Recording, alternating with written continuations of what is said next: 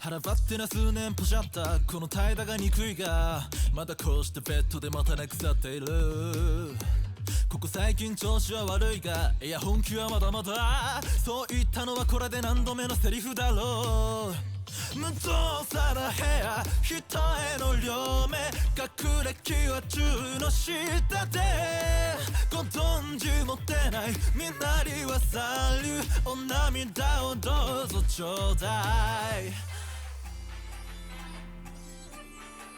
僕ら優等生じゃないさだから終身刑でいいや能天気スタイルいや金輪際一緒ナンセンスだっていいや能天気スタイルいや最低で結構届くでいいや夜センチメンタル相まって死ぬ量のロケット140文字のポエムに放ているこりゃ相当にファッと決まったなら不定に決まりだただいつまでこうしてやり過ごすつもりだろう負けぬ吠えるいないも同然逃げ足だけが得意の芸餌を待つのみ口だけ出しゃ獲物には即座配送嘘も方便だっていうさ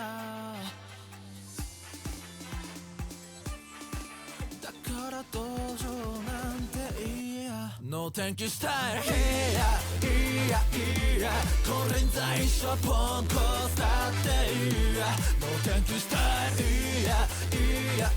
や最低で結構ヒッピーだっていいや腹減ったらやる気がぐずったまたスマホいじったただこうしてベッドで死んだふりをしてるくだばったらいっそ楽ちんだならどうしてそうしないそれ僕がこれっぽっちのヘタレだからだろうまだ噂のあいつがバズったまあ正直ジェラったただこうしてベッドで僕は腐っているここ最近調子は悪いがいや本気はまだまだもうどうにもこうにもなってくれお釈迦様能天気スタイルい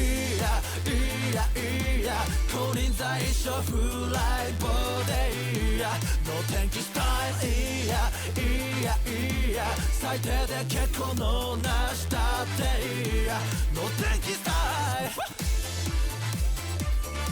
明日は頑張ってるといいな能天気スタイルだから今日は下っていいや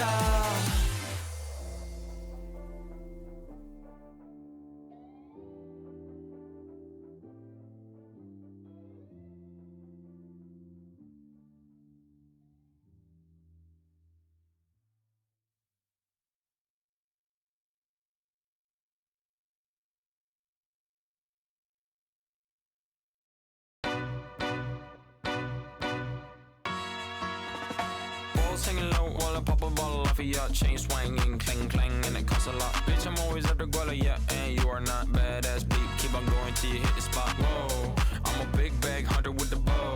She got a big bed, number drop it low. Mama called me and she happy with the grow. Never ever fall for a party that's a no. Just pop the Kenny about a million options. So the talking, I stop doing agreement. I'm rock arenas, bringing the peace. I'm bumping that park in the car, pretending I got all the eyes on me. Got a bad baby and she's independent. Too many people older than me, they're seeking attention. When they want me about the goofies, man, I should've listened. And the smell of the money, my strangest addiction. She tit for dick, I let her lit, I had to dip. I'm on for fifth, I'm all rich now. I bought a whip, I paint a paint, it drive itself. The fuck you think? Yeah, I'm rich now. Hey, little mama, yeah, you heard about me. I'ma pop you like a pea, yeah, at a mommy. Yeah, feel so hot like I'm chilling on the beach. Yeah, baby in the sun like the Teletubbies. Balls hanging low while I pop a bottle off of your chain swinging, clang clang, and it costs a lot. Bitch, I'm always at the guala, yeah, and you are not badass beat. Keep on going till you hit the spot. Whoa, I'm a big bag hunter with the bow. She got a big bed, number drop it low. Mama called me and she happy with the grow. Never ever fall for a party that's a no. I've been in the club and taking shots. If you got your mask off in the photo, you getting crap. Hopping out the function. The CVS is like a block away. Bought a more moisturize on my ice cold as dry on my face. Don't need that VVS, my ice is fake. Your life is fake, I choose to do it for my pocket's sake. You're basing your opinions on what the major says. I renovate the bad energy I erase. Yeah, I don't really ever wanna top. Only really ever wanna top. Guess I'm going back to the side. At least this money never really stop. Hey, little mama, yeah, you heard about me. I'ma pop you like a pea, yeah, at a mommy. Yeah, feel so hot like I'm chilling on the beach. Yeah, baby in the sun like the Teletubbies. Balls hanging low while I pop a bottle off of your chain swinging, clang clang, and it costs a lot. Bitch, I'm always after Guala, yeah, and you are not badass beat. Keep on going till you hit the spot. Whoa, I'm a big bag hunter with the bow. She got a big bed, drop it low. Mama called me and she happy with the grow. Never ever fall for a thotty, that's an oath.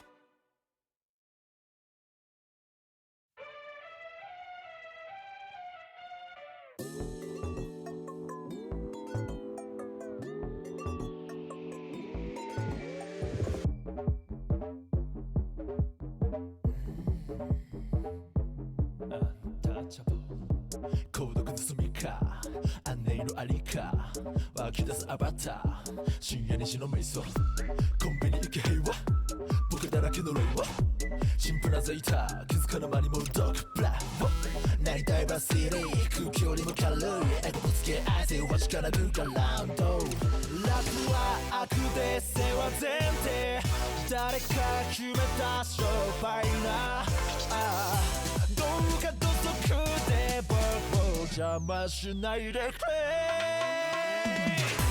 ギラギラの憂鬱夜明けまでクルーズ Hello. Second, I forgot to tweet out my live message because I'm a mess. Yes. Where? Okay. Haha! Hello! How's it going? Hi Yama, hi Annibelle, hi Thunderbolt, hi Mithril. How are you guys doing? I hope you're doing well today.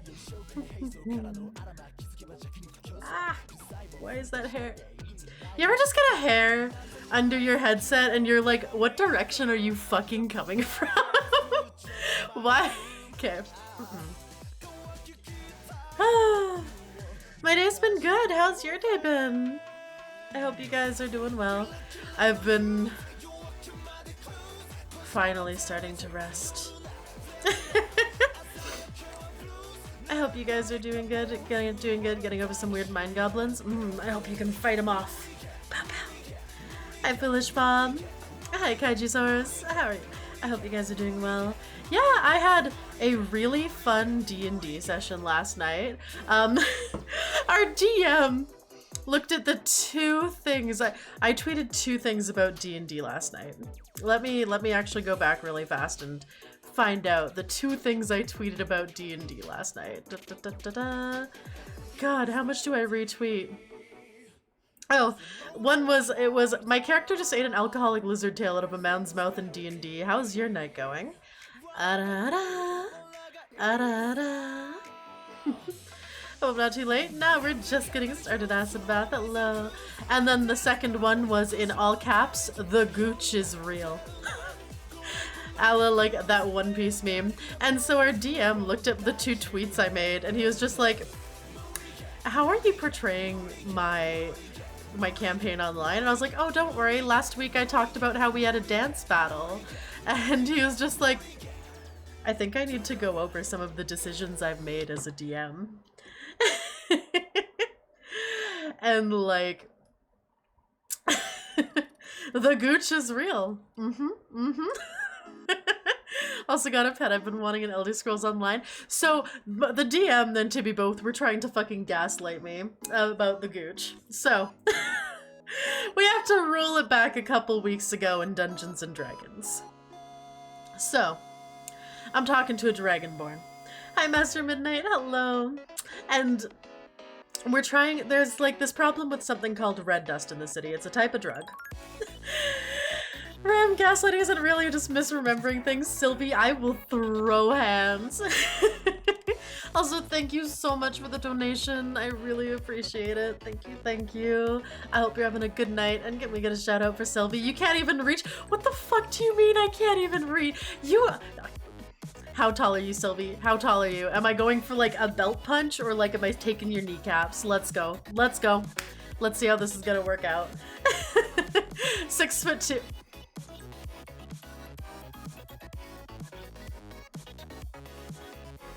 Okay, that's... I can still punch you. You might win in a fight, because I'm 5'7.5", so like, you know, I'm not like tiny, but like,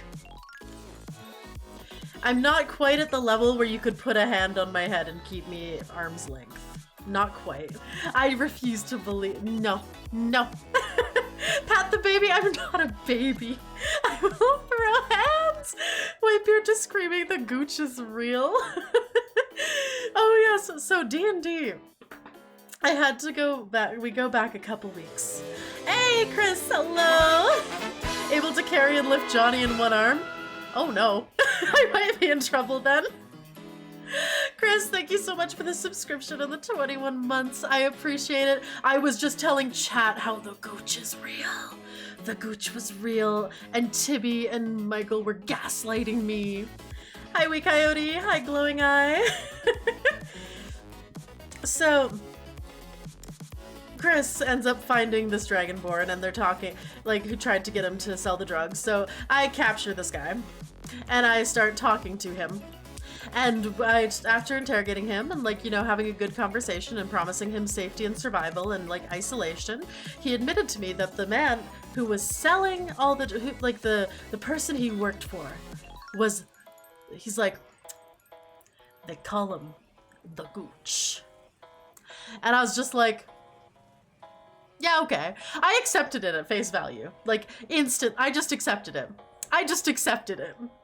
Hi, Tibi, you little gaslighter. I'm gonna throw... Can we get a shout out for Tibi, best friend, the person who made me this beautiful... Oh, yes, I know, I'm so humble. And a fucking gaslighting bitch who also threw me under the bus in D&D last night. Gonna throw me under the bus like how I fucked you over? Yeah. She just told that the fucking 7-foot-tall buff lady who can do like 50 some odd damage, who could probably just kill someone in one round. If she tried hard enough, she could easily kill someone in one round.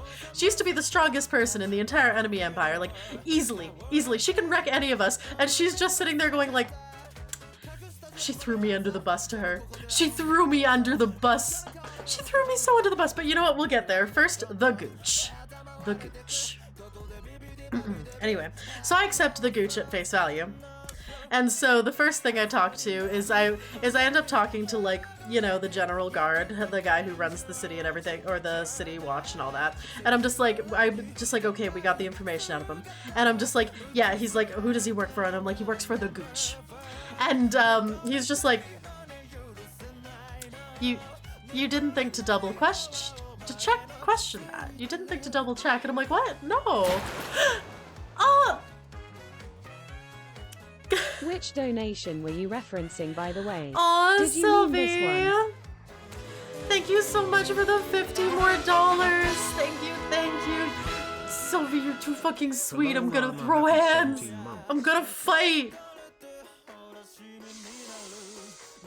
So sweet. Thank you. Also, Nara, thank you so much for the subscription and the 17 months. Thank you. Sylvie, you won't be able to. You can't reach. I can try. A bitch can try. Listen, I'll do what... It's just... Never mind. I was gonna be like, I'll do what Tibi did, because she accidentally slapped a man. She physically injured a man by accidentally slapping his balls. Then, like, listen, we're having... D&D's a time. Listen, I can reach places to throw hands, Sylvie. You're just gonna be sad that I'm short. That's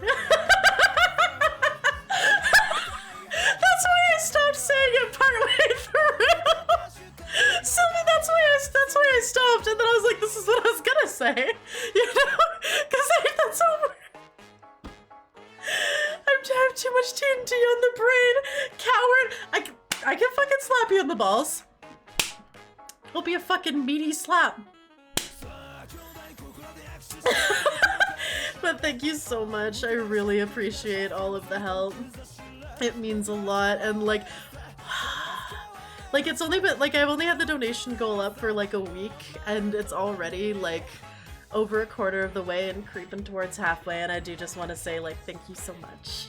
It really helps. It really helps make me less stressed. Whew.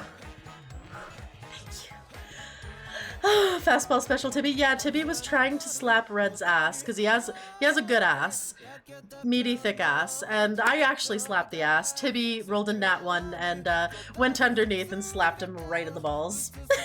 Guarantee every man in chat just clutched their muzzle, their pearls in fear. Feel pain about ball slapping. We both rolled 17 to see how nice his ass is, and we got the measurements. Ooh, Tibi's fiance won't learn this. So the next Red encounter, I really need to start with the beginning. I still haven't explained the gooch. Okay, so. And then through all of the last 2 sessions, every time we tell an NPC about the gooch or that we're looking for the gooch, they laugh at me. They laugh at me and they go, "You didn't think to question that? Like, you didn't think to roll, you didn't think to maybe try to get some insight?" Because I didn't roll insight because I just accepted that it was the gooch.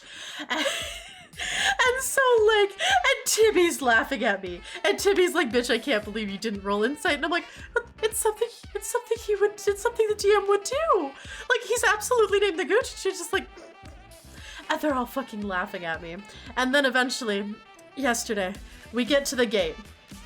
And, like, at this point, I can't even say the gooch anymore. Like, I can't even say the gooch. The guy's just like, "All right, you're here to see, you say you're here to see the boss. Like, we don't allow outsiders here. Like, you're gonna have to give us a name." And I'm like, I don't want to.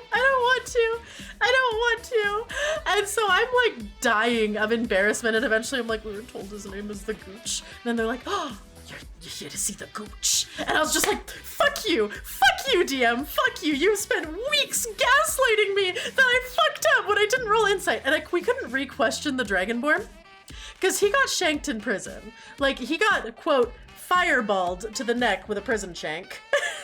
Because there's this little, like, gnome dude named Skillet. Little man. All he does is he goes, "Fireball! I'll fireball you! Everything's a fireball! Fireball, fireball!" Like, he is a crazy man living under a bridge.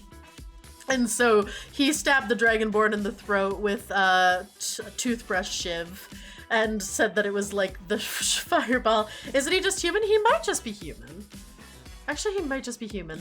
Hi, Akiko. What did you just walk into? You just walked into me explaining, like, fireball and the gooch. Okay, he is just human? Okay, yeah, he's just an old man. He is a crazy old man who just screams about fireball, but he actually knows fireball. But yeah, so Chris gave him a bunch of potatoes and he made a bomb in prison. And he blew out the wall after killing the only witness. So all the information that all the NPCs had was me saying that, you know, the leader was the gooch, and so I had to endure— oh, onions, right, onions, not potatoes, my bad. So I had to endure weeks of NPCs and Tibi all just being like, "The gooch. You didn't question the gooch." How's the Milk Mama Dragon Rama doing good, Valen? How are you? And hello, dude. I'm doing good. So, like, because Tibi was talking to her love interest last session, and was just like, mentioned like, "Oh yeah, we're looking for the gooch," and she's just like, she didn't question that. So now I have to go back and tell every single person in the city that made fun of me that the name was actually the gooch. So yes. And then the other thing is Red. Best character. I love him. Mwah, mwah, mwah. 10 out of 10. So Red is pretty much Majima from the Yakuza series.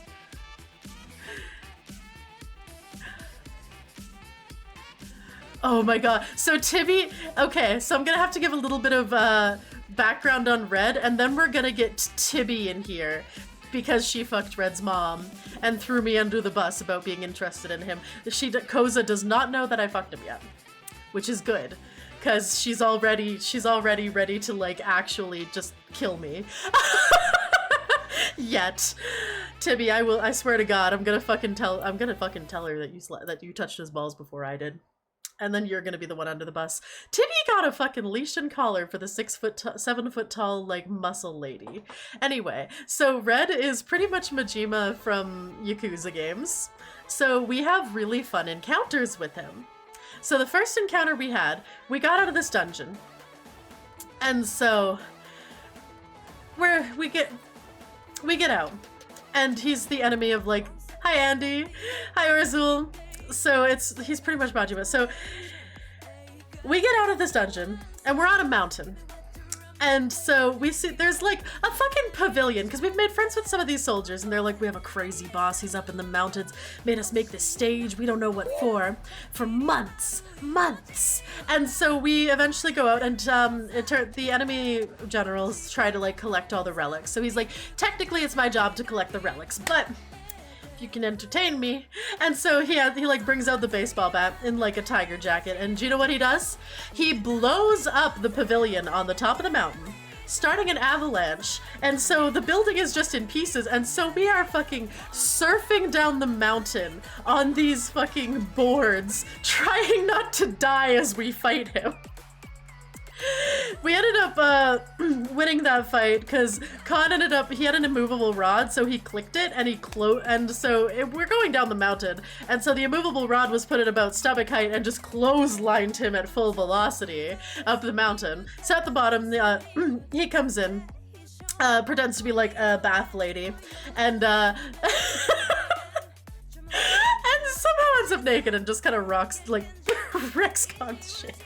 And so he drags him in. So he comes in buck-ass naked from the bath and like comes into the fucking tavern, like sits down like and both me and Tibi, we have drinks with him. And so he stands up, and do you know what we do with this buck-ass naked man? We roll to see how nice his ass is. 17. We're like, fantastic, that's a nice ass. Not like the best ass in the world, but that's a good fucking ass. So we're both like, we roll to slap his ass. I rolled well and got a good meaty slap. Tibi rolled a nat 1 and just slapped him right up in the balls.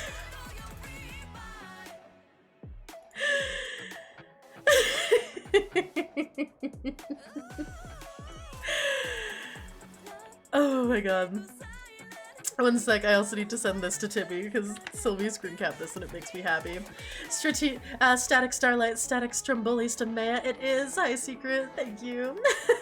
The nature of the dice gods, So, the second then we go to different part of the mountains looking for a little girl who fused with a shadow relic. It was a good quest, kind of tragic. So we end up seeing these little like, we see these little like robots, and we're like, huh, so we follow them up the mountain.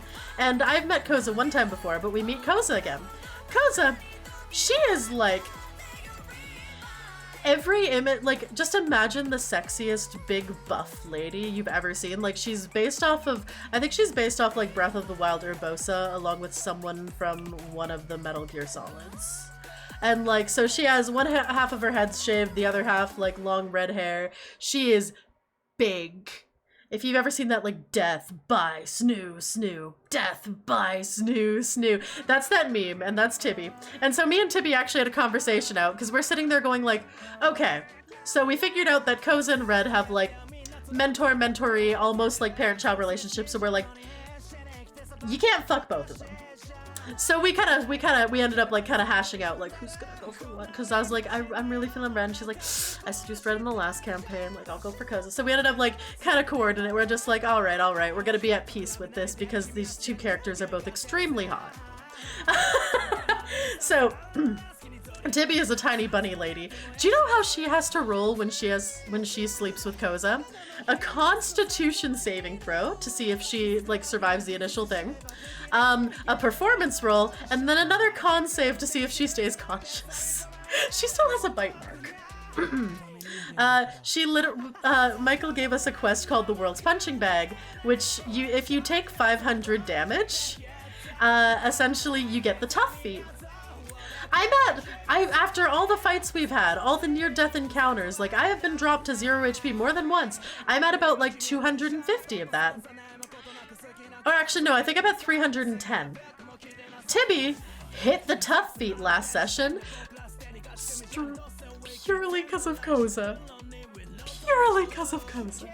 Anyway, so the next time we meet up with Red, he's set up, I'm told this is like something he did in the Yakuza game, so it's kind of what it's based off. Also, hi Astral.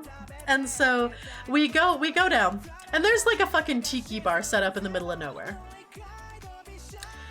There is like a drunk man like dying, going like, oh my god.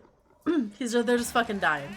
There's a bunch of people around, and Red's at the bar. So he's just like, all right, come in. You're gonna have a drink. And we're like, fucked my way to the touch tree.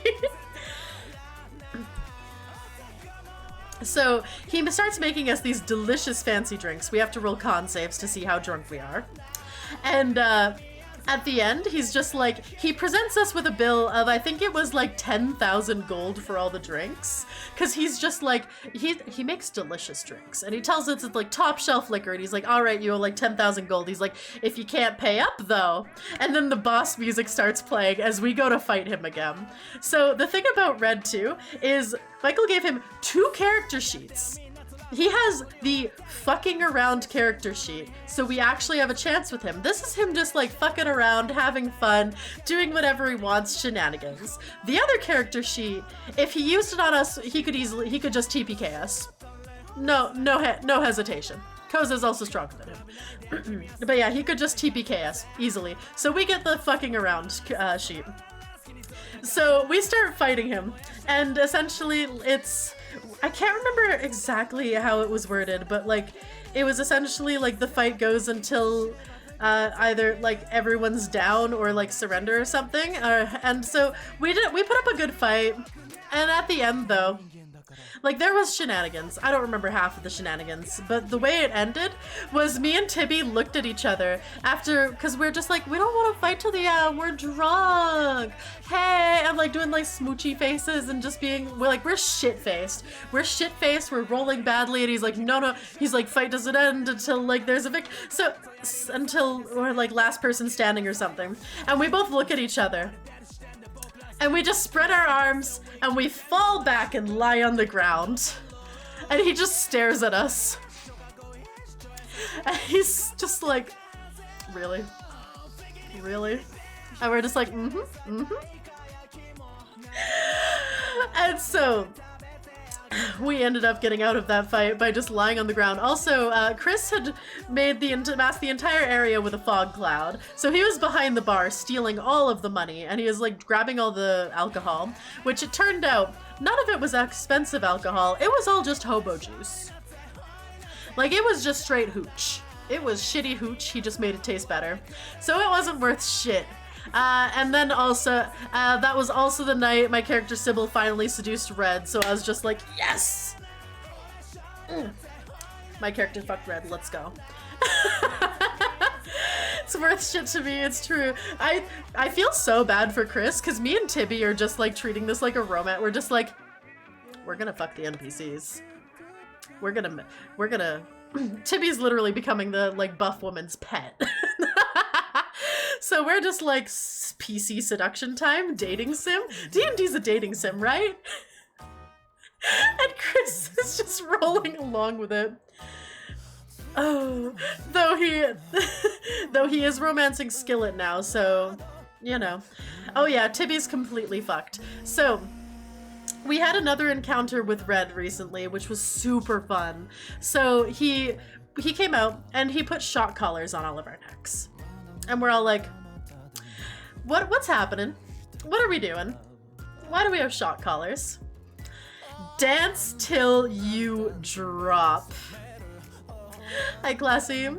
So the dance till you drop thing is you roll a dice for performance. The initial DC is 13, and if you fail it, you take 3d4 damage. Every round, the DC goes up by 1, and you add 1 dice. So the next round, it's a DC 14, and it's 4 dice of damage. And then after you've rolled your performance, you have to roll attacks like normal, only we had to describe them as like dances. So like, Chris has a glaive, so he's fucking pole dancing. He is putting that in the ground, and he is like stripper pole dancing his attacks. I have essentially the dark arm from Nier, so I pretty much grabbed Red with it and turned it into a forceful tango where I would like spin him out and he's dancing and doing all his flair, and then I'd spin him back in and like essentially stab him with the rapier. So we took out everyone, including Red. Yeah, Tibi's doing cute ballet with her sword. Oh, right, Chris did strip. He did actually strip. He took off clothes. We took out Red first. We were just like, I was like, I've immobilized him, I'm tangoing him. He smirked and then I rolled a nat 1, so you know, I fucked up my dance a little bit and got shocked, but. So we took out Red, then we took out the guards, then he's like sitting up and he's just like, hey, last person standing, I said, so we all have to fight each other. So he hexed him, so we got disadvantage on his dances. That's true.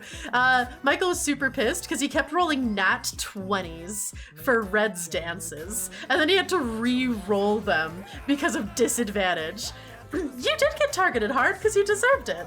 Chris sounds like he has the same thought process I do with stripping and shit. And so what Chris does is he puts out a fog cloud so we can't see anything, and we're like, so first thing I do is I grab Saffron. I'm just Tibi's character. I'm just like, I grab him and I'm holding her like a fucking rat.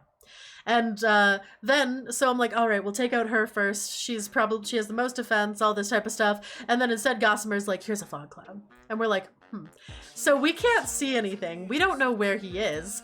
But what I did, I had a sending stone that I'd given to Gossamer.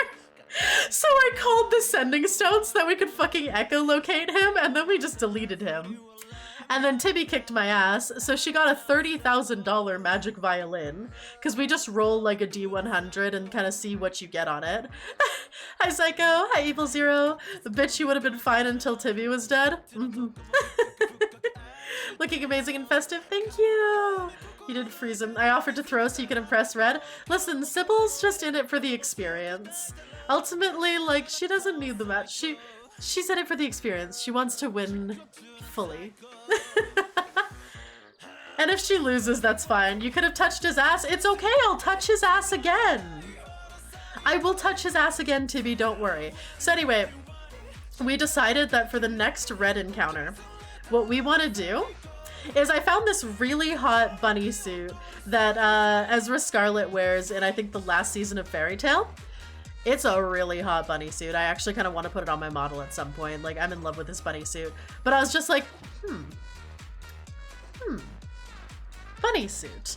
And so I was like, and Tibi made a joke about matching bunny suits. And I was like, so I messaged Chris and I'm just like, Gauzy in a bunny suit, let's go. So our characters are all getting custom bunny suits. And so the next Red encounter, we're gonna be like, hold up a sec, we need to get ready. We're gonna go back into the caravan, come out, and we are going to be dressed up in bunny suits. And we are gonna have one ready for Red because we got all his measurements. We know the exact circumference of his ass.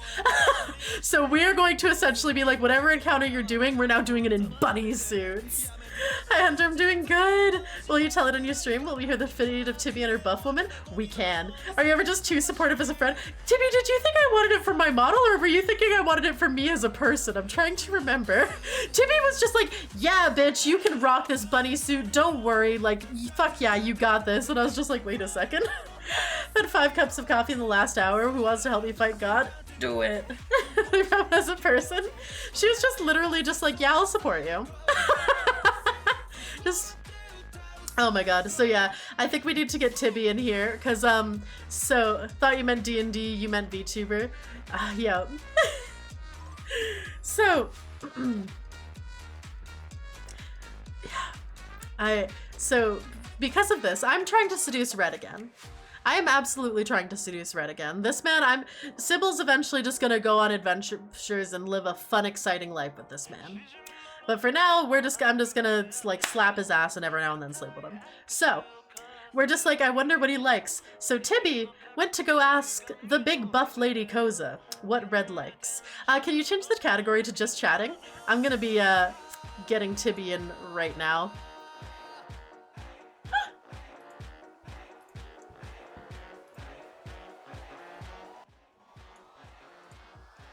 Hello. I'm so fucked, Ramian. You're completely fucked. You fucked up so bad. Also, just one sec, I need to put the group source in here so you can be here. No, I'm gonna have you just sit on the table. And I'm like exceptionally fucked. Yeah, Tibi's completely fucked. Do you want to explain to chat why you were gonna get your shit wrecked? All right, so what was the last thing you told them? I told them that you were going in to ask Koza what Red would like. I haven't explained too much about Koza, aside from the fact that she is a giant sexy lady, death by snoo snoo. You have finally managed to seduce her and score with her. So you might want to explain why maybe even just like the third time was such a big deal type thing. All of that fun jazz. Okay, so we ended up doing a shitty little throwaway session. Just me and Chris like fucking around town. He got arrested. Kilgore threw himself off a building. And I was like, I'm gonna try and like my goal was to get a kiss from the buff woman, you know? And so I ended up doing like this big like date night thing with her. And at one point, I gave her a fuck ton of booze. Like I was like, here's like 3 things of spice rum, 2 things of wine. I know you like your booze. And she was like, we're gonna play a drinking game.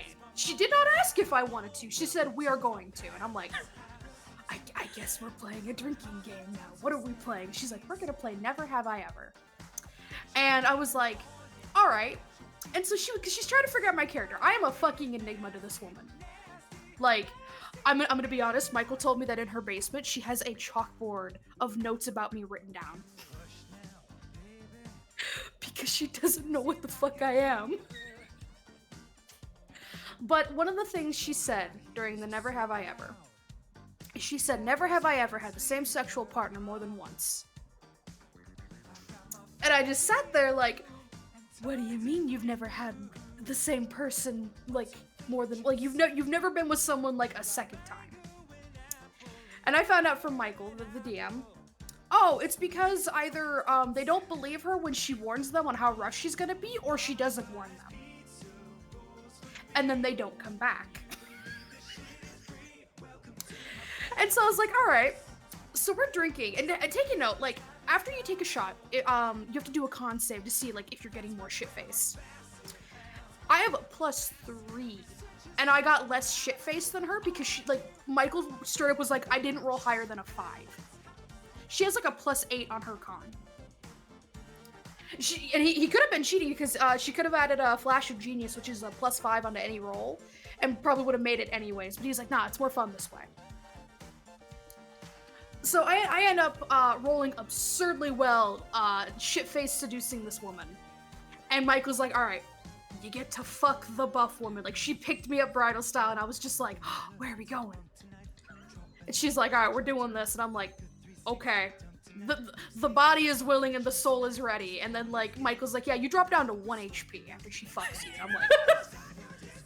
and I'm just sitting here like, what do you mean I dropped down to 1 HP? Also, you have a level of exhaustion. What do you mean I dropped down to 1 HP and I have a level of exhaustion? And so the first time, like, she was fucking surprised that I was still there in the morning. Because I woke up first and I'm like, I'm gonna cuddle my big buff woman. And I woke her up and she's just like, what do you mean you're still here? And I'm like, yeah, I'm still here. And so come back later and she was like, yeah, like you kind of confused me, whatever. And I was just like, oh, I thought it was fun. I wouldn't mind doing it again. Immediately picks me up and she was like, all right. And I'm just sitting here like, wait a minute. But I was like, you know what? I ain't gonna fight this. Let's do this.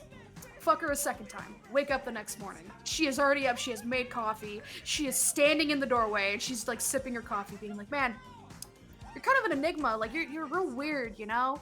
And my character's getting dressed and I go to walk past her. And as a fucking joke, I say, yeah, and I'll fucking do it again.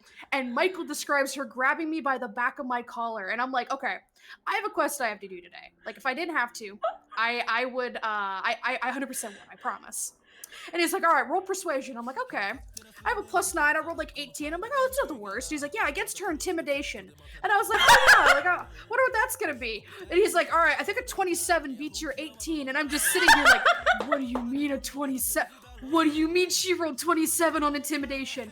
And describes as she drags me back into the bedroom by the collar of my shirt. Tibi was an hour late to our quest. Yeah, the other party members come to Koza's house because they know for a fucking fact I'm there. Oh, Classy Hat's 1 HP is on the verge of being knocked unconscious. Absolutely.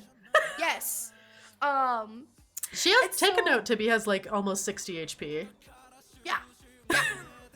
Since I technically didn't make my second con save for last night's session, she did drop me down to 0.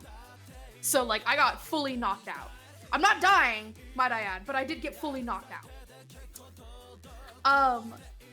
But the other 2 party members, Ramia and Chris, they're like, oh yeah, let's go pick up Saffron, you know. Go over to Koza's place, and one of the robots answers the door. And Sybil's like, oh, like, I'll just leave a note and tell her to, like, come to the tavern or, like, the tea shop or something, blah, blah, blah. And so the robot's like, one moment, and physically goes and gets Koza, who Michael describes answering the door, like, super sweaty, basically naked, just being like, oh, you guys needed something? And it's like, yeah, we need Saffron, like, just tell her to come meet us at the tea shop. Sybil quickly leaves. Gossamer stares, because he has fucking, was it blind sight? Yep. Looks at Koza and says, I can feel the screams. And Koza smiles and goes, me too. Before closing the door and going back in. So my character arrives exhausted, an hour late, to the fucking tea shop. Yeah. Mm-hmm. And then we go out, have the red encounter, have to do all the jump. No, there's one other thing. Okay. We're on the cart. Tiefring finally bursts out, screaming about Koza. He's at this point where, like, he's happy Saffron's, like, trying harder, but is also sitting here like, why are you physically endangering yourself? I feel it when you take pain. You know this, right? And he makes a comment being like, yeah, I bet you have, like, a bite mark on your thigh. And I'm like, no. And so... And so, Gossamer, like, calls Tiefling out, because Tiefling's like, show me your leg. Let me see if there's one there. 1 second. And, Psycho, yeah. thank you for gifting a sub to Death by Snoo 69. Yeah, let's go! Death by Snoo. Death by Snoo. Death by Snoo. So, like, Gossamer is, like, yelling, and, like, Gossamer and Tiefling are, like, arguing, because Gossamer's like, oh, that's weird to just ask someone to show you their thigh. And as they're arguing, like, I asked the DM, like, can I quietly take a look, like, under my thigh high? Just to see. And Michael's like, yeah. Tiefling's distracted. So I peek at my thigh high, and he's like, there's a deep bite mark on your thigh. And I'm like, oh. Oh, no. And then we have the red encounter. Yep. I really love the after part, because, like, I'm the only one standing. So I waste one of my potions to get Sybil up, because I'm like, listen, like, I convinced Red not to bounce immediately. I'm like, listen, Sybil's got some shit for you. You stay. You fucking stay. I use one of my potions, I get Sybil up, and I use message, and I'm like, get in there. Go! Right, I completely forgot about all the alcohol things. How could you literally fucking shared a fucking drunk lizard tail with the maid. How do you forget that? I know, I tweeted about it. So, yeah, so me and Red are drinking. Tibi is encouraging all of this. And so we're drinking. I get like a little tipsy and I make him try the local delicacy, which is based off a drink by from Near. And at one point I'm just like, oh yeah, like the lizard tails are good. And he's like, lizard tails? And I'm like, oh yeah, they're alcoholic, like they're really alcoholic at the bottom. And he's just like, I don't know if I want to try it. And I convince him to. And so Tibi uses message again. Yeah, the thing is, I got the DM to okay this, because technically I'm multi-classed into Bard, so I have a couple things of Bardic Inspiration, and it's like, oh, it needs to be heard, and I'm like, and I read off message, and I'm like, with message, you hear it in their head, and I'm like, let me use Bardic Inspiration via message, and Michael sits there, and we're arguing, and he's like, fine, fuck it, you can use Bardic Inspiration through message, fine. I'm sitting here, and I'm like, I'm spamming message at Sybil, and I'm like, you got this, you are so close to fumbling the bag, get in there for the love of God. Mm-hmm. And so the Bardic Inspiration, I roll a 1 on it. But that was enough to push me in from like the encounter ain't going too bad to like it's going kind of good. And so Tibi also uses message to go have the lizard tail spaghetti style. Have the lizard tail spaghetti style. Take a note during this. our favorite guard, our favorite knight under red, fucking Terrence. Him and I are like behind a tree, not really trying to hide ourselves, but we're both like just kind of staring at this happening, and we're just kind of like mumbling amongst each other. Like I straight up asked Terrence, I'm like, hey, you work with Red, what's some shit he likes? And he's like, I don't know a damn thing of what this man likes, however, and I was like, oh, can you get me like his measurements for clothing? I can give you that, I have it memorized. Writes down the entirety of Red's measurements for clothing. And I'm just sitting here like, you even have the circumference of his ass. Oh my god. Mm-hmm. That's very important. Miss, thank you for the sub. Thank you, thank you. So I go, all right, we're gonna try the spaghetti style. So like, I put the lizard tail in my mouth and I smirk at Reb. So Reb gets his tongue in there to steal the lizard tail from me and eats half of it, and then like smirks back with the rest of the lizard tail. So I go into, I had to roll a fucking dex check to make sure I could make out well enough and without being a fucking idiot. I did though. So we both had alcoholic lizard tails, and then he's like, all right, time to go. And we all go our separate ways, and I'm shit-faced. Tibi, Saffron's just sitting there with like a bite mark on her thigh. Gossie's like putting his shirt back on, and it's like 10 a.m. And this is 10 a.m. We've lost most of our HP because me and Gossamer were at 0 health. We were unconscious. I only took 8 damage. Despite starting the day at 1 HP, I took the least amount of damage during Dance 2 drop. I think I only took 8. Mm-hmm. Which either way, if I hadn't fucked Koza that morning, I would have gotten the tough feat. Also. Michael has been hung up on this, by the way. He's been hung up on this, and it's really fucking funny. But he's really hung up on, like, when I fucked Koza in the morning, I was like, oh yeah, I got the tough feat. And you responded going, no! Like, you were so mad. And Michael's been hung up on that specifically. And yeah, you can't post links unless someone permits you. You can't, if the mod can permit you, though. Oh my god, so we have all our encounters, we go back to the city, and Tibi's quest is to figure out what Red likes. And this is why Tibi has been brought on here tonight, to explain to you all just how bad she fucked up. She threw me under the bus, she threw herself under the bus, she threw us down a flight of stairs. Like, I have to have the most awkward family breakfast tomorrow, and I'm just like... Oh yes, this TikTok. Everyone needs to go look at this TikTok. This is exactly the exact scene. Oh, is it the fucking... Yeah! I love this one. Alright, I'm actually gonna pull it up on stream so everyone can enjoy it. Yes. One moment. Chat, everyone needs to experience this.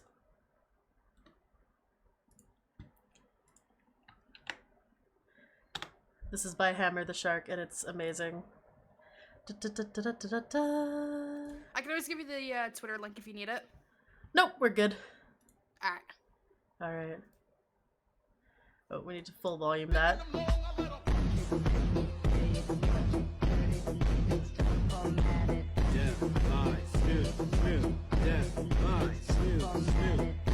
This is Tibi and Koza. It me, for real, for real. This is just Tibi and Koza.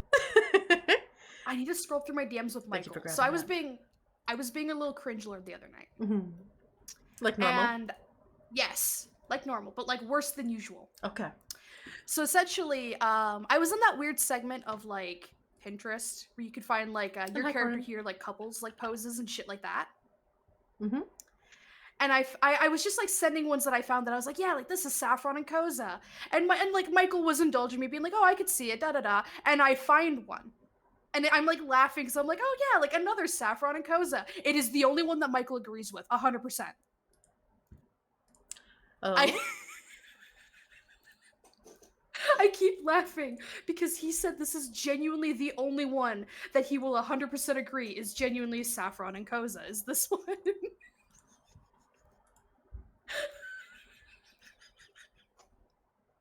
Okay, that's perfect.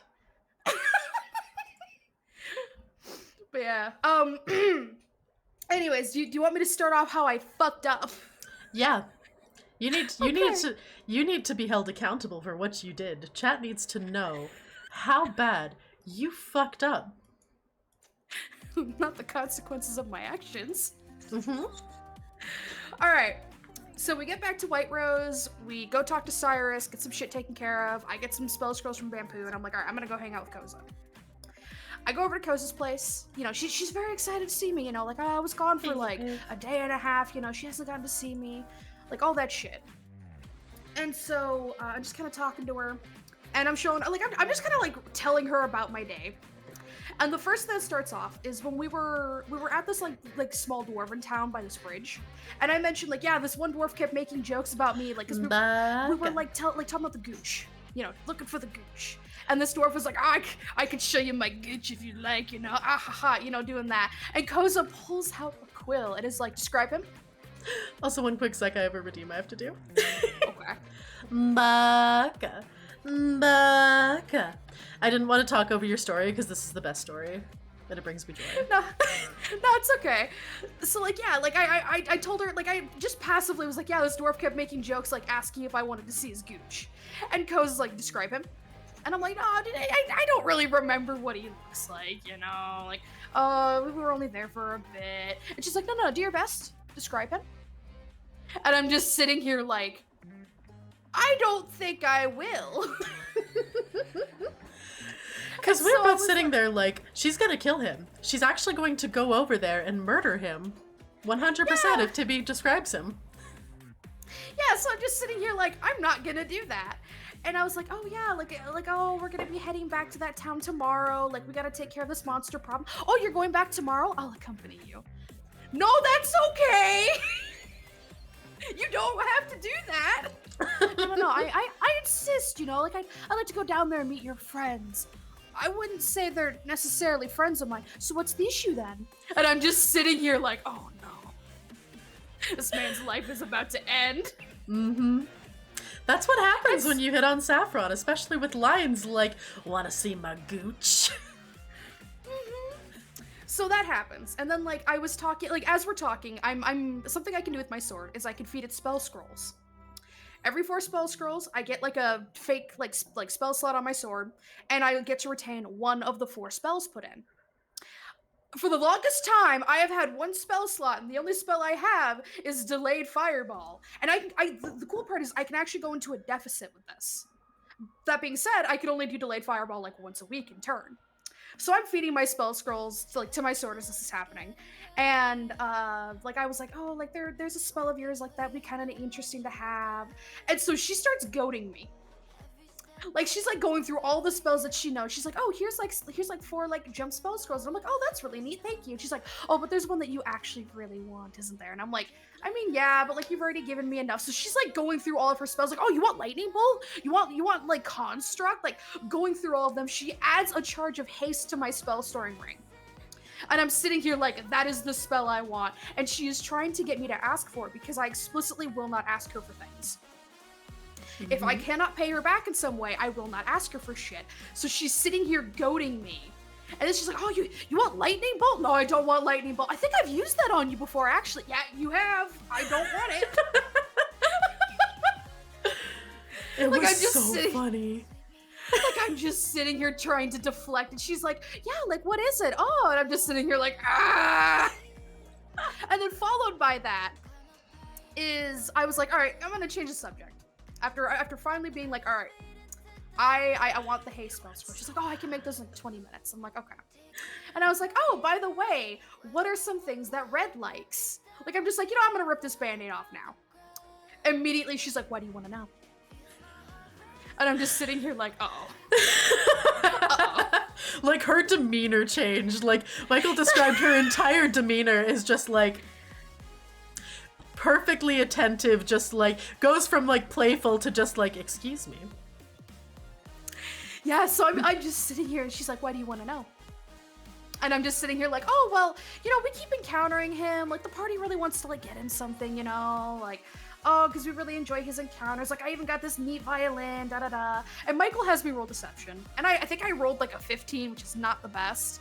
versus her insight. And she's just like, Saffron, what's the real reason? And I'm just sitting here like, and she's immediately like closing the distance between us.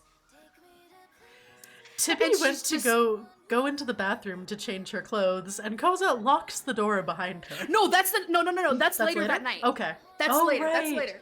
My No. bad. Yeah, because this is like 2:00. Because there's something you and I do in between this that's really important. Right. And so I'm just sitting here like, oh yeah, like she's like, what's the real reason? And I'm just like, oh, we just thought it'd be fun to get him something. And I can't remember what she said. No. Like I think her based on her demeanor, I assumed she thought I was interested, and I just kind of put my hands up like, no. Like he's not my type. Like don't worry, like it's not me. And she's like, oh, what's wrong with him? Is he not good enough? And I'm just sitting here like I wasn't prepared for this. What exactly don't you like about him? Yeah, what exactly don't you like about him? Is he not good enough? And I'm just sitting here like, ma'am. And so like I'm sitting there, I'm panicking, and I'm just like, no, like don't worry, like I have my eye on someone else. Like don't worry about I'm not like eyeing Red. She's like, oh, who are you looking at? And I'm just sitting here like, no one. Well, I was like, don't worry about it. I'm not looking at anyone else. And she's like, oh, well, you're looking at someone. And I'm just sitting here like I panic. I'm sitting here like I'm not prepared to do a confession. I feel like she knows, but I can't. So I immediately go, so Sybil wants to know what Red likes. Like a bitch. Like a traitor. And Koz is just sitting there like, Sybil? Sybil? And I'm just like, yeah, Sybil. And she is like mad. Like she's crossing her arms and she's like, I have work I need to do. Like Sybil, really? Like, and Michael describes her as she walks down the stairs into her basement. It sounds like she is breaking the stairs with each step. And I'm just like, I'll see you tonight. I'll be back later. Bye. And I just kind of make my way out. So at this point, and then Tibi, we're at the agent, yeah. So like, at this point, Tibi comes running out and finds me at the clothing shop because we're preparing the fun bunny suits for the Red encounter. And she puts both her hands on my shoulder and she starts shaking me. And she's like, I fucked up. I fucked up so bad. I fucked up. We're in trouble. I fucked up.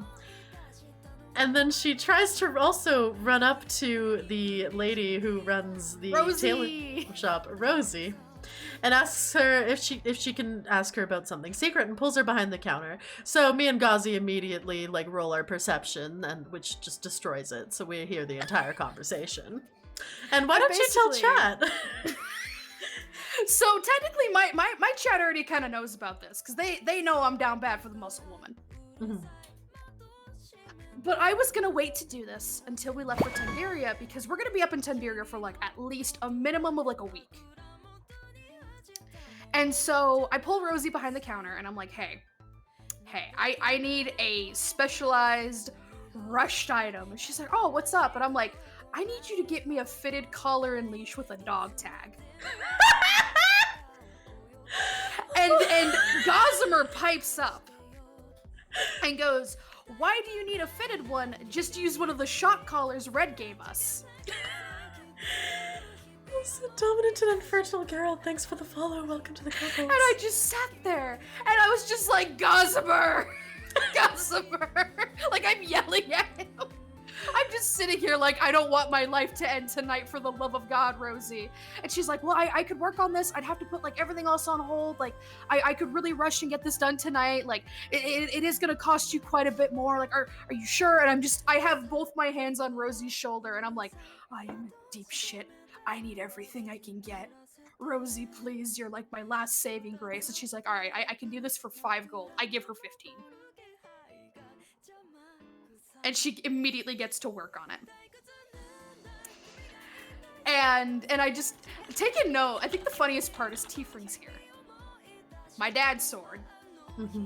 And he's just sitting here like, aren't you going through things a little fast right now? And I'm like, you don't understand.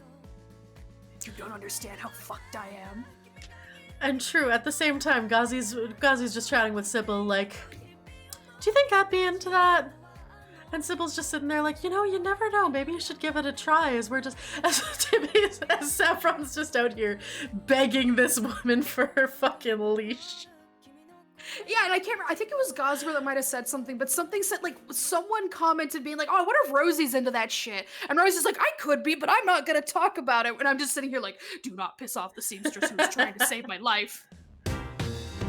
Hey, Master Midnight, thank you for gifting a sub to Muscle Milk 69. Quick side note, Michael let me roll for it if I could ever call Koza mommy, and no, I will never be allowed to call her mommy. Fair. I don't think she'd be into that. No. That being said, she did admit, she has a little pet name for me whenever we fucking. I know I'm gonna botch the pronunciation, but it's like Lapita or something like that. It means Lapine, little bunny. French. Yeah, Lapine. It means little bunny in French, and I'm like, that's actually really fucking adorable. What the hell? And I was looking for like cute names to call her since Michael ruled that Goblin is just Dutch. I can't. I spent an hour one night looking through names that I thought would fit, and I'm just sitting here like, I can't call her any of these. None of these are cute. But so after this, I turned to Sybil and I'm like, all right, we gotta like get her gifts. We gotta make her not be mad, for the love of God. And so I want to say it was like at that point Michael wanted to like end the session. Yeah, we forced him to continue. We wanted to see the end of this. We forced him to go for an extra 2.5 hours, and he was so mad. He's like, I wanted to start cooking supper, like, all this shit. And I'm like, no, I need to know how this night ends. I just remember him being like, it's 1:50 in the morning, I want to go make food, and us being like, no! We're finishing this! And he was like trying to argue, and I was like, no, like, I fucked up your boss encounter, like, or not the boss encounter, but like the fucking orchard encounter. Tibi like, just real lit the bad. entire battlefield on fire, like maze thing we were supposed to go through on fire. So instead of taking like a couple hours, it took like 10 minutes. Yeah, so I was like, everyone was prepared for a longer session. We can go longer. And he was just like, fine, fuck it. So Saffron and Sybil run down to the fucking market. And there's a specific stand that brings exotic goods from the Empire into White Rose. And he recognizes us because we're pretty good customers. Come in. And he's just like, oh yeah, like I'm really happy to see you guys. Like, oh yeah, like those red peppers, I actually bought someone else's stock, you know. I got like 50 of them, they seem really popular. I hand him 50 gold. I'm like, give them all to me. Give me all of your red peppers. And he just stands there like, I just bought these. He's like, I thought I bought them in excess. I'm like, yeah, you did, didn't you? So I bought... you go. I ended up buying, like, fancy alcohol, like, double the amount for both Koza and Red. And then, like, there were some Empire daggers. And they're apparently, like, the gaudiest shit you've ever seen in your life. So I bought, like, 50 gold worth of fancy daggers to give to my crush. To use against me, because I've been stabbed by those daggers a couple times now. Yeah. Me and Tibi are both, like... Wait, did you ever tell them what you did last session? Did you ever tell them what you did last? What do you mean? Fucking, like, I asked you like how rough was Red when you Oh no, I him, fucked and you're like, that. No, I had a mind blank. I was just like passion. I wasn't thinking like I wasn't thinking about the fact that you got like your literal ass beat. Yeah, like fucking. Because last session at one point we're walking around like White Rose and I was asking Sybil like, oh yeah, like how hard did Red beat your ass when you fucked? And she misunderstood, was like, yeah, like an 8 out of 10. And I was like, damn, really? Must run in the family. I fucked up. I was just like, yeah, passion, not like. And I'm sitting here like, how hard does he literally beat your ass? She even talked to Michael about it, and he's like, that's one of the things she did not. Fighting in the bedroom was not one of the things he picked up from Koza. Yeah, like everything. He's like everything else, but he's like the weird, horny battle fucking. He did not pick that up. And I'm like, I thought so, but I wasn't sure. I misunderstood because I was, listen, it was during the middle of my semester, and I was extra dumb. The end of my semester, not middle. So yeah, he didn't learn that from her. He didn't take that on. I misunderstood. You know what? It was passionate. I did not get my ass beat. I do not have the tough feat. I have not taken over 250 damage having sex with him like you have with Koza. Listen, it's like maybe 200 at most at this point. Not 250.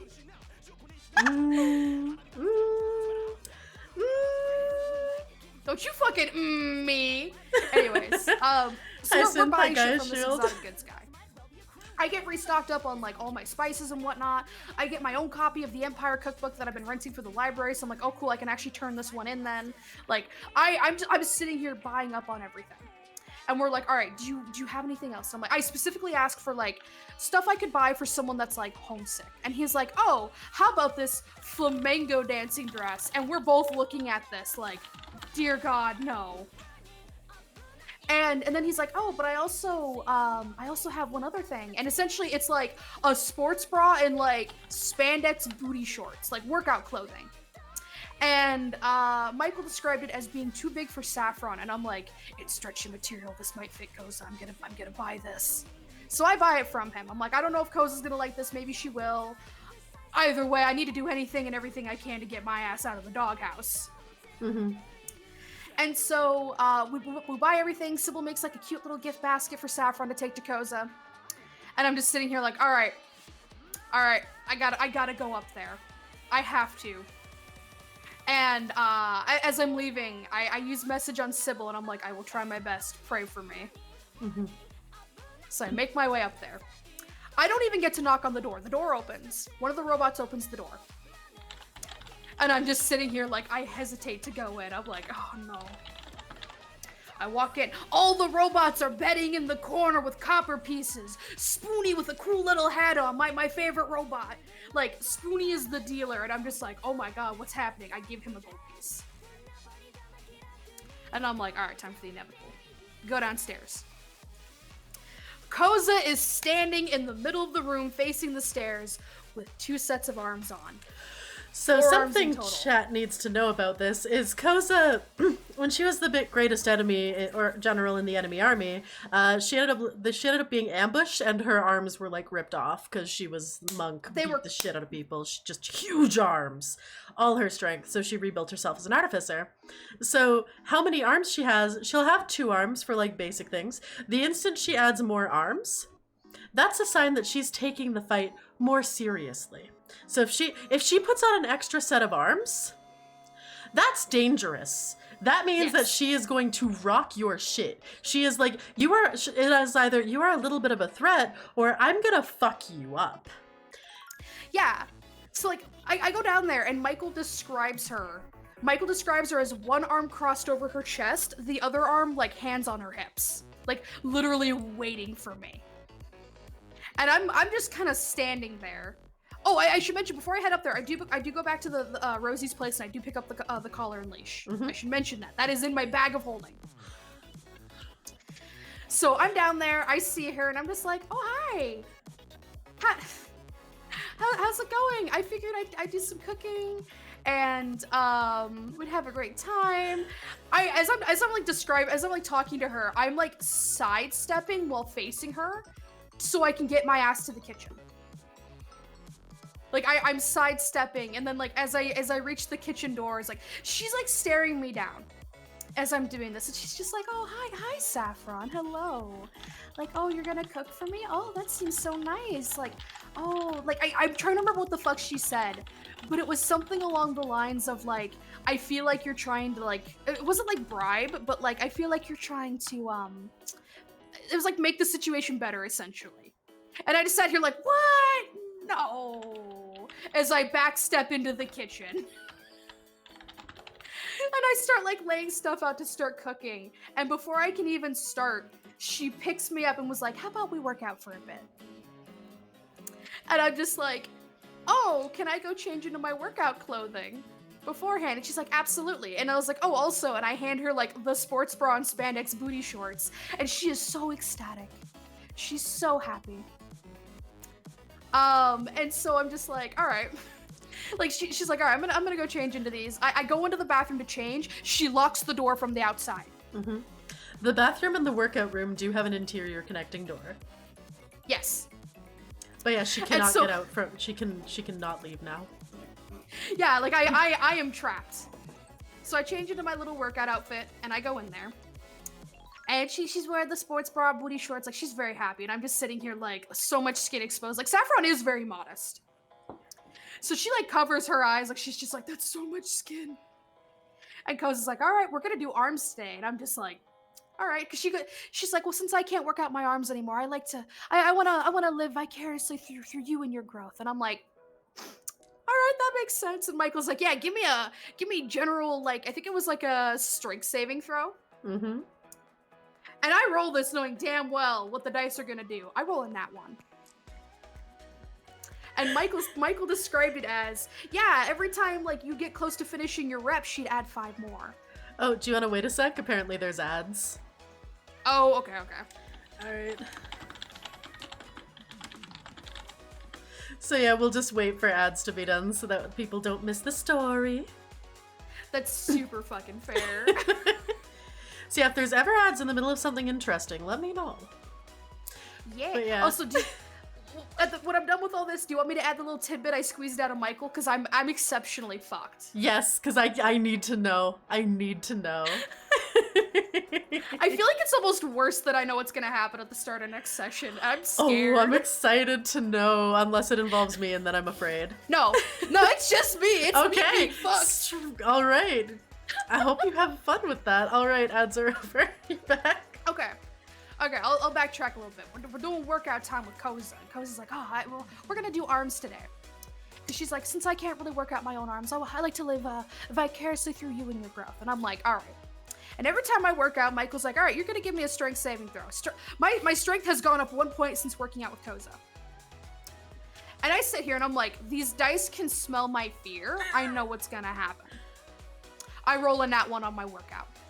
And Michael describes it as, yeah, whenever you get close to finishing a rep, like, she adds 5 more. And by the end of it, you are laying on the ground, your body feels like Jell-O. And I'm just sitting here like, great, I love this. And after we're done, because he's like, yeah, she worked you just a little too hard, and I'm just sitting here like, oh, that's great. And I'm just like, after we're done, I'm like, all right, I should start cooking. And she's like, well, if you think you can get up. And I describe my character slowly getting up. And I'm like, all right, I'm gonna go get changed. She is instantly in my face and was like, so you said Sybil's interested in red. Like, she is in front of me. Like, there is almost no gap. And I'm just like, oh no. And I describe my character like slowly backing up to the bathroom so I can change. And she's like up in my face. She's like, oh yeah, like Sybil likes red. Like, oh, like I bet it's because he has a really nice butt. Like, I've seen it, Like, oh, she doesn't think he's just a piece of meat. Like, I don't think Sybil will be that good of a fit for red. Like, she's not a good influence on him, Like, he's actually really quite sweet once you get to know him. Like, she is going off, and I am slowly backing my way into the bathroom with her behind me. And I'm like, all right, I'm gonna close the door once I get in the bathroom. And Michael's like, give me a dex save. And I don't roll very well, and he's like, as soon as you close it, she quickly opens it. And she's still like rapidly approaching me. It turns into the meme of, as Saffron is walking away, she is power walking behind her. So it's that fucking meme where you have the person following and it's like slow and speeds up and keeps speeding up, and we're just listening to this slowly be described. Yeah, so my character's like getting dressed in front of Koza, and I'm like, I describe Saffron like hastily putting her corset on, and Koza's like, no, let me help you, and tightens it really hard. And Michael's like, you feel the air being squeezed out of your lungs. And I just kind of make like a, like just like a noise, and she's like, oh, too tight? And I'm like, yeah. And she proceeds to not loosen it. Yeah, Michael just goes, she doesn't loosen it. And I'm like, Saffron loosens it a bit and then ties like a little bow on the end before making her way to the kitchen. I'm really glad Michael did not make me roll for the food, by the way. I think he just assumed like I was gonna make something super familiar that she liked. So he's like, you know what, I'll just let you have this. And I'm like, okay, thank God. So I make the food. I'm like stressed out. And we're like eating together, Like she's a bit more relaxed. She's still wearing her little workout gear. And I'm just sitting here like, oh yeah, like here's some nice like wine and spiced rum, like haha, like the food's really good, wow. And I mentioned like, oh yeah, like Sybil picked out the wine and spiced rum. And she's like, oh well, I guess Sybil has good taste at the very least. And I'm trying to fucking remember, but I want to say she kept trying to like, she was very not happy with Sybil. Like even just mentioning Sybil, she was very much so just like, and kept bringing up like having to come with and like wanting to talk to Sybil and all that shit.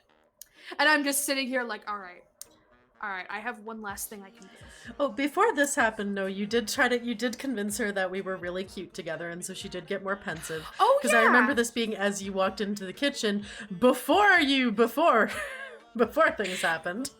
Yeah, as I walked in, oh yeah, that's right, yeah, because like as I walked into the kitchen, she was like, oh yeah, like what do you think about the Saffron? I was like, oh well, I think they're pretty cute together. Like they just have like a certain way that they interact. Like I think Sybil's like genuinely interested in him, and I think he's like interested in turn in Sybil. And I rolled like high enough on persuasion that she just kind of like she stopped following me into the kitchen and just kind of sat there and thought about it. Tibi. Yeah. The Irish just said, you should have just described the dwarf.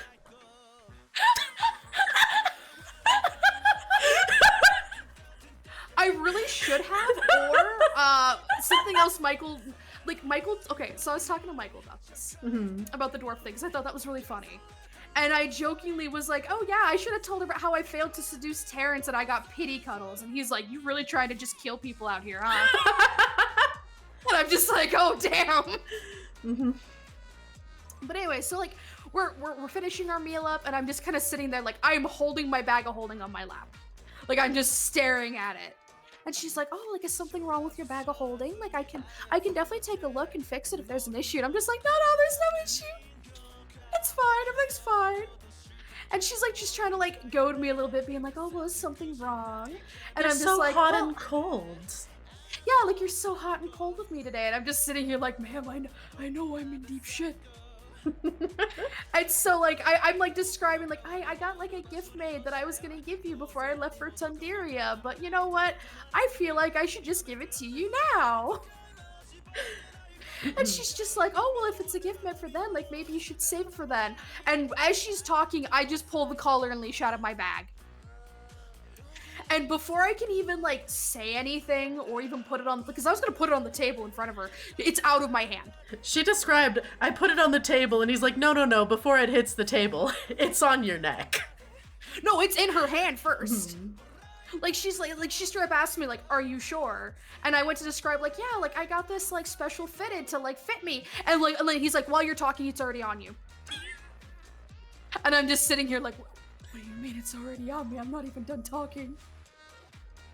And as I try to keep talking, like trying to be like, oh yeah, like I got this custom made, Like, I should mention, and I did ask Michael about this after the session. There is a dog tag on the collar, and it says Koza on it. And I was like, oh, did she even notice that detail? And he said it's one of the first things she noticed. And I'm just like, fuck. So he describes her, like, not even giving me time to talk, picking me up with a smile on her face as she carries me into the bedroom. Mama, hope your rest and I'm just like, recovery oh, like, I really hope well. you like the gift. Like, oh. And, like, it describes her going into the bedroom, closing the door, locking it, still holding me. And I'm like, oh, like, you really like the gift, right? And describes her just smiling once again and then throwing me on the bed. And I'm just like, all right. Thanks here to we go. And describes as I am getting fucked that it's a little rougher than usual, and you can't tell if it's her taking her frustrations out or if it's her being like just a little too into it. You're unsure. I found out after the session what it was. Ooh, 1 sec before you say that. Yeah. Ronan, thank you for the 100 biddies. Ruby, thank you. I hope that you are enjoying your gift subscription from Arctic. And I hope you're enjoying the emotes. Alright, just had to say some thank yous. Yeah, but that's actually where we ended the session. Was me getting my shit This rocked. is new for me. Alright. So I'm able to squeeze a little info out of the DM because the DM is my fiance. And he likes to poke the bear a little bit and be like, I'll give you these tidbits so you get to sit and think on this for a week. And I'm in pain right now.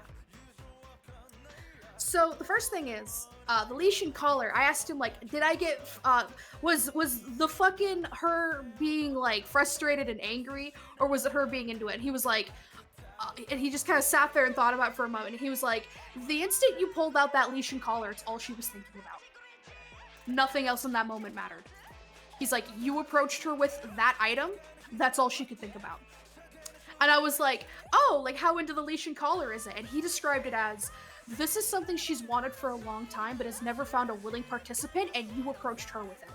Oh, that's both cute and you're gonna die.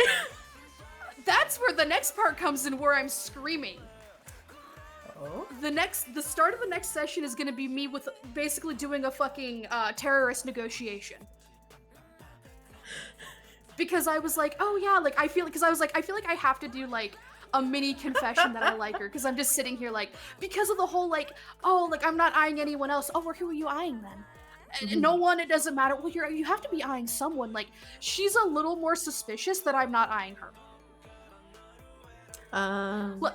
Like she's 90% sure I'm still looking at her, but there's just enough doubt there to where she's just kind of like, are you actually eyeing someone else?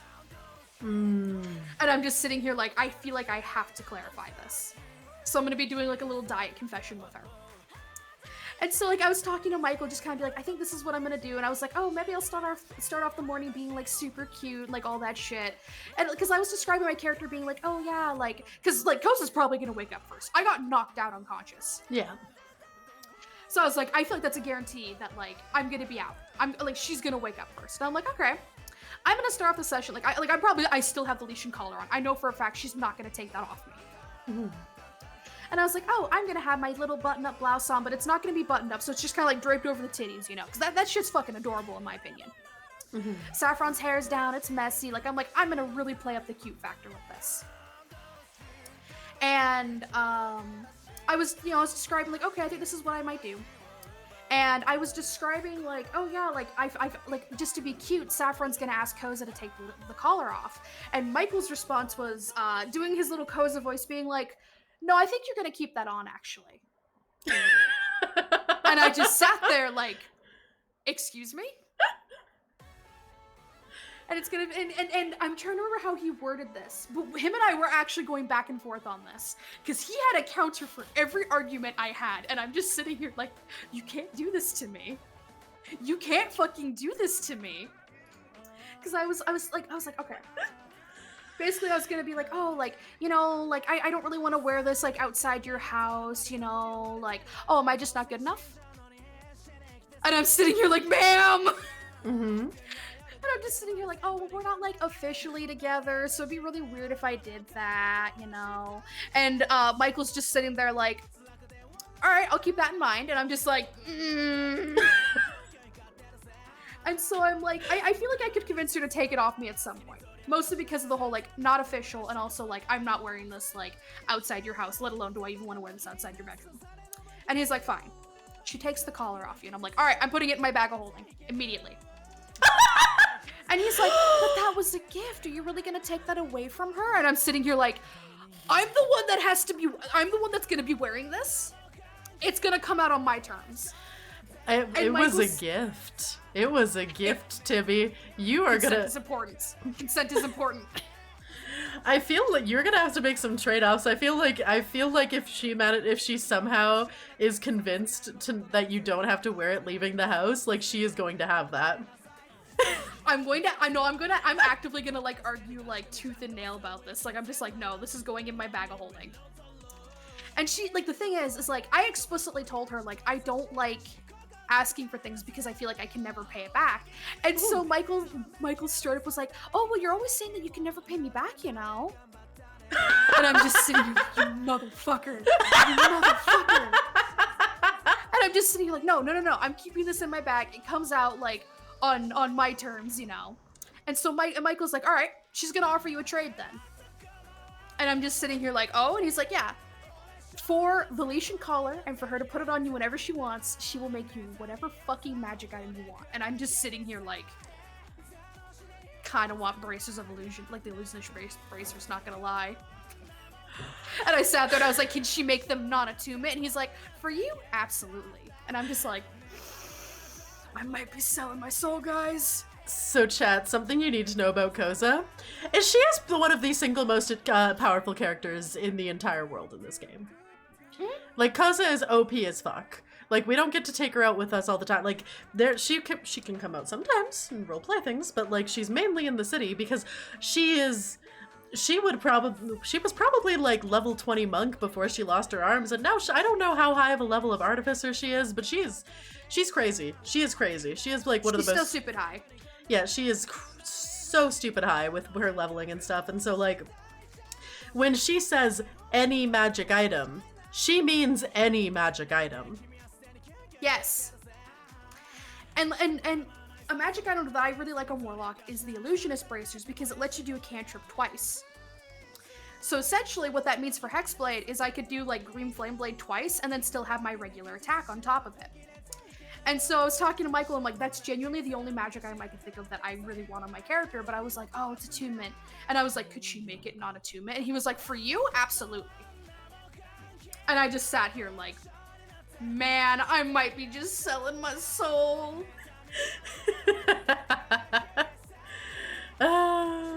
Quest has become a pet to an Amazonian goddess for magic bracers, shaking my head.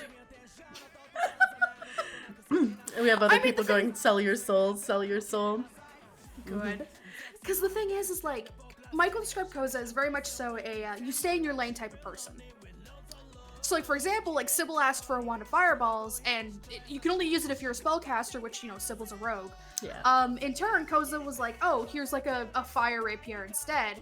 So like, the fact that she's like, any magic item that you want, I will make for you. I could get something way the fuck out of my lane. Like, I'm forgetting the name of it, but you know, like the giant mecha crab? I could get that if I wanted. Snoo.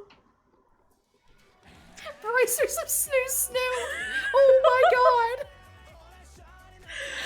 Yeah, you could literally have like whatever magic item you wanted. Like, it would be, you could go insane. Yeah, so I'm just kind of sitting here like, do I sell my soul for whatever magic item I want? But I like, vote yes. in turn. But the thing is, like, I'm literally giving her the collar and leash, and she's getting the okay to put it on me whenever she wants. Like, I'm sitting here and I'm like, do I sell my soul that fucking hard? You could. You So could put on just the caveat of like only in the lighthouse. Well, yeah, it's gonna be only in the lighthouse, but like, she's gonna be able to like do that whenever. And I'm just sitting here like, I am in literal pain. Also, Michael made sure to remind me that when I wake up and I take the collar off, like, I'm gonna have indents on my neck. Oh! Okay. Like, I'm just like, you know, when, like, if you go to bed with like hair ties around your wrist type of thing. True. I was gonna be like, damn, did she make it that tight? Are you okay? Well, also sleeping on it, to be fair. Yeah, that being makes said, sense. Michael did say she probably tightened it just a little more than she needed to, type of thing, and I'm just sitting here like, ma'am. I have so many like regrets and questions right now. God, I'm fucking dying. But yeah, I like this question. Do you really want to sadden the muscle mommy? Do you really want to make her sad when you take that collar away? Yes, because I don't want her to have that power over me. She can already physically snap me over her knee if she really wanted to, and she's having too much fun flustering my fucking character. I'm not giving her this. Illusionist bracers, though. I know, that's why I'm so, because the thing is like, it'd be absurdly good for my fucking character, but I'm also just sitting here like, am I really gonna sell my soul for illusionist bracers that are gonna be non-attunement, might I add? Mm-hmm. That's great. I'm fucking dying. There's some really great characters in this campaign. I'm having so much fucking fun with it. And yeah, while all this is happening, Gossamer's just outside conversing with the horses and doing a fashion show for their winter gear. Yeah! Also, I think the next quest we're gonna do is probably gonna be Koza's mission. I don't want that dwarf to die because of me. Also, this will give Koza and Sybil time to talk and smooth things over, you know? Oh god, I'm just imagining the like, what are your intentions with my son? Are you good enough for him? What do you think of him? Have you noticed his ass? Are you just looking at his ass? Are you going to be a terrible influence on him? I'm sure. I still can't believe she was like, I think Sybil will be a bad influence on the sensitive boy, and I'm just like, excuse me? Also, I still never, like, got anything on what he likes. She still never told me. She never told Sybil, or she never told Saffron what Red likes. And I'm sitting here going like, does Sybil try when I have the most awkward breakfast tomorrow morning? Because she did say that she was going to invite the whole party over for breakfast. I know!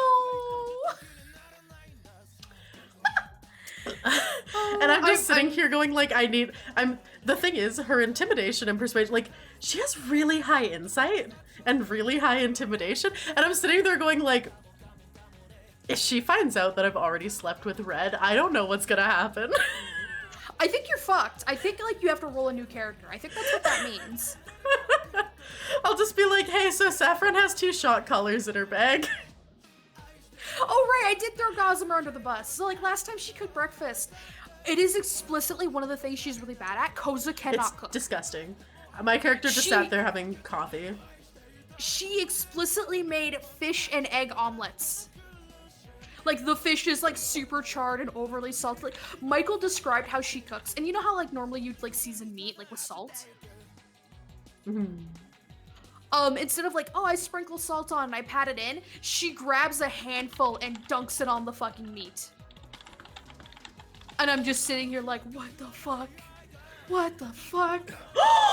Oh my god, Yama out here giving me suggestions. Yama's like, Ram should trade information on the dwarf for her life. The dwarf where you could also sell out Terrence, because I feel like Saffron would have told you. Like, I got pity cuddles because I love Terrence. I'm not gonna let Koza kill him.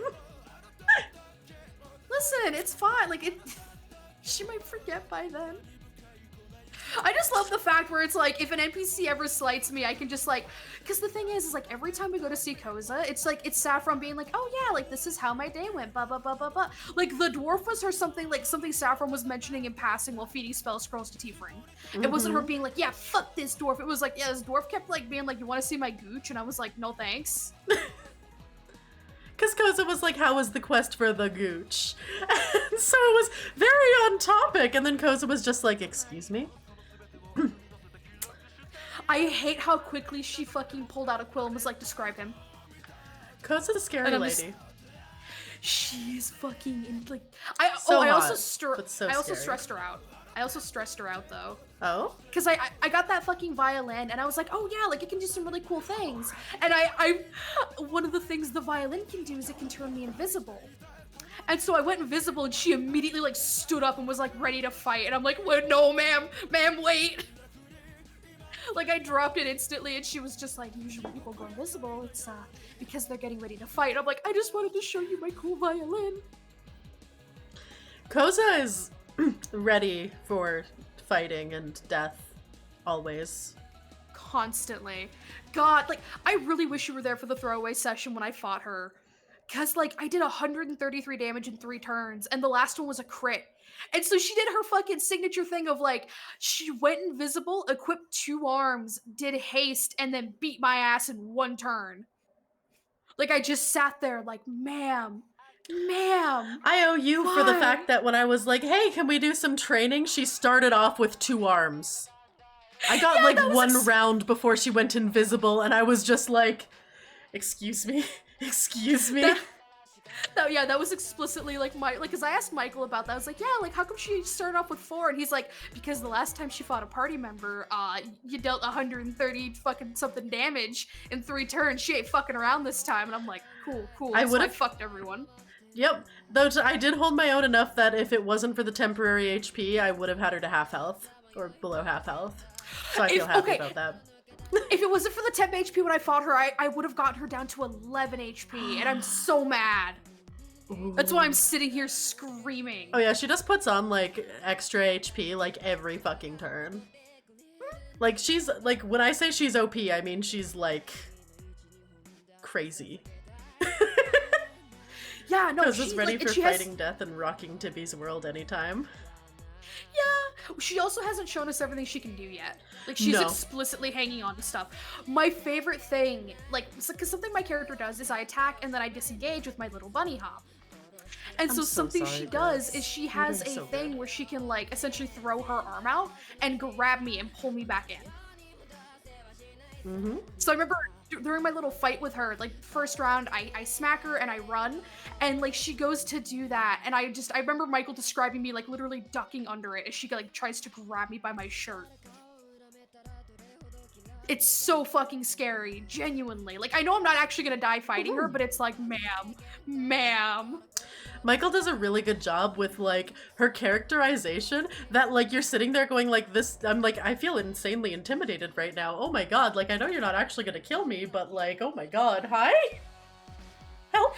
Yeah! Help! It's so good. I fucking Hi, love Burb. it. Oh my god. And then fucking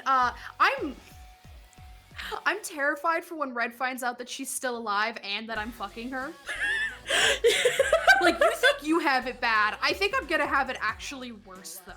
I don't think you'll have it worse because like Koza, he knows Koza will like kill him for you, or I think she'll smooth it over. I do have a raid. Hello, welcome raiders. Hi Ty, how are you doing? Hello.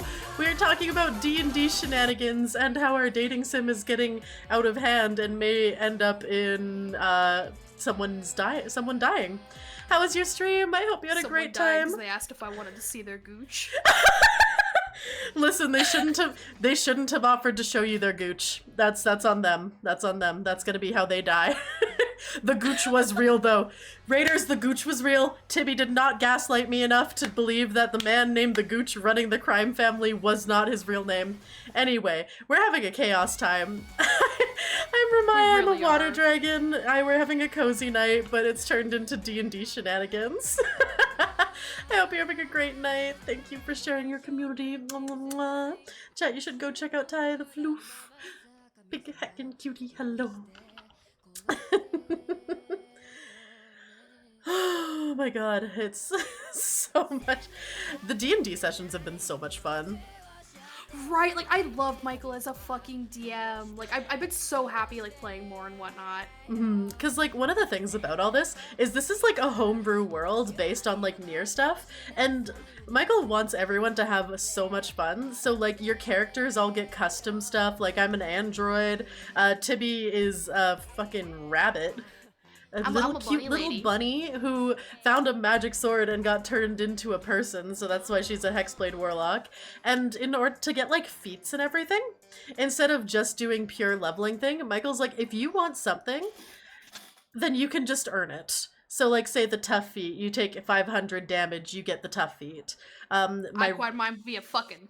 Yep. Yeah, near D&D. I pretty much have the Dark Arm as my relic, and as you train and use your relic evolves and gets stronger and stronger so that it can keep up with the campaign. And like the weapon I got from Koza is a fire rapier, so with my sneak attack damage, I get it to roll an extra d6. And once I get enough fire damage accumulated, it'll evolve too. And we also get friendship quests, so we can get extra feats and fun stuff. So like my friendship with Chris's character Ghazi, if that gets high enough, then I get Misty Step, which is going to be really nice as a rogue. I'm trying to find it real quick because I'm never gonna get over the name of one of my like quests Michael gave me. I think he deleted the original one, but essentially it was to try and get me to use like spells more, since, you know, being warlock you only get 2 spells. And the title of my quest was Spell Slut. Like, there's a couple that we have like on pause that I'll probably go back to after. The current friendship quest is titled Wild Hogs BFFs. Yep. Spend time with your bestie, rub up on them. That's the description. Oh yeah, Like, we need to do I was more like- friendship quests after these ones are done. Me and Saffron need a friendship quest. Yeah, like fucking one of my other ones that's paused. I sit here and giggle every time I see it. It's paused because technically I do have a little bit of progress on it. It's for the fighting initiate feat. Essentially, like, I have to hit stuff with my sword. The title of it is I Am the Fucking Strong. Like all the regular ones are like, oh, Tiefling's immortal burn, nature's sacrifice, the world's punchy bat, like actual names. And then I scroll down to the bottom and I just see like, I have a continuation of my Spell Sluts quest called Spell Sluttier. Like, it's so fun. It's so fun. Also, I can't believe I'm just sitting here going like, we should really talk to him about our friendship quests. Because, I mean, we're wing-womaning each other. You're banging my future mother-in-law. I fucked your mom, shit lips. You know, if Red finds out and gets angry about it, you need to say that line and then run. I don't think I'm gonna be able to run farther than him. I'm gonna be honest. You got those extra things. You can leap like 45 times 3 now. It's like 135, but he's a monk. True. Listen, I'm sitting here like I don't think I can run from literal Majima. You just need to make sure you summon Koza before you use that line, so she hopefully gets in there in time to save you. I think she'd beat my ass for saying that too, though. She would. Like, no You'd one can get save punished. me. You would get Listen, you'd be punished. You'd be punished. Yeah, cause like you would not be leaving that bedroom. You would not be walking for like a week, but you'd be alive. Yeah. Where Red would just kill you. Cause like, okay, so something I did talk to Michael about is I asked him like, all right, between Saffron and Sybil, like, who technically has it worse in the long run? Because there's gonna be repercussions. And Michael was like, well, with Koza for Sybil, anytime she wants magic items, it's gonna take like exceptionally longer, or Koza just straight up won't do it. Oh. For Red finding out, anytime we have one of his encounters, I'm gonna get hard focused, and only me. So I'm sitting here like, who's losing like worse in the long run? I gotta know. I feel like I'm losing worse in the long run because she makes really interesting magic items. Yeah, but it's like, oh, are you on your way to go do a quest? Good luck, fucking nerd. Also, Chris says that the quest Michael gave him for Blind Sight was My E-Girl Eyes. That's fucking beautiful. I have an idea what we could do for our quest. Okay, what is it? There is a feat that I actually, I feel like both of us could benefit from. What if for our bestie quest, it's us getting the lucky feat to fucking save our asses? We'll both get the lucky feat. I'm okay with that. Yeah, it's not overly busted, and it's us trying not to fucking shit the bed worse than we already have. Also, my fire sword quest is literally just called Fire in all caps. Fire! Fire! Because yeah, you get things like Hold Still, Buddy, where I kill people grappled with the Dark Arm. I could get used to this using like both charges, Smash and Grab, the World's Punching Bag, Home is where the heart is. Fire! Yeah, like Tiefling's Immortal Burn, Nature's Sacrifice, the World's Punchy Back. I have Reforged 2, Reforged 3. Always good to learn something, Saffron, is the name of my like feeding spell scrolls to Tiefling. Oh, thank you for the stretch and posture check. We'll take a sip. When I was still doing fire stuff, Michael never changed the name of it, but I leveled it up once, and then we switched it over to like ice/cold spells. Good and night, so the name thank of you it for when the it was still raid. fire was lighted up, was for me to like use fire shit. Fuck yeah. And then I am the fucking Oh, strong that's so spell. sweet, thank you. I love that spell is in all caps, and then lower caps is just spell sluttier. Wild Hogs, BFFs, and then my final one is New Power Mastery. So it's like some of these, it's like, oh, some of these are like mildly serious, and then I'm just staring at spell sluttier. But yeah, I think we need to present something to Michael for our shared feat. I can message him on his first break here in 45 minutes. Perfect. Man, I'm gonna need you to suck up to Koza to get my magic items made, or just pretend they're for you. You might just have to ask Gossamer, because I'm sitting here like, man, I can't ask her shit. Explicitly with how my character is, I'm like, I won't ask her for anything unless I can either like pay her or give her something like in trade. Which is why I'm staring at the collar and leash trade, being like, this I can work with, this I can get something I really want, because I'm not gonna ask her otherwise. Making me armor. Oh, she forgot about your armor. Sorry, Sybil. What is a dragon gift feat, Chris? get it from. Can you Oh, send that'd that be to really me? cute. That does sound adorable. I love I also. when Oh yeah, she was so mad when she found out our party name. our Chet, guess what our party name is? Just, I want some random guesses for what our wonderful party name could possibly be. Our thought it was wonderful party name that like enraged Koza. MILF Hunter.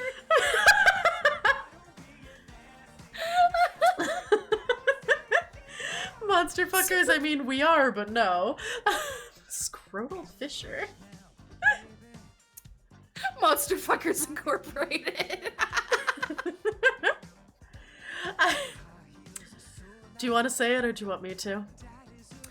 I'll say it. The name of our party, because we had just gotten Gwen when we got the party name. Gwen is our little copper dragon. We named ourselves the Dragon Wagon. Cause we're like, I specifically suggested the name because I'm like, yo, this would be so fucking cute. Like, look at this. And then I finally told Koza yesterday during our session, like, oh yeah, our party's name is the Dragon Wagon. And she just sat there like, that's terrible. Go change it. You know, like Cyrus is a very understanding individual. I'm She sure fucking she'll let you hates change Cyrus. it. She hates Cyrus. She fucking hates Cyrus with a passion. Oh my god. Oh.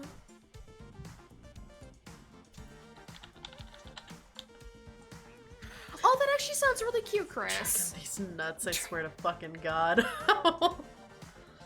Oh man. But yeah, like start a next session. I'm gonna be in the doghouse and I feel like I'm gonna be doing like a terrorist negotiation. And then it's my turn. Woo! I'm gonna see if I can somehow endear her to me enough that she doesn't get really pissy about the magic items. It's gonna be difficult, but... I was gonna say, I'd be very careful to that, because the thing is, with her being the previous number one, she's used to people sucking up to her for one reason or another, so she'll smell it from a mile away. Oh, I wasn't so much thinking, like, sucking up to her, but just being, like, fairly straightforward on Sybil, just straight up being like, yeah, no, like, her entire life, she's just been beside her sister's side, everything's been safe, kind of boring, like, no danger ever, and then just, like, Red's fascinating. Yeah, Red's dangerous. He's a sweet boy. Every single person who works under Red, like, oh my god, I'm gonna die for a really stupid mission. I just spent 4 months building a platform on a mountain. What do you mean you blew it up in an avalanche? What the fuck do you mean? God, that avalanche encounter was so fucking fun, though. It was so fun. It was so fun. I know of one that's probably gonna happen pretty quick when we see Red again, and it's one that Michael was gonna run for the IRL one, and I'm so fucking excited because it's gonna be worse than Dance Till You Drop. Ooh. Because like if you fuck up, you waste your action. You don't even get to attack. You fuck up, you fuck up. Oh no. I fuck up too much for that. That's dangerous. I'ma just be fucked. It's great. I love it. Oh god. But yeah, so we're probably not going to see Red again until we officially go up to Tendiria, which yeah, I think we have like because we're not going to be heading up there until I can give Koza like the big gift I've been like waiting on. It's very important I give that to her before we leave. Plus, I'm probably not going to be at the New Year's throwaway session, and next week I may or may not be in there because I was going to go to a VTuber party, but at the same time, like, I don't know, like, Koza encounter sounds more fun. Yeah! I'll just be sitting there like, hey Michael, can I get bonus, like, friendship points towards Koza if I don't ditch the D&D session for a party? It's gonna be so good. It's gonna be so dumb. Like, I'm genuinely excited for it. Also, I think no matter what I say or do, she's gonna force herself to come with to the fucking Monster Hunt one. 100%. 100%. Yeah, like she's going to force herself to come with. Like, she's just like, yeah, like, oh, they're not your friends, so what's the issue? Why can't I come with? And I'm just sitting here like, I don't want to be the reason that a dwarven maid gets fucked upon. Oh, like I just... Oh, those dragon things sound really fun. Cure wounds and manifest spiritual dragon wings to defend you in emergencies, or mental stuff, and the ability to toss people away with a psychic blast, or the ability to reduce spell damage on reaction and boost your weapon. Ooh, those all sound nice. What do we get if we become friends with Kilgore?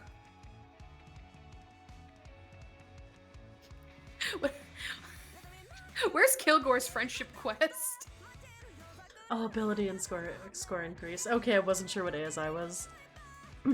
Yeah, I don't think Kilgore does need friends. Kilgore needs friendship. I just don't. Yeah, It's fine. Kilgore. Kilgore's a lot. He's very dedicated to his job and the defending of the city. He should befriend Ghazi. He fucking hates Ghazi so He really much. does. Oh my god. Like, I just sat there, like, every time I talk to Michael about his NPCs, I always bring up Kilgore, because anytime I tell someone, like, oh yeah, this is an NPC named Kilgore, his first time, like, his first introduction was him pulling out a photo of a woman being like, you know who this is? No, this is a photo of my ex-wife. She left because I was too dedicated to my job. I hate it so much.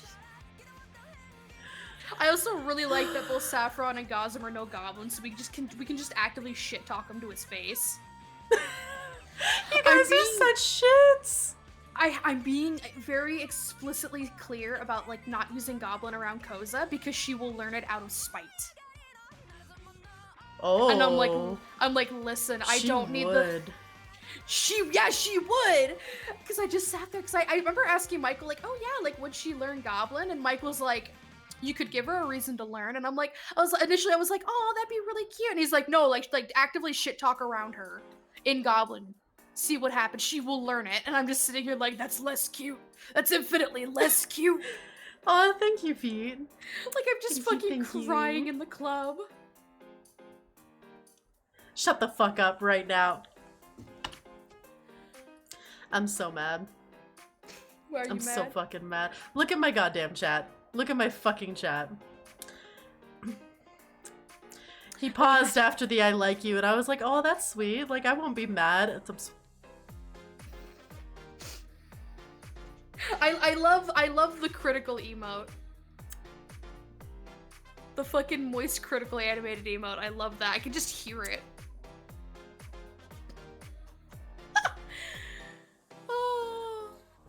But yeah, like, I'm really excited for the next, like, couple sessions, because, like, I think next session's gonna be just so hot and cold, like, genuinely.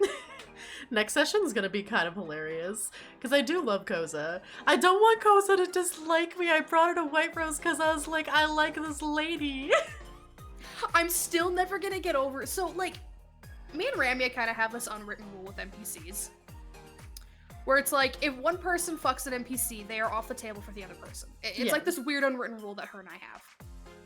And so her and I were both really interested in Red and Koza. And so Ramya was able to fuck Red. And I was like, alright, I concede. I will no longer touch this man's ass. Understandable. Have a nice day.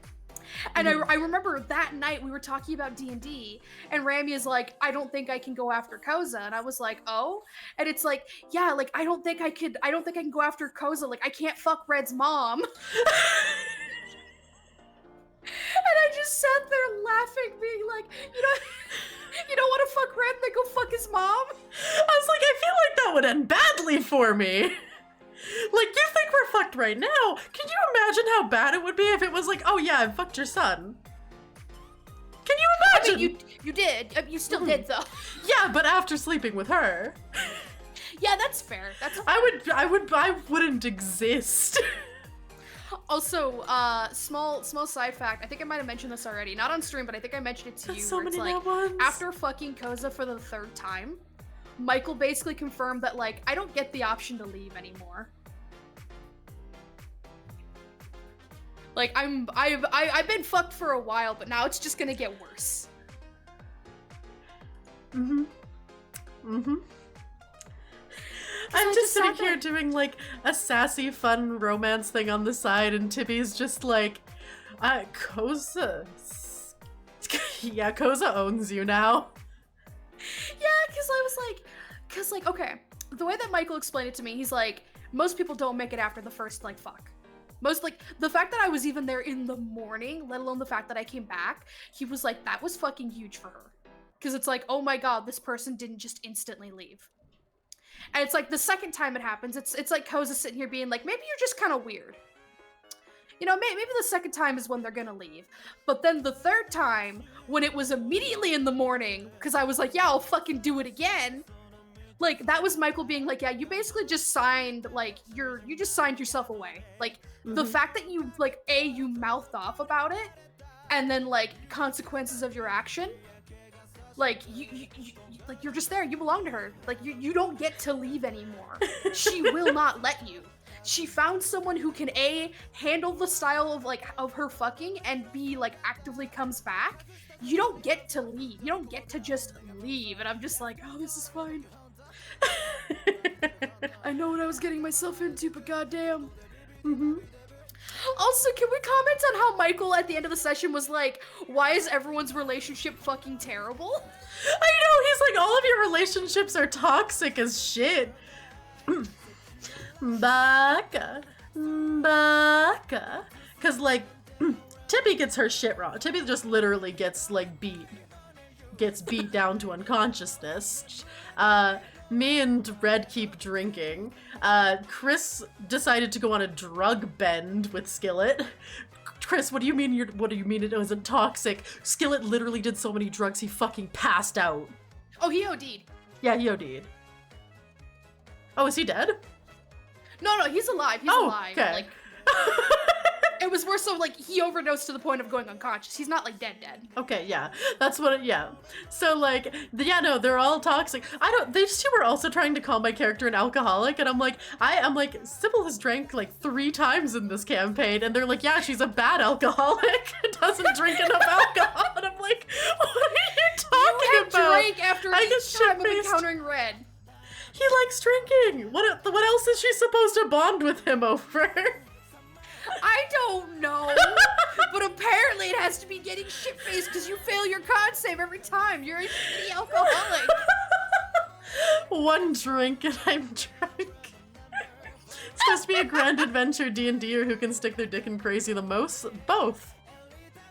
Because, like, we did actually, like, last session too, we did end up, busting, like, a crime family under the Gooch. But, like, he sent us into an orchard maze thing. Tibi lit the whole thing on fire, and we ended up getting, like, a bunch of information on, essentially their head fortress, where they're in, where they're out, like, essentially just, like, all of their supply lines and all that. And then we also got, like, emotional stuff, like, the reason they're all so insanely loyal to him is because the Dragonborn here are treated so badly and discriminated against, so they'll pretty much die for him because he's the only person who will take care of them. And so you have all of that. But then you also get the sticking your dick in crazy, you know? Why not both? Yeah! Also, Michael was so convinced you were gonna close a deal with the Gooch. Like, genuinely. Like, he just sat there and was like, you're really gonna close a deal and not fucking inform Cyrus?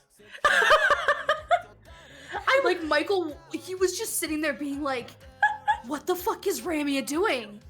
What the fuck is she, is this what she wants to do? Like, even I was just sitting there being like, you're good? Are you actually gonna close the deal with the Gooch? I was trying to get more info out of him, and then to be like, yeah, we can work as business partners in, like, a convincing way, get a tour of the orchard and be like, all right, I'm gonna take the deal back to my sister, and then be like, all right, Cyrus, here's all, like, the information I have. I didn't realize all of you were convinced I was actually going to take 20 grand a month to legalize drugs in my city.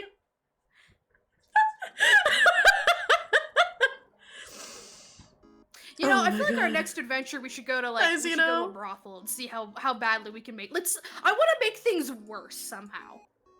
We can go to a brothel. Dude, Saffron doesn't understand that you can, like, pay for sexual, like, I guess things in general.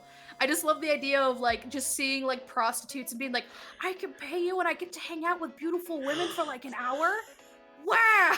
We need Why to are do. you taking your clothing off? We need to make this Oh my, Tibi, that would actually be so funny. Because I'm just imagining, like, Saffron going back to Koza and being like, we went to this place called this, and, like, I was like, oh my god, I get to talk to a pretty lady, and, like, she was gonna teach me some singing things, and then, like, she said she could make me sing, so I was like, oh my god, you know what? Maybe I can sing for you then, but then she started taking her top off. It was real weird. I got embarrassed and I left. I'm never gonna forget, like, when Bamboo was showing, like, a Saffron around, like, the fucking White Rose library. And he was like, oh, yeah, like, I can show you the adult section. And I'm like, oh, I wonder what the adult section is. And it's all the smut books and porn magazines. And I'm just sitting there like, oh, no. Do you know what the best brothel that the best brothel was the last campaign? It was a Yes! War-forged brothel called the Whoreforged. It was a Whoreforged brothel. I explicitly remember Michael being mad because Rami and I were watching Interspecies Reviewers as it was coming out weekly. Mm-hmm. And the episode, literally the night before, was all the characters going to a golem brothel where you can build a bitch. Yep. And we told, like, we were freaking out when this happened, and we told Michael when we went to the Whoreforged, and he's like, no, I've had this planned for like a month. What do you mean? Like, he was so mad. Mm-hmm. Oh my god. But yeah, no, you need to talk to Michael about making like an actual brothel, because I swear to God, I wanna make things worse. How can I make things worse? I also, on one hand, I'm like, I love my character and I want nothing to happen to them, but at the same time, I'm sitting here going like, I kind of want to know what's gonna happen if her sister ever finds out she slept with Red. Because I could tell her. Don't you dare. Don't you fucking dare. Because, like... I gotta go talk to Cyrus. We're against the Empire. Koza was only barely let into the city because she used to be with the Empire, and so that's why my sister fucking hates her and is just like, I can't trust her, this is awful, why are you making me let her in the city? I guess I will. Oh no, I guess it's better we can keep an eye on.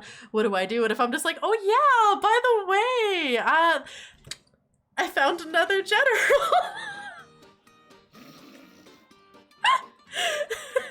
Beat me up with a bat, threw a dagger at me, and then I seduced him. No. Who do you think is gonna have the worst, like, repercussions? Do you think it's gonna be Koza finding out you fucked Red, or Cyrus finding out you fucked Red? See, Koza's more like physical repercussions. Cyrus is gonna be more like, you're never allowed to leave the city again. You are never allowed. House arrest. You are never allowed out of this house again. You prison. I will have to. You need an escort forever. Also, I just thought of something. If we end up doing the brothel constructs. The constructs, yes. if we end up going to Chris, a brothel, don't you dare. I feel like how that would go, because I feel like Saffron would not just wander in by herself. Mm-hmm. Or it's like Sybil being like, oh my god, yeah, let's go here, like let's try and relieve some stress, blah blah blah. And Saffron's just like, pretty women, oh my god. And like afterwards it's just over at Ko's like, yes, like Sybil took me to this weird building that smelled weird, a lot of pretty women, like they were like, I could pay them to like spend time with them for an hour, and like then one of them took their top off and I left because I got really like confused. You get me killed! I'll be murdered instantly! Conforged, oh my god. Yeah, no, Koza will just kill me. She'll just kill me. Listen, what's she gonna be more mad about? The fact that you're interested in Red, or the fact that you took poor little Saffron into a brothel? Which would you rather her be more mad about? See, the thing is, she's gonna be pissed off about me bringing you into a brothel, and then she's also gonna be like, is Red not good enough for you? You know that's gonna be her second question. Her second question is literally gonna be like, is Red not good enough for you? What do you need to go to a brothel for? Huh? But the other thing too, because like, I feel like there's layers to like if you took Saffron to like a brothel. Because on one hand, it's like why the fuck are like because it's like, oh, well, we were bonding, like, you know, like Saffron really likes women. I wanted to show her the prettiest women in the city, you know. But also, it's gonna be Koza sitting there being like, how dare you take my property to go look at women? How fucking dare you? See, That's what we need to message Michael and be like, we need you to figure out a way to make the brothel encounter happen. Because I feel like if for some reason we think that there's information in the brothel, that's a legitimate reason to go in there. Like, someone we need to talk to is in the brothel. You know? Gossamer's in the brothel. Gossamer wanders in and we're just like, Jesus, where did he go? Where are you? Both just, Classy said you're both bound to your homes. Sounds like a risk Tibi's willing to make. Gossamer should not be allowed in a highly sexual environment. It's one of those things where it's like on paper it's like I'm really curious how this would like actually go, but I'm also sitting here like the consequences of my actions might be too great. I think the consequences would be hilarious. They would be, but I also feel like Saffron wouldn't be able to walk for like a month. No, absolutely not. Because depending on how the situation is brought up to Kozak, she's gonna find out one way or another is the thing. Mm-hmm. Like, everything that goes on with our party, like, she either already knows or will know about. We can wear the bunny suits into the brothel. Oh my god. See, like, that's the other thing, because it's like, Saffron's gonna be very honest with Koza on everything, because that's, you know, Saffron's just very blunt like that. I'm waiting for when we do the red encounter with the bunny suits, because that way Saffron can wear it for Koza and be like, yeah, Sybil had all these made, like we had like her and I and Gossamer, we have matching ones, we got a matching one for Red, like we did like we did a battle with Red in these, like, I think Koza's just gonna stand there and be like, you fucking did what? And then Saffron's gonna sit there and be like bouncing and being like, I'm a cute little bunny though. Like I was the only one that didn't have to get the fake tail or ears. Isn't that kind of like cool? Oh my god, it's gonna be so funny. I will do my best not to die. It's gonna be so bad. It's gonna be so fucking funny. Bunny suits are the actual bunny suits or armor that looks like bunny suits. Oh, we are gonna, the next red encounter, we are all getting custom bunny suits made. And when he comes out and is all like, all right, we're gonna do like a joke fight. We're gonna be like, hold on a sec, go into the caravan, get changed, come out in matching bunny suits. And I'm gonna hold one out that's in his size and be like, this one's for you. Can we talk about how, like, all of his knights don't know what Red actually likes, but they have his measurements, like, memorized? Mm-hmm. They're like, Just this man is, we know nothing about him. He holds everything tight to the chest, doesn't trust a single person. What are his measurements? Here's everything down to, here's every single exact measurement, like even the circumference of his butt. We just have, here is like a full page of exact detailed instructions so everything fits perfectly. Yeah, I think my favorite part was like on the cart right back to White Rose. I just had like the worst brain fart and I handed you Koza's measurements that I have. And you're like, oh, are we getting a matching one for Koza? And I had to like blink back in because I'm like, I think my actual, like, I think my character's eyes separated. I think my eyes also separated. Don't mind me. Chris says we need Tibi to tell him I fucked your mom, Red, now put on the suit. Roll a nat 20 to your persuade. Draco, you don't realize we won't need to persuade Red. Like, he'll probably just do it. He'll be like, fuck yeah, let's have fun. We'll still have to persuade him, but I feel like the DC is gonna be like relatively low because it's all of us being, it's all of us being like, listen, we wanted to do like a matching fight. He holds everything tight to his chest, but they know his chest size. Oh, they didn't need to wait until he was asleep to measure him. He just wants a lot of custom things done, and since he's like really high up in the Empire, he's in like the top 5, I think. He's number 3. Number 3, yeah. Like, they just have all his measurements so that they can go and make all the crazy costumes he wants. I can give you the exact order of the generals, by the way, if you wanted it. Sure. Alright, number 1, we have Black, the one that cut off both of Koza's arms. We have White, who I know some stuff on that I probably shouldn't. Hi, Aaron. We have Red. We have number 4 is Green. I like the way that Michael's described Green. I think he's gonna be my favorite personally. Ooh. What's he like? Green is the oldest member. He has been a general for the longest, but does not want to be top 3. All right. He decides who gets to be top 3. Ooh.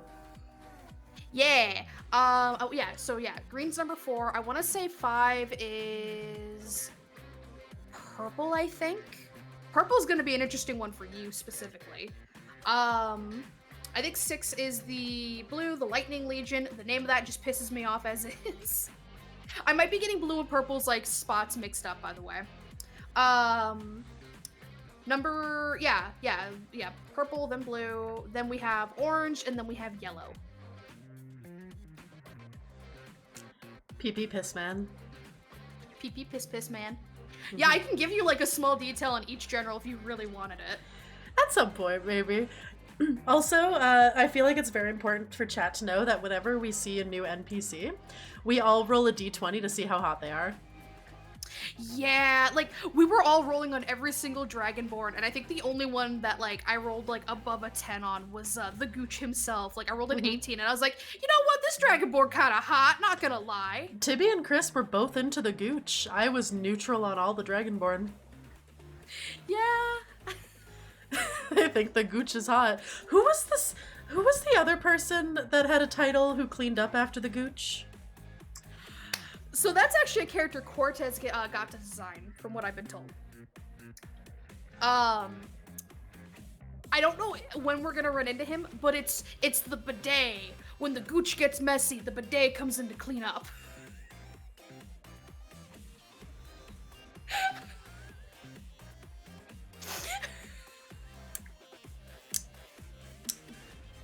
Yeah, that's we have the bidet.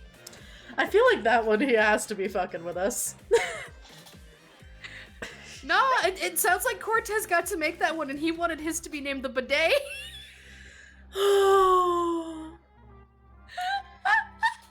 It's so dumb, I love it. But yeah, I'm really excited for all the bullshit planned for Tundiria. I'm excited too. Mid-January. I'm ready. Ooh. Cause yeah, there's Christmas, then New Year's, then my birthday, and I'm just like...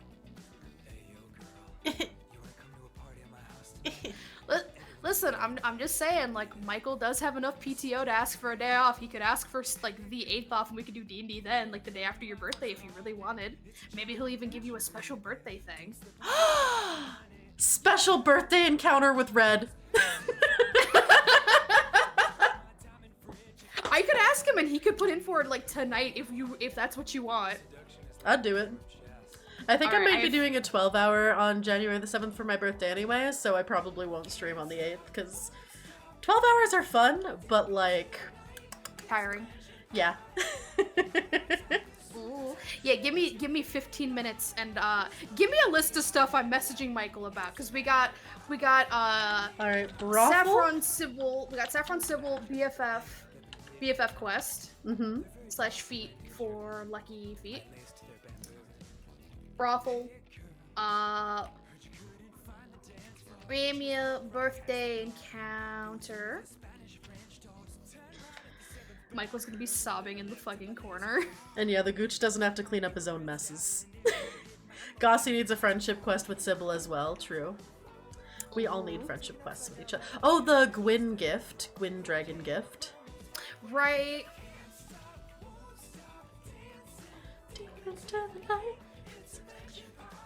Alright, is there anything else I could think of that I need to message Michael about? I can't think of anything off the top of my head. Okay. Because yeah, with how Hell Michael's yeah. work is set up, he's no one's basically allowed to ask for any time off for the next this week is fine, but then well technically it's a bit too late to ask for this week off. But like next week, the week after, and then the week of New Year's, like people aren't really allowed to take time off. So the 8th should be right on that cusp where Michael can take it off. Fuck yeah. Birthday encounter. Red Oh, bunny maybe he'll even give you like a special fucking magic item, or maybe he'll give you money for your birthday. You know, I'll never forget the time that I sent Michael a picture of my baby toe for a copper. Yeah. You wanna know something we should do? What? I might do it the weekend before or after. We'll have to see like when we're done with January, where like D&D sessions line up. We did it in our original like D&D, But I'm gonna see if Michael is willing to let us do a Valentine's Day session. Yes! I think that'd be really fucking cute. Same. Listen, if you're gonna let us do, like... Just looking at copper rabbit, your toes are worth more than that. I'm the pardon from Chris, the amazing. Yeah, no, I was offering a copper for a picture of my baby toe, and I was like, all right, bet. I cannot for the life of me remember. It's that because I think that was on my birthday. That's why the birthday memory brought it to life, or it was around my birthday. I think it was near your birthday because I was giving Michael shit, being like, "Oh, you gotta give Ramia something for her birthday," and he was just like, "You get a copper piece." Good night, Rathalos. Sweet dreams. That's why I'm like, you know, I feel like Michael would be willing to do like an extra session, like if he took that Sunday off. But yeah, I'll definitely see if we can do like a Valentine's Day session. We're probably still gonna be up in Tundiria though, is the only downside. So like you might get a red encounter. I won't then like, but I won't be able to get anything with Koza, depending on how quickly we progress through Tundiria. Because we're gonna be up there for a minimum of a week. Well, at the same time, it might be us heading up to Tundiria too, because I don't think like. We won't be in there yet. Oh, wait, Valentine's, not the birthday one. Yeah, Valentine's Day. Yeah. Yeah, because before we head up for Tundiria, I have to do like a little date night with Koza. It's very important. Like, I know shit that's gonna happen in Tundiria, which is why I want to do this before we go. Also because we're gonna be up there for a hot fucking minute. It's 4 days of travel to get up to Tundiria, let alone our actual objectives. Oh yeah. We'll be there for a while. You're gonna have to miss out on Koza for a while unless you summon her. Sobbing in the corner, throwing up. Oh, but yeah, no, D&D. Chat, D&D's a fun time. I'm in a really good campaign. I love Michael as a DM. I love Michael as a DM, and I really enjoy playing with Chris as well.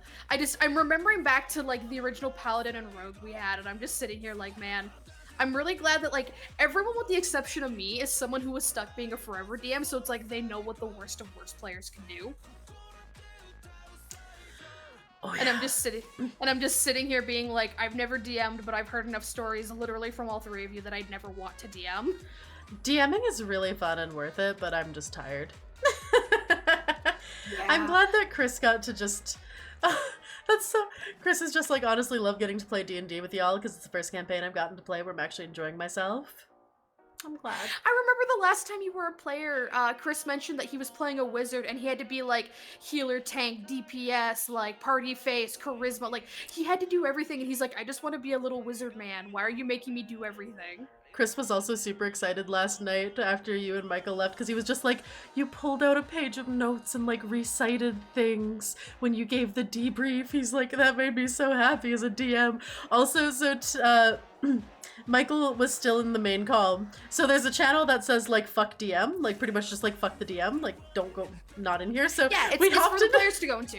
So since Michael was still in that the main channel, we were like, oh shit, we can't, just in case he comes back off from the walk, we can't have him hear about the bunny seats. So we went into the Fuck DM channel, and then Tibi joined us, and then we were all talking, and Michael joins in, and he's like, you guys make me, he's like, I wanted to end the thing like 2.5 hours ago, you guys made me stay up and keep playing, and you were in the Fuck DM channel?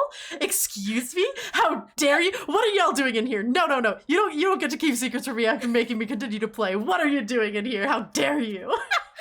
Yeah, it's like the first time we finally use like one of the extra voice channels and Michael joins the one he's not allowed in out of fucking spite. It was so bad. It's like the only reason he was willing to keep going longer is because I was like, listen, all of us geared up for an extra long session. Like we started half an hour early. Like I told everyone like, okay, this is going to be a really long session, prepared for it to be at least like a minimum of like 2 hours longer than usual. And like, because I fucked the orchard encounter, I cut off so much time from like that whole thing. And Michael sat there and was like, fine. Well, I was also 30 like, minutes longer. Hey, I might not be coming next week because I did already tell you guys I wouldn't be. So unless I blow off the party, like I won't get to see how this Koza thing ends, and I want to. Well, that was the other thing though, is like we were gonna go longer to make sure we finished the gooch portion. Yeah. So it's like that way going back to White Rose, you're not missing out on anything. And then I severely fucked up, and me and did. Rami were like, Michael, we're not was so ending here. funny. I need to see if I can rebound off this, for the love of God. Tibi technically committed a war crime. Yeah, war crimes. Woo! Oh, D&D's the best. think the I'm worst ready for part- so many more stories. So the worst part about me burning down the orchard is I was like, oh yeah, like that was a 7th level like spell scroll I used. And Michael was like, oh thank God, that means you don't, like, you're done with it. And I was like, don't worry, we have another one of that exact spell. And he just sat there and was like, but could you not? Yeah, it was, what was it, Firestorm? Yeah, it was Firestorm. Yeah, so you essentially get 10 by 10 blocks, and everything in those blocks takes 7d10 damage. Yeah. So yeah, that orchard got fucked up. Yeah. I'm sorry. Ooh. I also stole 100 apples. Yeah. That way, if I put the leash in my committed bag of holding and Koza goes to turn it inside out, she's gonna have, I think, 83 apples on her floor. I love that. Oh, I feel like Rama accidentally commits war crimes where Tibi will do it on a lark. That's true. That's true. If I commit any war crimes, it's completely by accident. Tibi's are intentional. Listen, at least I have the decanter to put out fires. That's kind of cool, right? Also, I realized last night, the thing with the dwarf, I could make that worse. I could make it exceptionally worse, and I'm thinking about it, not gonna lie. I want to see how much worse I can make this. But also, I'm like, oh, I shouldn't actually get this dwarf killed. However, I could make it worse, and I want to see how mad Koza would get on my behalf. See, 'Cause then you the have to other worry thing- about repercussions for Koza. Yeah, Tibi did bisect a child. They lived.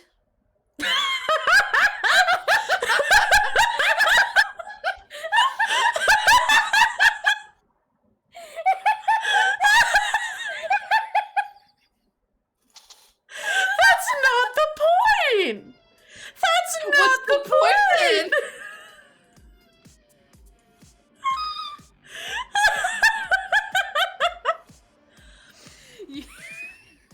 I don't see the issue.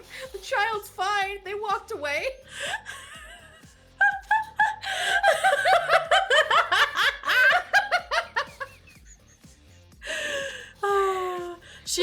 She did also feed a speed potion. So she pretty much gave crack to a chihuahua and made it explode. Yeah, And she it has no exploded. remorse, because she won I got money. 1,000 gold. I got 1,000 gold from that. Tibi blew up a chihuahua for 1,000 gold. Technically, I didn't know it was gonna explode. Michael told you what would happen to that chihuahua beforehand. And I forgot. And I fucking forgot. I was like, oh fuck, I can win a lot of money. So, there's something I realized cause like, how to word this. I feel like no matter how I word this about the dwarf, it makes things worse in the long run. I could see that. Because it was explicitly the... For the clip! I like that we both spotted that. Yeah. But something I realized that could make things worse on the dwarf, because I realized it was the same dwarf that was like, oh, you want to see my gooch, you know? It's the same one that preemptively sprinkled some of the red powder into the ale and was trying to offer Saffron and Sybil, like, drugged up booze. True, he did try to make us do drugs. Yeah, so I'm just sitting there like, oh yeah, like, he put drugs in some ale and tried to offer it to us and then asked if I wanted to see his gooch. Like, I just sat there like, I could make this worse. Yeah, he drugged my drink and tried to show me his gooch. How do you know he drank your drink? Because I saw him do it.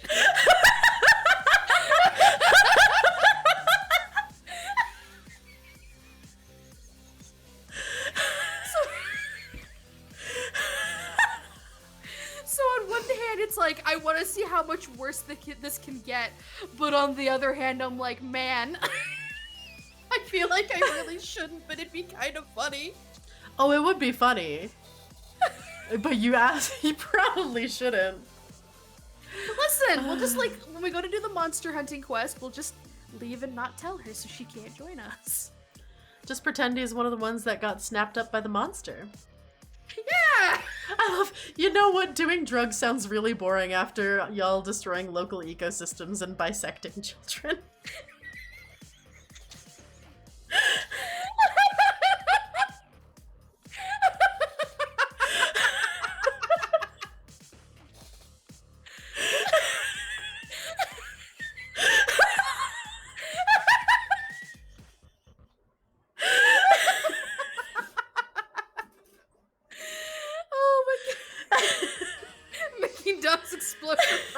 Listen, Tit had the most glorious moment of sheer victory, and then he exploded like a zit. And then Tit died.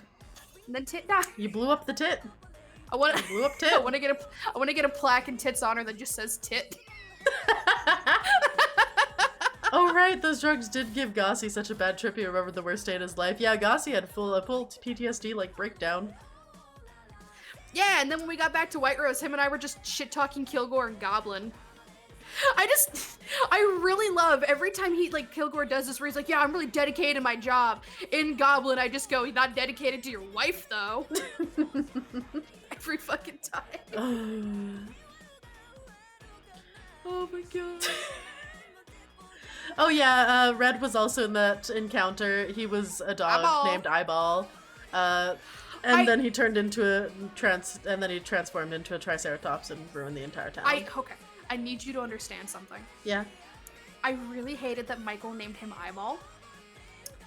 Because the whole time I had to stop myself from going Eyeball. Because when Michael worked at the local pizza place, like years ago, when him and I first started dating, this lady still works there, by the way.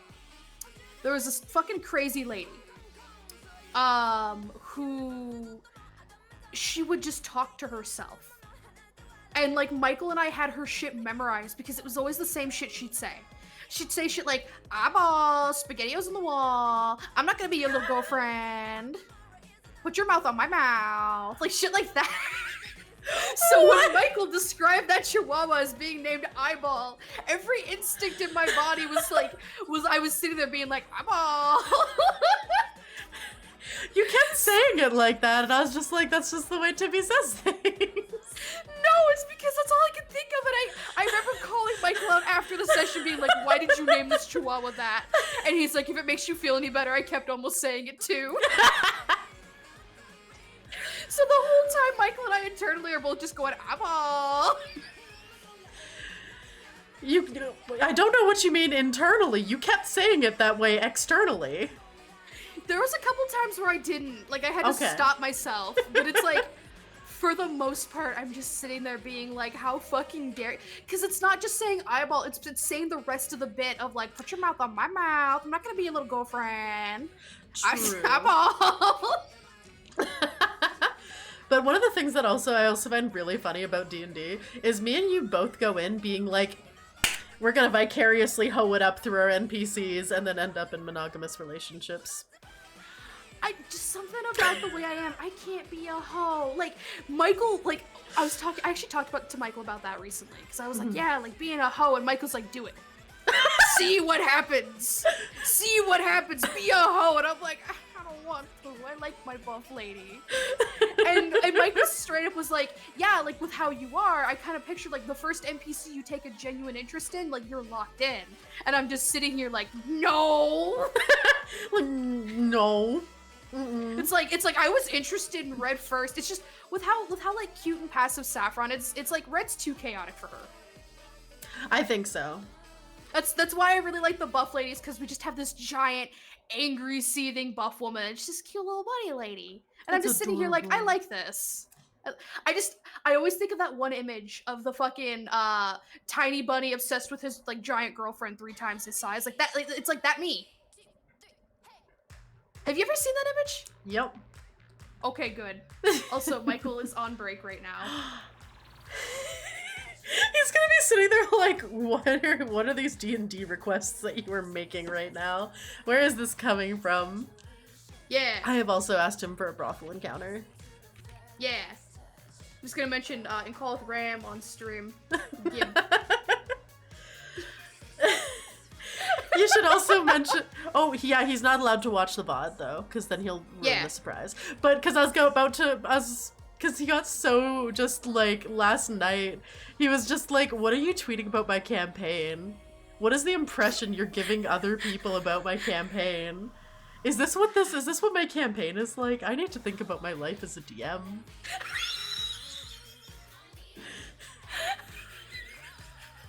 I'm sorry. So I messaged Michael, he messages me, "What's up?" And I just type, "Stafford Sybil BFF quest / feet for Lucky Feet, brothel." Like, this is in the list. Ram your birthday encounter on the 8th. Gwyn / dragon gift feet. In call for Ram on stream. Gib. You can't watch stream VOD though, okay? And his response is, "What?" I'm just gonna type, "Love you, bitch."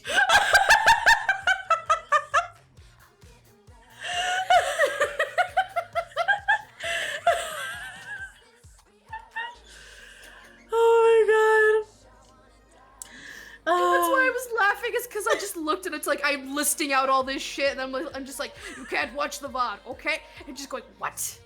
If the fuck bees is typing, I'm scared.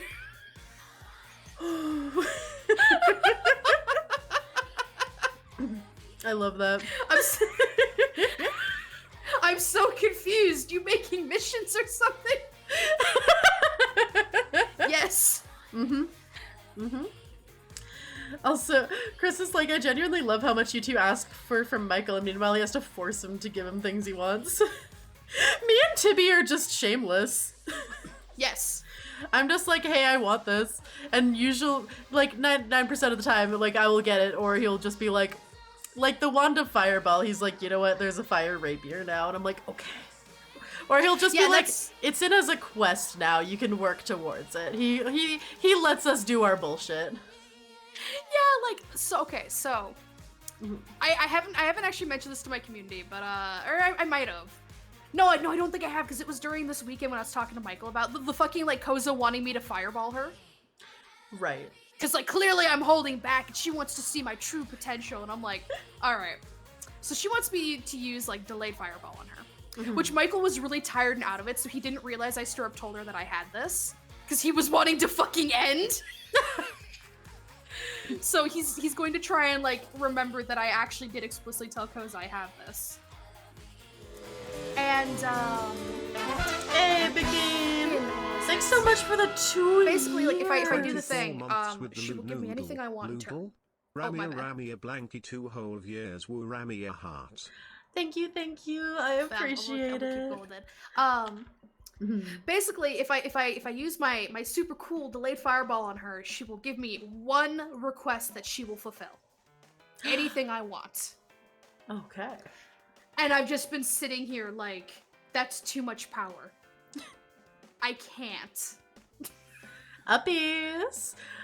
I got uppies, goddammit! You got dangerous uppies. Happy uppies next.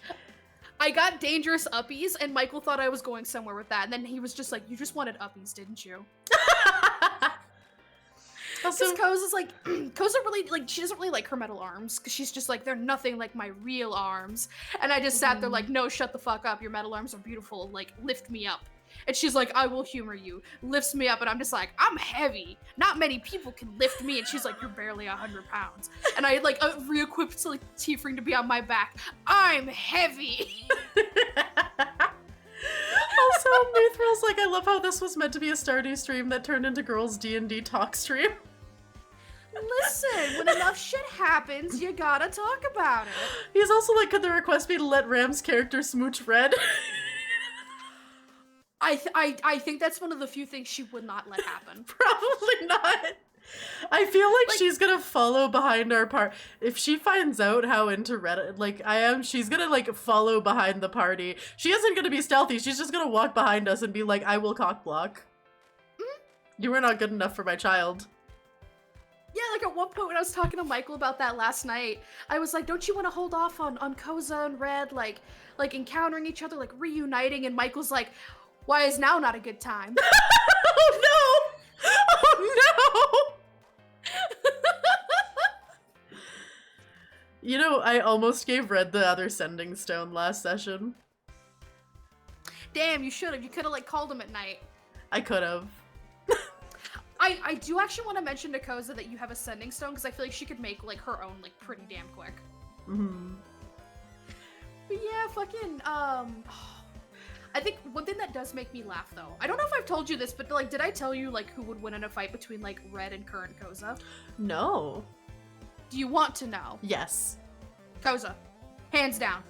I straight up asked suspected. Michael. I suspected. Yeah, because I straight up asked Michael. I was like, all right, who would win, like current Koza or like Red? And Michael's like, Koza, you fucking joking? And I just sat there like, okay, damn. She's it's like, so oh, OP. she's not. Yeah, because it's like, oh, she's not as strong as she once was. However, she could still kick Red's ass. Like, put him in his place style, you know? Nice.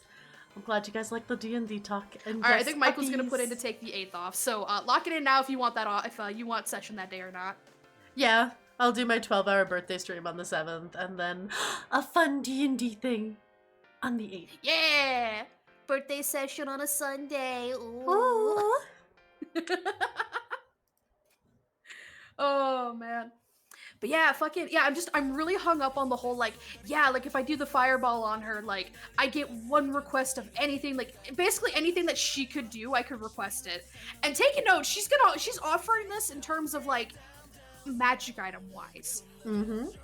I'm not gonna take it as such. Like, I'm just sitting there and I'm like, what's something I could do? I hate that you and Chris both called me out, by the way, on this. Like, no, I need to talk about this real quick. Hold up. I mentioned this to both of you separately. And I'm not even joking. You both, like, because I was like, oh yeah, like, what's something Saffron should do? Y'all both basically had the same fucking idea. I did too, mind you. But, like, goddamn, I felt called out from you two. So I think I mentioned it to Chris first. And I was like, hey, here's this thing. What do you think? Like, what's something that Saffron should request from Koza? Chris, without skipping a fucking beat, you're gonna make her be the sub for a day, aren't you? And I just sat there like, why you gotta call me out? And then I think, yeah, I fucking straight up asked you, I was like, yeah, like, what would you have? Cozy Saffron D&D adventures. And I think you said something along the lines of like, oh, like, you're gonna put the collar and leash on her for a day, aren't you? And I'm just sitting here like, damn, y'all really calling me out here, aren't you? Because you want to know what came to my mind? I had three things. I had three things come up that I thought of. The first one, Saffron just wants Koza to brush her hair.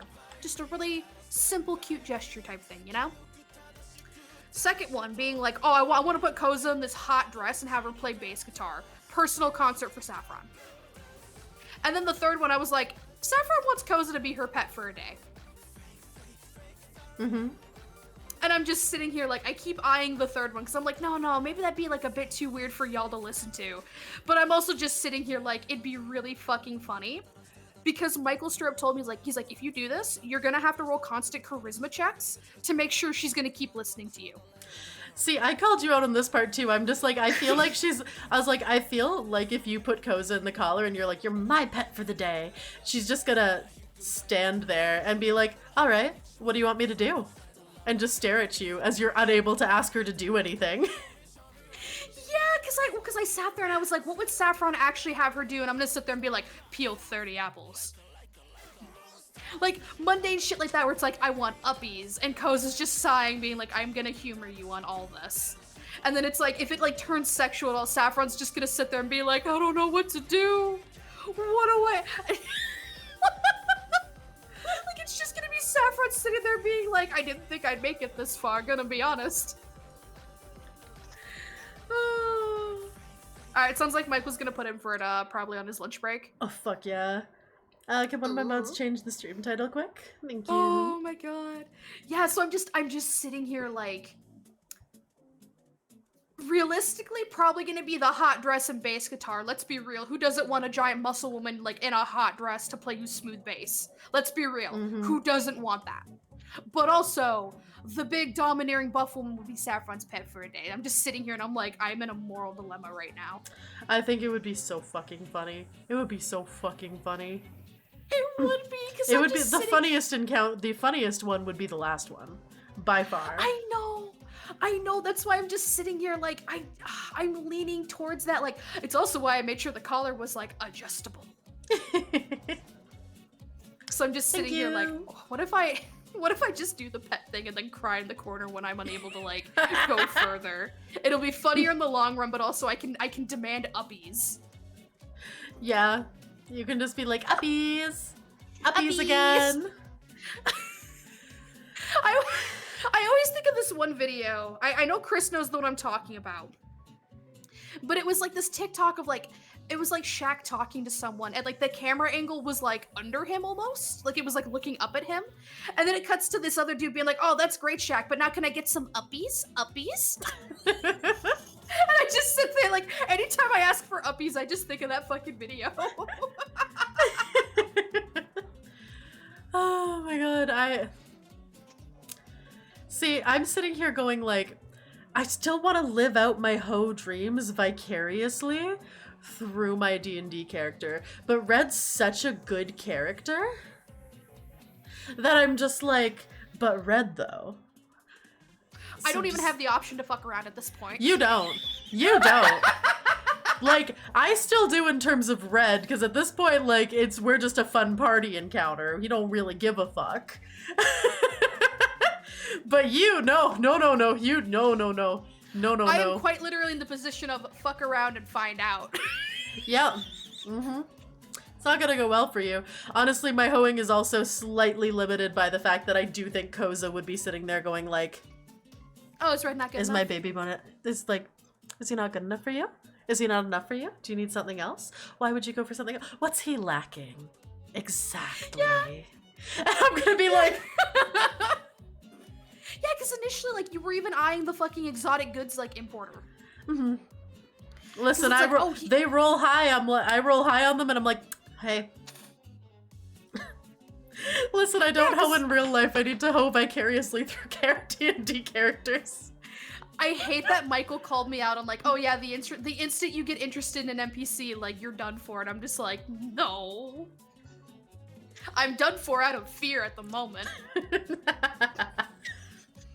Because it's like, it's one of those things where like, so there was an encounter that Michael was going to do, and I don't think he's going to do it anymore. I think I might have told you, the pirate bar encounter. Yes. You should tell Chapel. Yeah. Okay, so there was this encounter that Michael was like considering running. I don't think he's going to because he has something worse in mind. This is worse for me in the long run. What do you mean he has something worse in mind? Chris knows. Chris, don't you spoil. Chris knows. Technically, this is something for you, but also it's going to be terrible for me as well. Okay. Anyways, pirate bar encounter. Like, Koza decides to take everyone out drinking, and she goes to the pirate bar because maybe she can get a bar fight going, you know? We head up there, and the thing is, like, Koza's hot, and Koza knows she's hot. Koza is crazy hot. There's a reason both me and Tibi were both just like, she's mine! Yeah, like, we were fighting to the death, and then you fucked Red, and then you're like, I can't fuck his mom. Yeah, I was like, yep. I'd say I know, but I honestly forgot. No, I feel like if I mention it all, you would remember, but I want this to be fun for Ramia. Because I'm gonna be fucked so badly. Like, I hate, like, I'm excited, but I'm also sobbing in the corner. Because it's gonna be my demise at the same time. I'm so excited. This sounds like a treat for me. it's one of the things planned for Tundiria. Anyways, so the idea of this encounter was, like, we go to a pirate bar, and Koza's gonna get surrounded by all these, like, dudes and shit being like, oh my god, muscle mommy, hello, like, take me home. Yeah, Chris remembers now. And like, Koza's gonna yuck it up. Like, she's just like, oh yeah, like, I am the best, aren't I? You know, just eating up the attention. And also explicitly leaning into it, because she wants to see Saffron get jealous. Because when it comes to Saffron, like, the only emotion she's seen Saffron do is, like, embarrassment, happy, and, like, you know, like, slight fear, but not genuine fear. Mm-hmm. Cute bunny girl emotions. Yeah, like, cute little bunny lady. So it's like, oh, I want to see, like, what she looks like when she gets nervous. And Saffron's just gonna be more annoyed, if anything. Like, her ears are gonna go down. She's just gonna kind of, like, borderline hiss at the group and make her way to the bar. And Michael's like, you know what? Like, Saffron's a petite little bunny lady. Like, any bigger dude could, like, manhandle her. That's kind of hot in its own right, you know? And it's like, oh, people are gonna hit on, like Sybil as well, because, you know, like, hot redheaded woman. You know, like, Gossamer, you know, maybe he's got a pretty good pussy, you know? Anyways. Want that undead pussy, you know? But, like, essentially, like, Saffron's just gonna go sulk at the bar. And Michael's like, yeah, like, I was like, oh, is anyone gonna come flirt with Saffron? He's like, dude, it's fucking, like, shit-faced sailors. Of course someone's gonna come flirt with you. So he was describing, like, yeah, like, this drunk, like, pirate's gonna come up and start talking to you, like, chatting you up, maybe even offer you, like, a free drink. The instant he, like, the pirate does anything that would be, like, sexual or, like, flirting, though, he's gone. He is no longer next to Saffron. Saffron turns to look, like, to find him, does not see him anywhere. Suddenly, she is being picked up by Koza, and Koza says it's time to go. Like, Michael gave me these details because he's like, yeah, I don't think I'm gonna run this encounter anymore. Anyways, this is how it was gonna go. That would be hilarious. Yeah, so I've just been sitting here like, if anyone tries to flirt with Saffron and Koza's nearby, they don't exist anymore. And I'm just sitting here like, bro, I just wanted my free drink. What do you mean? Yeah, you don't get free drinks from people who are hitting on you. Mm-mm. No, apparently not. Because it's just like, it's time to leave. Oh, God. I'm excited for the Tundiria thing you and Chris are talking about now. Chris is also just like, excuse me. Chris, Chris, roll for Bussy, please. I will open up. I'd say don't open the Roll20 up on your stream, because, you know, copyright music. I did that once, and it started off the fucking guitar riff for Ram Ranch. And I closed out of it so fast. I want to know, you're gonna have to screenshot the roll for me. Alright, Chris, open up the Roll20 and give me a Bussy roll, please. Roll for Bawilla, let's go. Dude, I like how it just zoomed me in on Koza's house. I'm never gonna forget, like, the session you came back after, like, the throwaway session. Like, it's my character, like, my token and Koza's token, like, in her, like, physically in her bedroom, and I had the knife. And you scrolled down, and you're just like, why the fuck do you have a knife in that bed? And I just sat here like, I'm out here fighting for my fucking life. It's true. Oh my god. Can we get a shout out for Paimon? Oh my god. Big hecking cutie. Chris is being a coward and not rolling for Bussy. I will Chris, roll for Bussy. Get in here. Chris, get your ass in the Roll20 and roll for Bussy. I hope you're having a great night. Can we get I will a shout fucking out? roll this for him if I have to. I swear to God. Roll for Bussy. Not me, just like, what if I open up the Roll20? I think it's just playing near music right now. So you could always mute the tab. True. Let's just go to the Roll20 and see what. Let's see what Chris rolls for Gossamer. Are you in here yet? I'm in here, Chris is not. Chris, where are you? Listen, until Chris properly rolls, I will roll for him. Alright, Bussy roll for Chris. Immortal Phoenix. That's a 7. He's got, like, he's not the best Bussy in the world. Do you want to roll for Chris's Bussy? Gossamer's. Potentially Gossamer's Bussy. 8. Oh, that was almost a nat 20. That was almost a nat 20. I feel like this goes beyond mod bullying. Chris is just like, I'm handing in my sword to both of your streams. Why are you like this? You know what? Chris did a sexy pole dance earlier. I'm gonna give him advantage. 13. Respectable Bussy. He's gonna kill us. He has to get into the Roll20 first. He's not even typing anymore. He's not even typing anymore. He's just not responding on Discord either.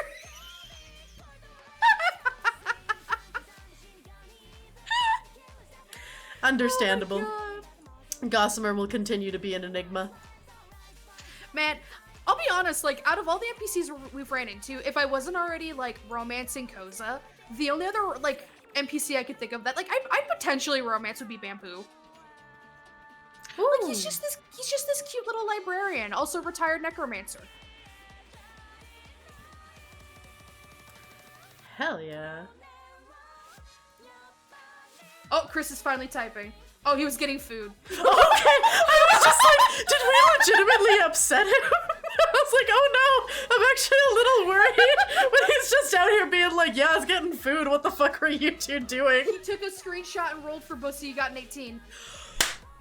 All right, Ghazi's Bussy is an 18. Let's go. 18 on Bussy. 18 on Bussy. Exceptionally good Bussy. Bussy game on point.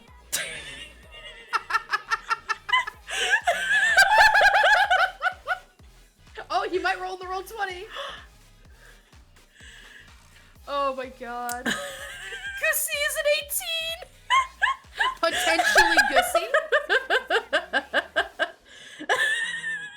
I'm never gonna fucking forget. Michael made me roll physical dice. An ass roll for Saffron. Like, how much ass does the bunny have? And I rolled like an 18 and I was like, damn, good ass. And he's like, alright, I'm gonna roll for Koza's ass. And he rolled a fucking 19. And I just sat there like, damn, bitch. Do you want to do an ass roll for Sybil?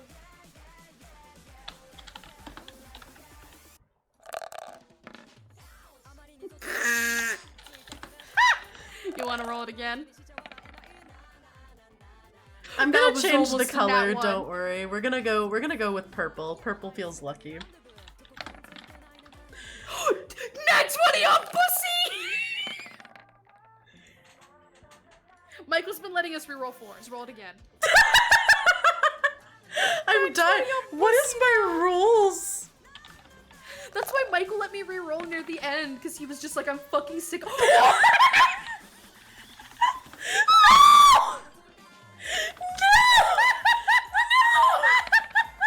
Did not roll in that one. I have rolled 4, 7, 4, 1, 3. You know what? Fine. You know what? As a connoisseur of ass myself, I will roll for you. You got a 15. I'll take it. I don't think you realize all of last night, I was rolling nothing. Like, all my rolls were shit. They were garbage. I was just like, what the fuck is this? All of them! I can't do, for some reason, like, virtual dice hate me. IRL dice Dude, love I feel me. that. Virtual I feel dice? that. No. I have rolled like Yeah, 3 crits in a row, IRL. Yeah, like the thing is like, I joke about it, but it's like sometimes I feel like the digital dice can just smell my fear. I'm just like, this is important. We're talking about Sybil's ass, and they're like, nat 1. You got a Hank Hale ass, it inverts slightly. Listen, Sybil's just like, I don't think I have a good ass, and Saffron just comes up, gives her a slap, and goes like, no. You got some good tush. And then leaves. Not as good as Red's, but it's close enough. Yeah. Nat 20 for Bussy, oh my god. So I'm kind of laughing at something that Michael was talking to me about the other night. So, as I get more shards of Tiefling, like, he's gonna get bigger. Like, I think technically the next shard, he will officially be a greatsword. And so normally with greatswords, you need to have good strength, but since it's my hex weapon, I just need good charisma, you know? Yeah. And so that's why Koza's been very insistent on Saffron working out, because she's like, yeah, like, you need muscle to actually fucking hold this weapon. And so I've decided I'm gonna do a bet with Koza when my sword gets reforged again. Because she's gonna be so sure that I can't lift it. And I'm gonna do a bet with her being like, alright, what if I can lift it? Let's do a bet on this. And I don't know, like, what she's gonna bet yet. Like, I talked to Michael about this, because, like, she doesn't understand, like warlock magic. And so, like, she's convinced, like, it has to be strength-based, like, I'm not gonna be able to lift him. My ass would be naked. And it's like, Michael and I both know for a fact that, like, I can lift this sword. I can lift it with one hand, even. Yeah. So it's like Koza's gonna bet something being, like, something, like, probably relatively big, being like, yeah, like, you're not gonna be able to lift this. Maybe we should go work out for a bit before you try. And I'm just gonna sit here and be like, nah, bitch! I'm explicitly going to lift it with one hand. Not even my dominant hand, just to fucking rub it in a little bit. I'm gonna be that shit. We added bonuses, then Gazi's ass is 20 plus 2. You know what? I'll take an 18. I really need to get Art of Sybil at some point, because I'm currently just using, like, I'm just, like, recolored some art that I'm just like, this is what she looks like, and I'm like, I need to have actual custom art. I need it. I want cute art of all our characters. I was literally sitting there just going, like, if I was less broke, what if I was staring at both Bun and Co. being like, I could commission our bunny suits. I want our bunny suits. I want art of our characters in our bunny suits. I know at some point I'm probably going to bring Saffron into 3D. Just so I fucking can, because I love her good night, so Ronan. much. Thanks for hanging out. Like, I loved playing Varnish, good night. but like, playing a cute, like, bottom passive bunny, like, I feel like it just suits me more, you know? Mm-hmm. It's really Like, funny. It's funny because when I get like caught off guard, I genuinely start stuttering and panicking. Like, that's why, like, whenever I know something's gonna happen, it's like I'm going to write out like a mini script of like key points I want to say or do, and Michael's over here like, no, it's funnier when you don't, because I know you fuck up, and I'm like, thanks. Hey, plastic bags. Hello. I'm just sitting here going like,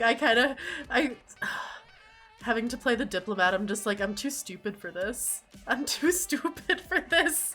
I'm like, I am too, like, after my semester, I'm just like, I can't.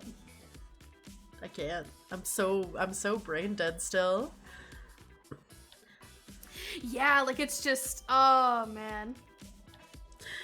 Oh my god. I can't believe Michael genuinely thought that I was trying to make the deal with the gooch. We all did, because we're all just sitting here like, damn, like, you that greedy? Okay. I would never betray my sister for a measly 20,000 gold a month. Hey!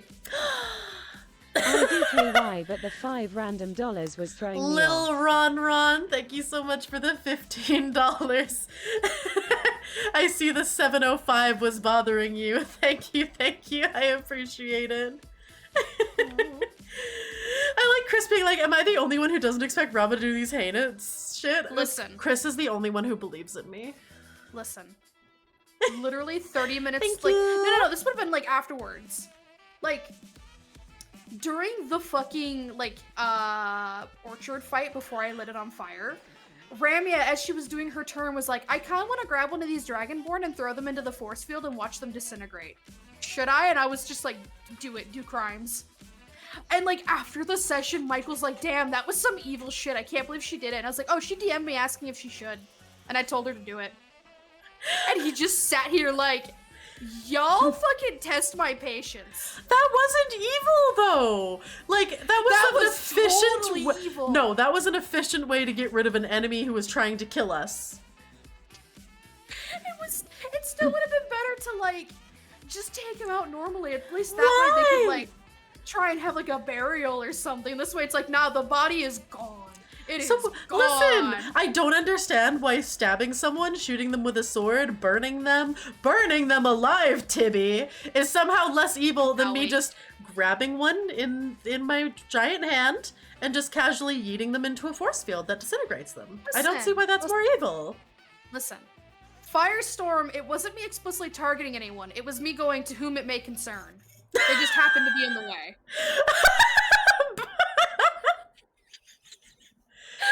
I'm not grabbing someone and fucking disintegrate, like throwing them into a wall that'll disintegrate them. I'm over here like, I'm just gonna burn the orchard down. To whom it may concern, get the fuck out of the way. We get a shout out for Bill. What do you mean that's not better? I'm not disintegrating someone. If they get a little charred, that's on them for being in the orchard. I feel like being disintegrated would hurt less than being burned alive. I don't know about that. I feel like the emotional pain is probably worse. No, because he went head first. Yeah, but it still took a minute for him to, like, disintegrate, so he probably felt some of that. A little bit. But still less painful than burning. Burning is the worst way to die. Ergo, you're worse than me. But I wasn't explicitly targeting anyone. To whom it may concern, get the fuck out of the way. could escape the orchard, though. The firestorm hits 10 by 10 foot squares with 7d10 fire damage. Everyone in there was fucking was literally just burned alive in like a pillar of flames. And there was at least 3 survivors. True, 3 survivors who he described how charred and brutally burned they were and how much pain they were in too. And then with the force field, all the smoke was going up and like collecting in the force field. So I would have just killed everyone in the vicinity. Can we talk about ever fucking doing like recon and getting some keys and shit? Like Eber did I was so good. proud of him. Also, Eber doubled his money last session. He went from 2 gold to 4 gold. I'm happy for Eber. Eber's the best. I love Eber. What a conversation He makes me so to have. Happy. I love how much I D&D confuse him. 'Cause talk. he's just like, why do you keep hurting yourself? What? Eber does why do not you- understand. He does not understand our relationship with Koza or Red, and so he ended up like joining the enemies and was just like, I made friends, right? That's what we do, right? And we're like, no, Ever, not these ones. Yeah, he used the do-rag and transformed himself into like one of the fucking dragon folk guards and was just like, I made friends with the enemy. This is what we do, right? And we're just like, Eber, no. Oh my god.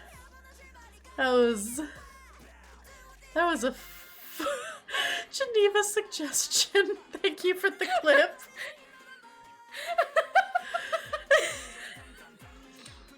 We have some wild times at D&D. Oh, it's fucking great. I love this group. I will forever miss Kitiara, but I love this group. I get to be the party weave this time. Oh. I miss my cat girl. You also get almost as much movement as I had. Literally just from my disengage. Like, Michael's so fucking mad about that. Like, he's just staring at it being like, so you're saying with the boots and if you use the jump spell, you can just disengage by 135 feet. What the fuck is that? Like, you're not getting back to the fight anytime soon. Oh, fuck no. I'm going home after that. Like, I enter, I slap someone once, and I'm like, alright guys, Koza says I have to go back home. I'll see you later. I just leave. Oh, can't have enemies if everyone's your friend, right? Also can't have enemies if they're all burnt to a crisp. And yeah, Gossamer just doesn't understand the world's basic laws or decency, it's true. But you were saying? Oh, I was gonna say, like, I'm low-key kind of considering being like, man, kind of want to ask for that, like, lightning bolt spell from fucking Koza. It'd be a good spell. It'd be good to have. Also, I'm so happy that, like... So I was talking to Michael about this. Because, like, I was going through, like, some of the spells I'll have. Technically, I don't have haste from Koza yet. I'll probably be getting that the next day. Because it doesn't take me long to feed the spell scrolls to Tifrin. Like, I can literally just do it, like, while we're, like, having breakfast. I wonder how my armor's going. I wonder if you have armor. I wonder if she just casually threw it out the window in her fit of anger. Or you'll just see some broken remains in the corner. Or she gave you full plate mail. Are you a rogue? You want full plate mail? Can't have enemies if you atomize them on a shield wall.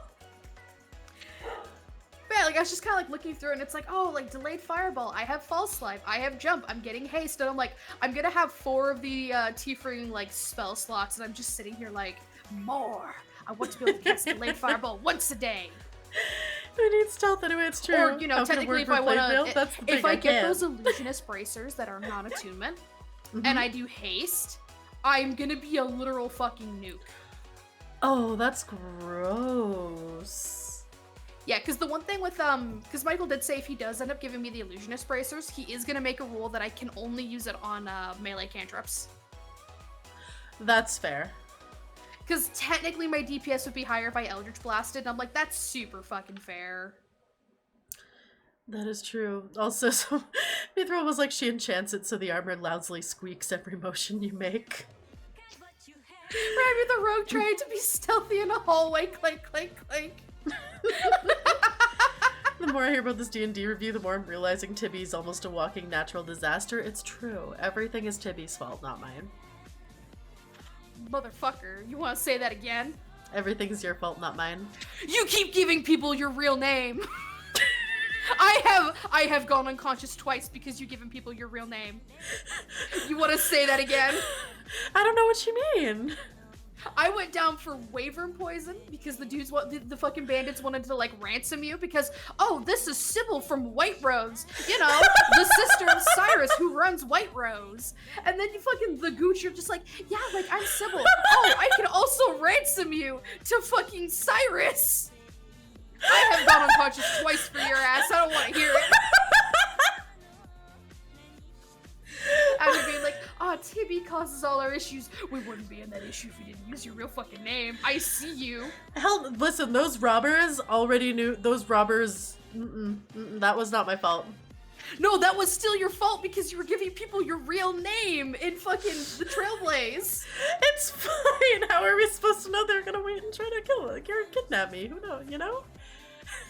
Oh my god, I'm fucking sobbing.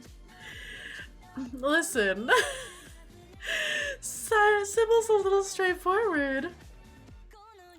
Oh, are you heading out for the night, Plastic? Oh man. I hope you have a good night. Or are you gonna... Tibi is a hurricane. Meanwhile, Ram is a tornado. Yeah, that sounds about right. Yeah. Gossamer shouldn't have been knocked out by the gas. He doesn't need to breathe. Don't you need to breathe now that you're alive?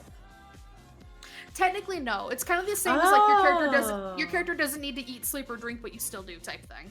Okay. So yeah, Gossamer sure did choose to breathe. Yeah, and I rolled a nat 20 to stay awake a little longer, and I'm just like, what the fuck do I do? I can't do anything. Like, both of you were on the floor, I roll a nat 20 on my con save, and Michael's like, yeah, you're up for a little longer, and Plastic, I'm like, that is such an ominous well, way to thanks, what say do I goodbye. do, though? Are you good? Oh my god. For no real names, as we'll be in trouble. Listen, there shouldn't be any reason people know who I am if I use my name. Don't worry about it. I'm definitely just opens doors. It's fine. I don't want to use a pseudonym. Just call it. Just don't give people your name in general. It's fine. They asked us for a name. They're like, who's asking for the gooch? And I was like, Sybil. You should have just said me. Listen, Sybil's dumb. Do you know what my intelligence is? Like, I think I have, okay, no, I have a 0 modifier because I have a luck stone. That gives me a +1 on all my fucking saves and my shit. That's the only reason I'm not a fucking 0. I have a -1. No, wait, technically Okay, I'm at 0 'cause of Plastic, my, as long as you're protection. good. Blah, blah, blah. Have a great night. I also really like the A lot of fact symbols, that, as long as you don't add your last name where you're from. when I was asking Michael about the illusionist bracers and making them, Do you have the highest intel? Yeah, you do. what the fuck is it called? Non-attunement. I was like, oh yeah, like would I be able to? And he's like, literally just your character could ask for that. I'm just like, cool. For It's what? a shame I never, for making items non-attunement.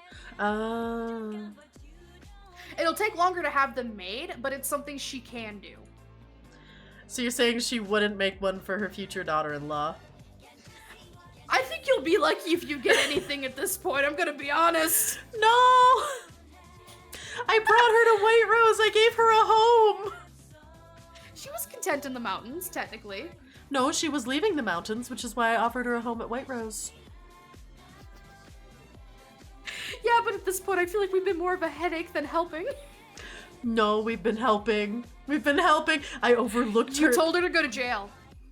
Yeah, and then she got out instantly with the least amount of hassle.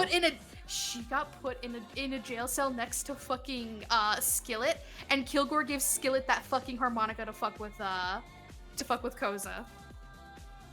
Like she wasn't even gonna go to jail. It's fine. It's fine. I have to believe she likes me. That's part of why I'm sitting here being like, we should do the Koza quest next, so that way y'all can like smooth things over. Because I don't think it's gonna get smoothed over if she's covered in dwarf blood. Gonna be honest. No. Listen, I'll just win her over. It's fine. It's fine. All right, hear me out. Help me make things worse. Okay, how? Because I feel like no matter what we do, she's gonna come with when we go back to the fucking dwarven town. Mm-hmm. You should be the one that mentions that the guy who said the gooch thing offered me like fucking drug drink, and it's a detail I left out. I'm just sitting here like, man, it's fine. I want to know what's worse. If you tell her that and it's a detail I left out, or if I tell her the next day being like, oh yeah, like he wanted to give me a drug drink and then asked if I wanted to see his gooch. I should remember for breakfast to be like, oh yeah, he offered us like a drugged drink. And then asked Saffron to go back to his quarters to show her his gooch. Dude, we really just out here ruining this man's life though. Oh yeah. He's just fucked up. At this point, you'd be lucky to be a daughter-in-law. No, I'm gonna... Listen, Koza's gonna approve of us. I know it in my heart. If the dice ever stop betraying me. I want to say I'd help, but I think I'm still in the doghouse myself, not gonna lie. I don't think you're in the doghouse. I think that the collar gave you a clean slate. Did it though? It did. I still can't get over the fact that like Michael was like, I was like, oh yeah, like did she actually like the collar, or was it her like just like getting her frustration out from like the events of the day? And Michael was just like, no, like as soon as she saw it, it's all she could think about. She didn't care about anything else in that moment other than putting it on you. And I was just like, cool. I am in trouble. I do get the worst rolls. I never get high rolls. You kept rolling 4s. Sometimes Michael just lets me re-roll out of pity. Right? Oh my fucking god. Like, I'm trying to remember what it was. I think it was when you, like, were trying to seduce Red, like, when you actually fucked him. And, like, me and Chris were like, let her re-roll, let her fuck Red. We kept rolling 4s. Yeah, us as a party. Michael loves when we go to roll, like, insight or, like, investigation. He sees all, like, the -1s. He's like, oh, it brings a smile to my face. Listen, sometimes if you could argue with Michael that like you've done a good job leading up, he'll just be like, you're just like, an advantage, and he's like, okay. Yeah, like whenever it's like, oh, I'm assisting with X or Y, like I love that I've gotten it okay that I can use message to give you bardic inspiration. Yes. I'm just imagining, like, going back to Red's tent, seducing, he's like, roll performance, and I just hear a little whisper in my ear, like, you got this. Get your fuck on. Touch his ass for me.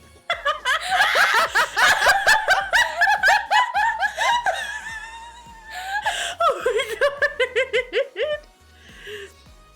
Oh yeah, Chris also kept fucking up talking to Skillet. So bad. You gave him a block of cocaine. No, before he gave him the block of cocaine, though, the first time we went down, he's like, do you want to move your house? And it was like, nat 1, like, no, this is the support pillar. It's like a stick against the bridge. And he's just like, oh, okay, all right, I'm going to recover this with role play. All right, let's try this. And he's like, all right, roll persuasion again. And it's like 3. And he's like, no, that won't work because fireball. And he's like, yeah, you're right, fireball. Like, it's so dumb. Oh, how big are, 2 blocks of cocaine. How big are the blocks? They're bricks. Yeah, a 5-pound brick of cocaine. Like condensed brick. Mm-hmm. So it goes to the tent or someone astral projecting. I think the worst part with fucking Skillet is it didn't dawn on me until like I was thinking about it more. But the fucking voice Michael does for Skillet is based on like an ex-coworker Michael had. Oh. And it was an okay. This coworker is like infamous in Michael's mind because it was this older man at Michael's work named Dan. Dan is very misogynistic. I'm just gonna throw that out there. And also like very like anti-LGBT. Just really old fucker, you know? And Michael would constantly fuck with this man, like actively.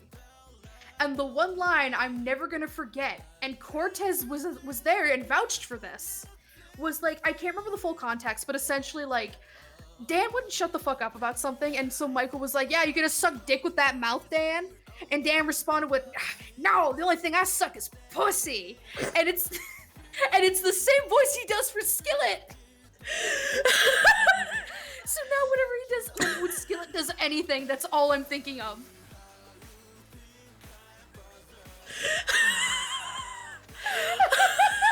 The only thing I suck is pussy.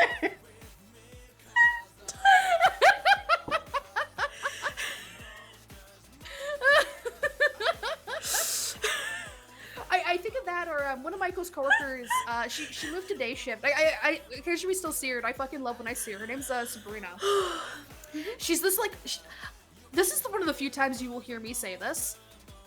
Genuinely one of the hottest women I know IRL because she's a biker lady.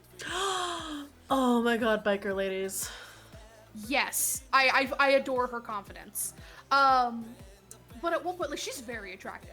And there was one day when she was still on night shift, she went to work and like her washer broke, so she ended up having to wear like leggings to work, which normally she wears like denim or something. And so apparently at one point, people kept looking at her ass. She has a nice ass, I will fully admit that. And apparently like Dan is not like, you know when like you glance at someone and you try to make it like inconspicuous? Yeah. Dan can't do that. So like she's literally walking by and Dan is like craning his neck to fucking look at her. And so she sees this and she literally stops, turns and looks at him and says, Dan, if you keep staring, I'm gonna slap you upside your bald spot. And he like stops and she hears him like a few minutes later as he leaves and just goes, I ain't bald, you bitch. I hate that I put two and two together that he's doing Dan's voice for Skillet. It has ruined my life. No. Yeah, it was just like the I suck pussy story and the subway bag with piss in it story. Yeah, Michael works in a place with a lot of characters.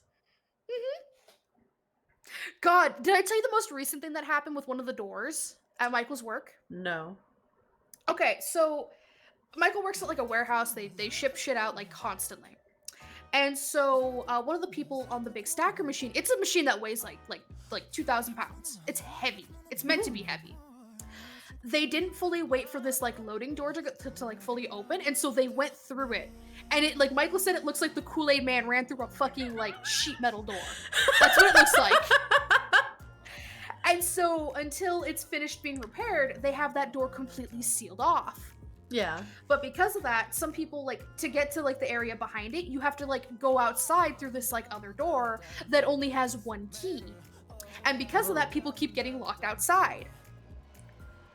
And so during the last meeting, they were talking to the head of night shift, and they're like, yeah, like, can we get extra keys made? Could we like leave that door open or unlocked so that way people don't get locked outside, especially during the winter?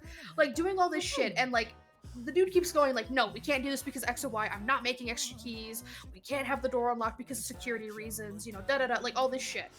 And people keep constantly throwing out like suggestions. And at one point he gets really mad and like throws his hands up and is like, I don't know what you want me to do. I didn't break the door.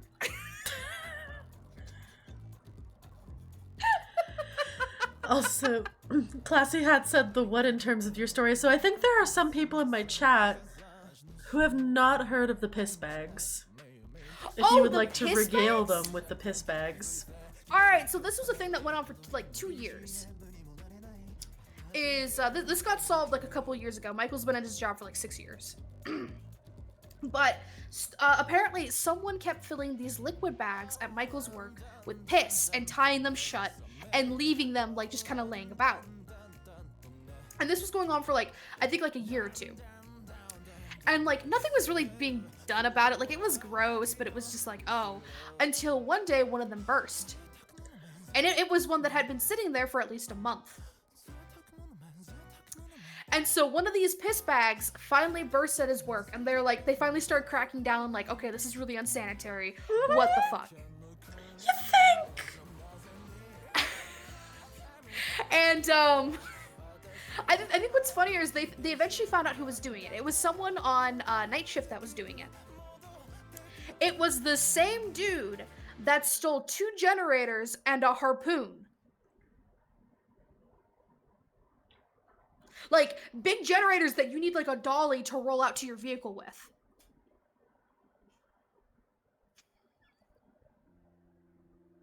No, like, they cleaned it up after it burst. They just didn't, like, throw the bags away. I feel like because if I was working in a warehouse and I saw a bag of piss, I'm not touching it. Yeah. That So was I feel basically like, everyone. Yeah, everyone just sees the bag of piss and they're like, I'm not paid enough for this. Absolutely not. No. So they just left the bags on the floor. Oh, they weren't on the floors. They were on the shelves. Mm-hmm. Like, it was like an Easter egg hunt, you know? But instead of finding cute chocolate eggs, it was just piss bags.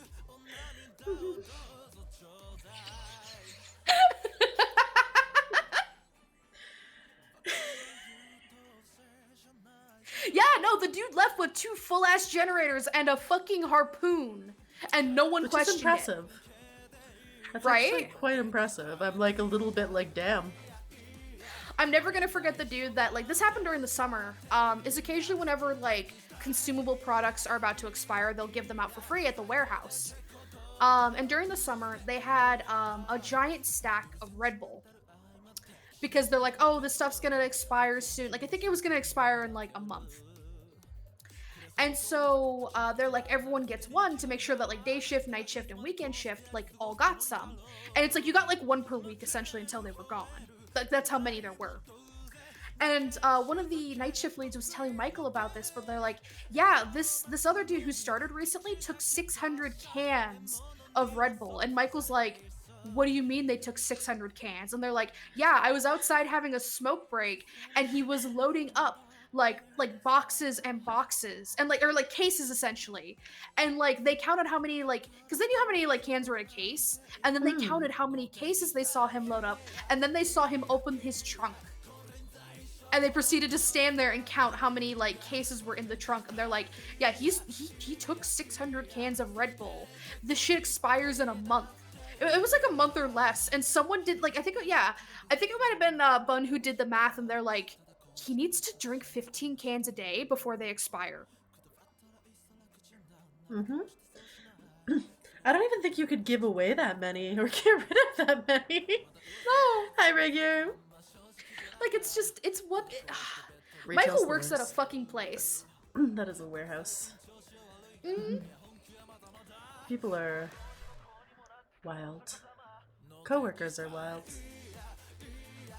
That's the one nice thing right now where I'm just like, I don't have to deal with that shit right now. People are wild. Yeah. I get to hear about Michael's shenanigans, like, through him and Cortez.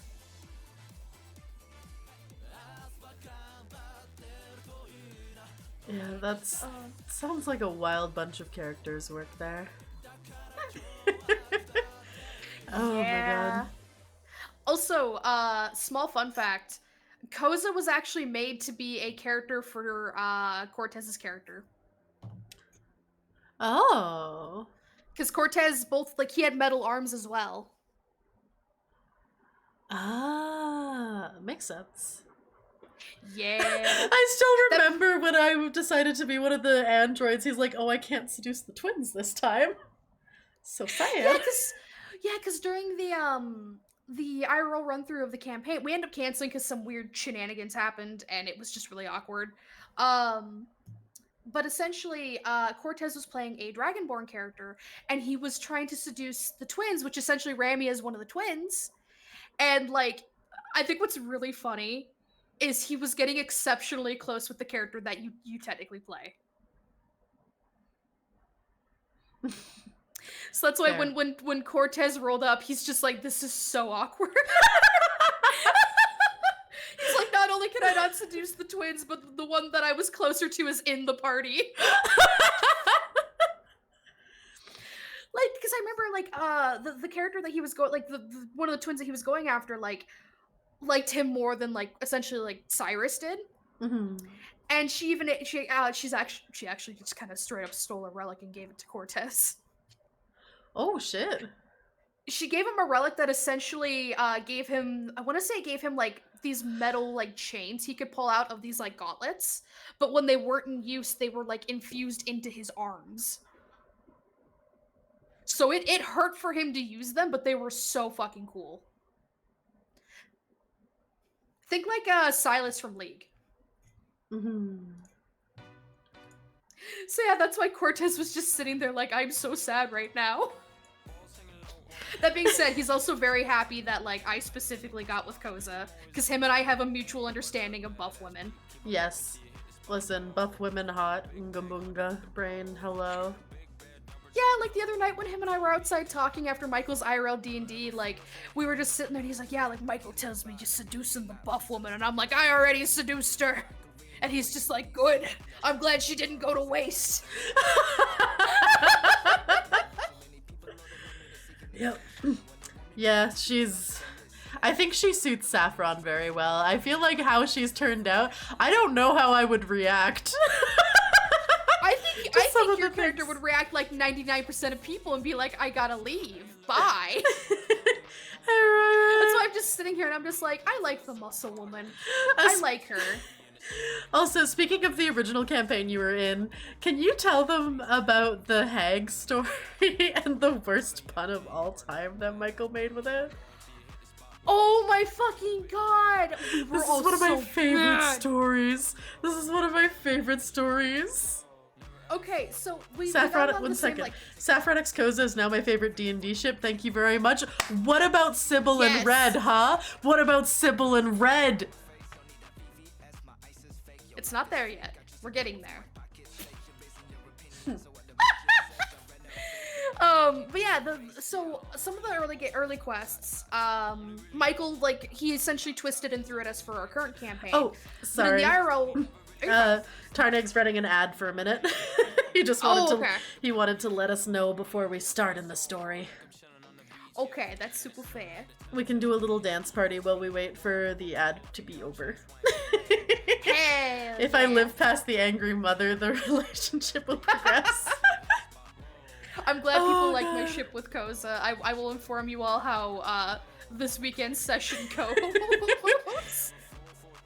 Oh my god. I'm just gonna be sitting there going like, yeah, we can all be one big happy family. Do you know what I think the funniest thing would be? Yeah. Having a family dinner that involves both Koza and Cyrus. Oh no. So you know how I mentioned that like the Goobies are gonna be moving to White Rose potentially? Yep. I was talking to Michael about that, and he was like, oh yeah, like, essentially, he's like, if you fill out the paperwork, like, Cyrus is willing to, like, essentially pay for, like, festivities and stuff. For, like, the Goobies, like, oh, welcome to White Rose, like, da-da-da, like, this cool, like, all this fucking shit. And I was like, that'd be really nice, actually. Like, it's like, yeah, like, she'll set up, like, a little, like, carnival area, like, there'll be food, like, music, like, everything the Goobies would want, you know? Yeah, and I was like, oh, that'd be really nice. And it's like, and I was like, oh, is Cyrus gonna attend? And Michael's like, well, yeah, of course. Like, she's paying for everything. She wants to be able to, you know, see the Goobies, see their culture. You know, they sound very different compared to regular goblins. Wants to mingle with her new citizens, you know? Mm-hmm. And I sat there and I was like, you know, I'm gonna force Koza to be there too, right? And he's like, oh, I know. And I'm just like, oh no. Oh no. I've been doing really good, Ryan. I hope you've been So too. it's essentially, I have to sit there and pick, like, who am I going to introduce to the Goobies first? Cyrus, the owner of the town, or Koza, potential girlfriend? I feel like Cyrus is going to be there to welcome them in. So she might be there first, unless it depends. It depends. It's gonna be interesting. Classy Hats is like this is the beginning to a sitcom. Like everyone hates Sybil. It really does feel like that. I hate this. She's done nothing wrong. She just wants to adventure and see neat things.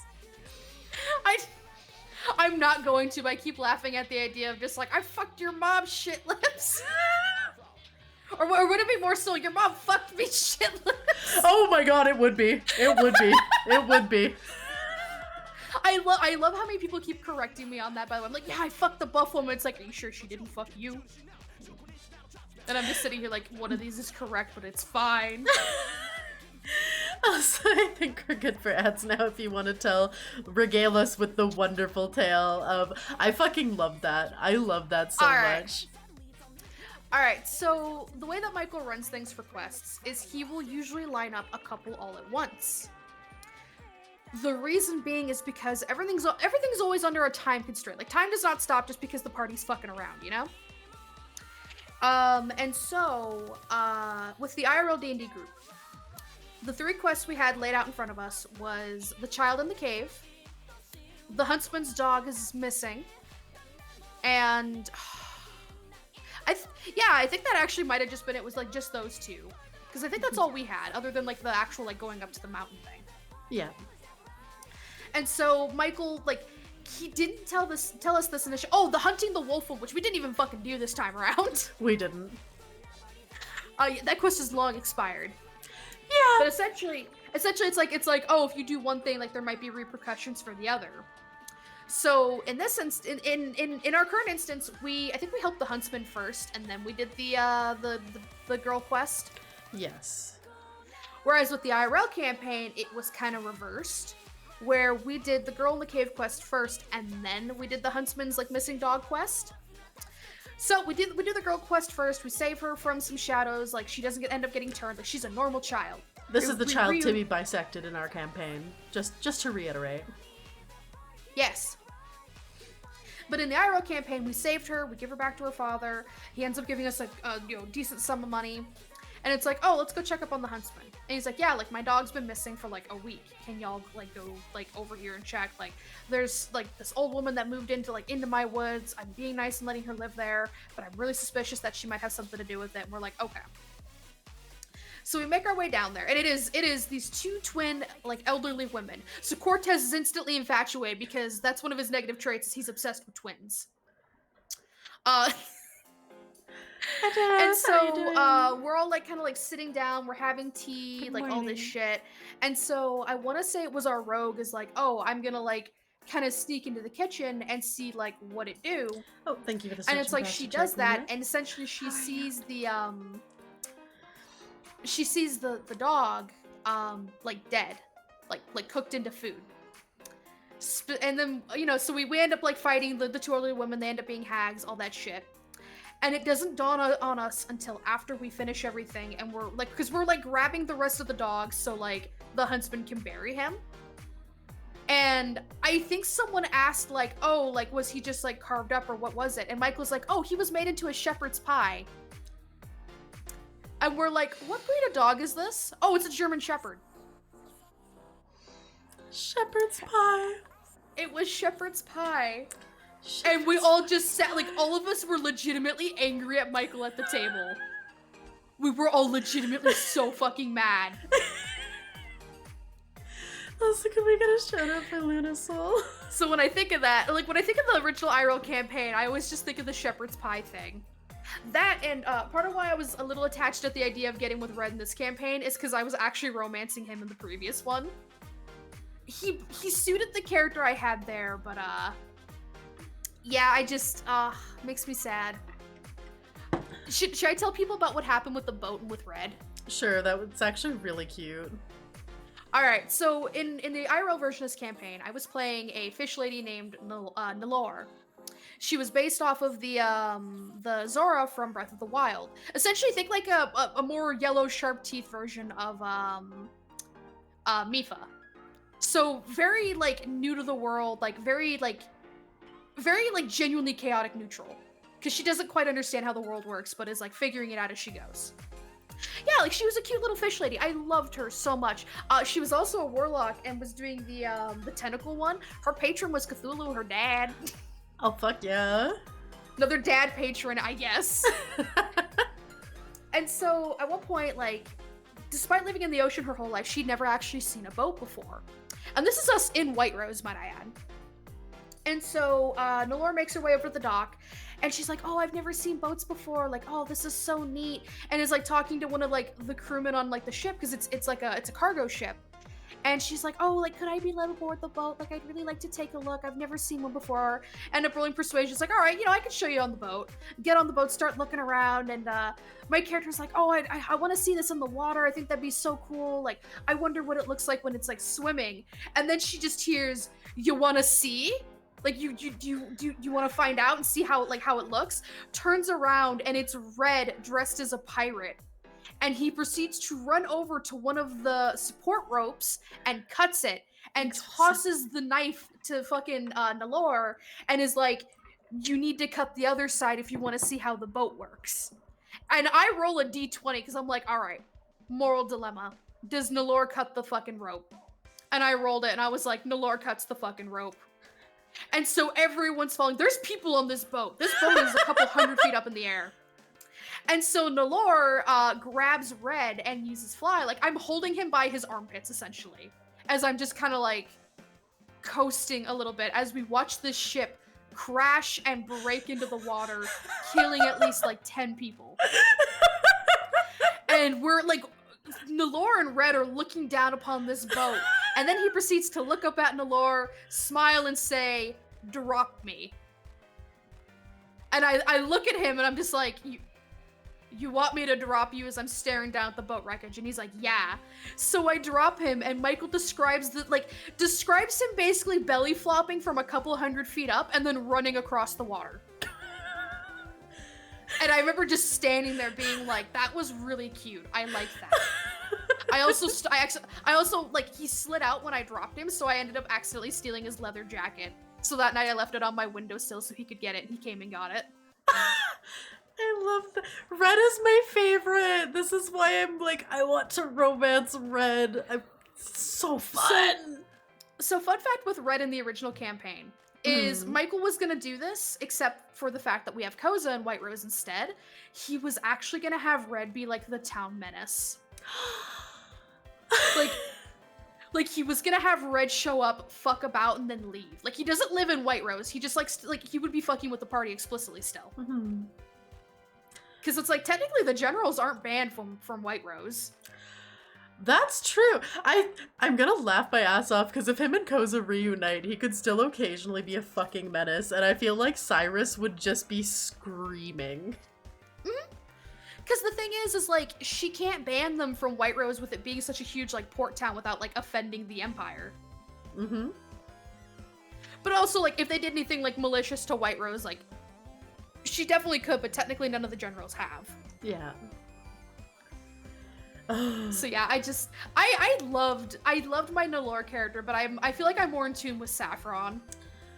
Like, so I'm just this cute, clumsy little bottom, but also like, I'm half decent in combat at least. This isn't the same timeline. This campaign setting was used previously. I'm so excited and terrified for the next session. I'm excited. I'm gonna have so much fun. This is so fun. I'm having so much fucking fun with D&D. Right? I'm having enough fun that I'm sitting there going like, man, this sure was going to be a Stardew Valley stream. I'm so sorry I came in and took over. Oh my god. That's okay. It was a fun takeover. Oh my god. But yeah, fucking God, I'm just terrified. The start of the next session is just gonna be me doing a hostage situation with fucking Koza. It's gonna be good. Just having to fucking argue for my freedom. Like, I would like to not wear the collar outside, please, ma'am. Yeah, because, like, when I was talking to Michael and being like, oh, like, I'll just, like, say this, like, he'd always, like, he was ready to counter with anything. And I'm just sitting here, like, how prepared for this were you? You told him about it early enough in advance that he prepared everything. Yeah, because, like, with how Koza is, like, he was already gonna have the leash and collar thing be, like, a huge thing for her. He just wasn't expecting me to, like, be like, yeah, what if I just got her this anyways? And he was like, well, damn. So, like, that, and then the fact that, like, I think the thing that's gonna, like, fuck with me the most is the whole, like, I'm not wearing this, like, collar out in public and her being like, oh, am I not good enough? And I'm just gonna sit here and sob and be like, ma'am, you can't do this to me. And you know that if you use the, well, we aren't official argument, she's gonna be like, as soon as you're official, she's gonna be like, so you're wearing it in public with me while we go on our date, right? I'm sobbing. I'm crying. She's gonna be like, now that we're official, there's no problem, right? Because the thing is like, because I asked Michael, and I was like, on a scale of 1 to 10, how obvious is it that Saffron likes her? And he's like, well, you know, at this point, she's not 100% sure, but it's like a solid 80. And I'm just like, So it's like, she's gonna sit there and keep poking me about it. Like, she doesn't necessarily want the confession, like, right now, but at the same time, it's one of those things where it's like, I'm curious how far I can get just by teasing you, and I'm just sitting here like, ma'am.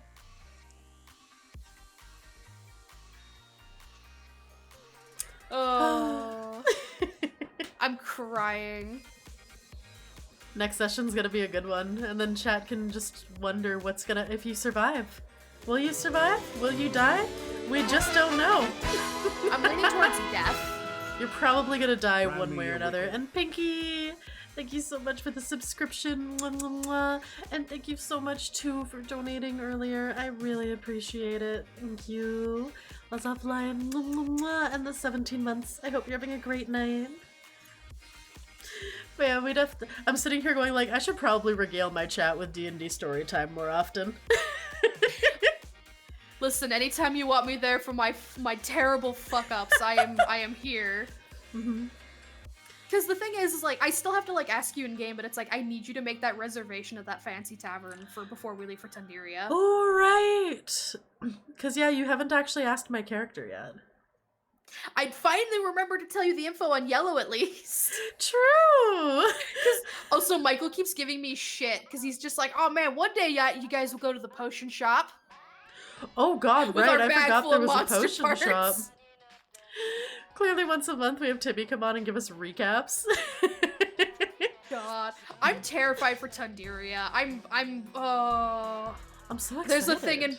There's a thing in particular that's gonna fucking Good night, ruin me. Hunter. Sweet dreams. Sobbing, I'm Glad you're throwing liking up, it. I'm dying.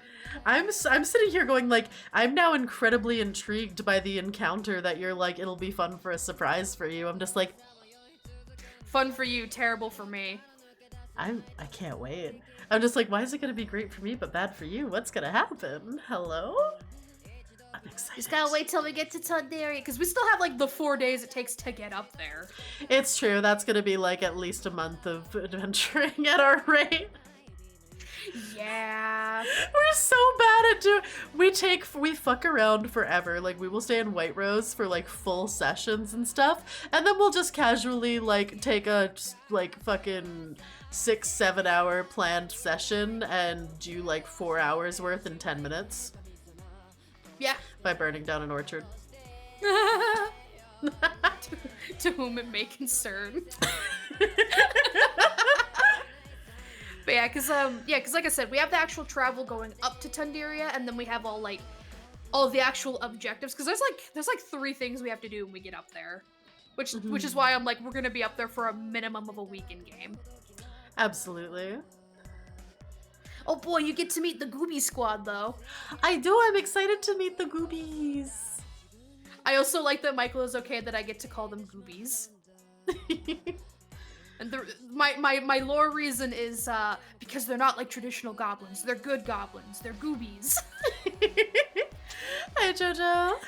Oh my god. I'm excited to meet the Goobies and then welcome them back to White Rose. We're gonna have to transport them all to White Rose. Nope. No? Nope, they're gonna travel on their own. Oh, Listen, okay. they're literally living up in the tundra where goblins don't actually usually live. They can make their way to White Rose. Okay, good. Yeah, because I have talked to Michael about it, and he said what's probably gonna happen is Gam Gam's gonna send like a small like troop, like a band of like 4 or 5, herself possibly included, to like scout out White Rose. Oh, And essentially talk to Cyrus and be like, where would we live? How many, are we all allowed in? What are the rules of the town? So essentially it's gonna be Gam Gam like taking a mini vacation and White Rose being like, all right, what to do here? You're gonna get to introduce Gam Gam to Koza. I'm not looking forward to that. I'm not looking forward to that in the fucking slightest. Why not? Gam Gam is a pacifist monk. Ah. Oh. Like, the Mercy Monk is the subclass. Like, her whole thing is, like, subduing people. Like, only fight if necessary, and even if you do not kill. And Koza's over here like, I want to see the strength of Gam Gam, and I'm just gonna be like, can you not fight my mom? Uh-huh. Oh my god. Also, I like Yema's comment. I like how everyone in the party is like, Geneva, never heard of her. Agent, that would be so sad. It's fine. Yeah, no, that's gonna be a good time. I'm fucking terrified. Because, like, the thing is, like, Gam Gam is old for a fucking goblin, by the way. Mm-hmm. Like, most, actual goblins don't live past the age of, like, early 20s. And Gam Gam's over here being, like, 40 to 50. Like an ancient as fuck. Like, no joke, Michael and I are low-key basing her off of Yona. She's, like, exceptionally smaller because she's, like, old and shrinking. You know, like, when you age and, like, you see a really old woman who's tiny? Yep. It's They like just that, shrink. basically. Yeah. And you're just like, how did you get so small? Yeah, but also she's still, like, a mobile monk despite being, like, small baby. I Like, love that. Yeah, because, like, I've been talking to Michael about it, and essentially, like, a huge thing for Saffron is, like, whenever she'd do, like, her chores around the village, she'd actually just carry Gam Gam like a backpack. Aww, that's so cute! I'm excited so to meet the gobbies. Yeah, so I have Tiefling on one shoulder and Gam Gam on the other. I'm very excited. A boomer gobbo, kinda. So yeah, cause I feel like Gam Gam's gonna get along like fine with Cyrus. I don't think she's gonna get along with Koza though, especially with how much of a pacifist she is. Yeah, that's gonna go badly. It's part of why, like, during the Gooch fight, like, Saffron was so sad. Because it was like, oh yeah, like, they rely on the father because, like, he's the only one that takes care of them because they're not welcome anywhere else. And, like, you know, literally watching this, like, sad Dragonborn die. Like, that's why Saffron was like, I'm gonna close his eyes and put a blanket on him. It's the least I can do. Like, she was so fucking sad. I think that was a good call. Yeah, because technically that was the first time Saffron's killed a humanoid creature, by the way. Was during the orchard. Haven't you killed, like... No, I've only killed monsters. I got knocked out during the bandit encounter. Oh. So that was technically the first ever humanoid Saffron's, like, killed. So that's why she's just, like, low-key, like... It's part of why she was so panicked on top of everything with Koza, is because she didn't get to sit there and be like, yeah, I killed someone today. Oh, no. Oh, no! Poor Saffron. Time for Tibi's character to earn some PTSD. No, it's fine. She has a big buff girlfriend to beat all the sadness out of her. Beat the sadness out of her, you say? Oh my god. Only God gets that PTSD. That's my role. Oh man. Yeah, that's why, like, I was like, oh, initially when I talked to Koza, I might mention, like, yeah, I killed someone for the first day. I killed a man.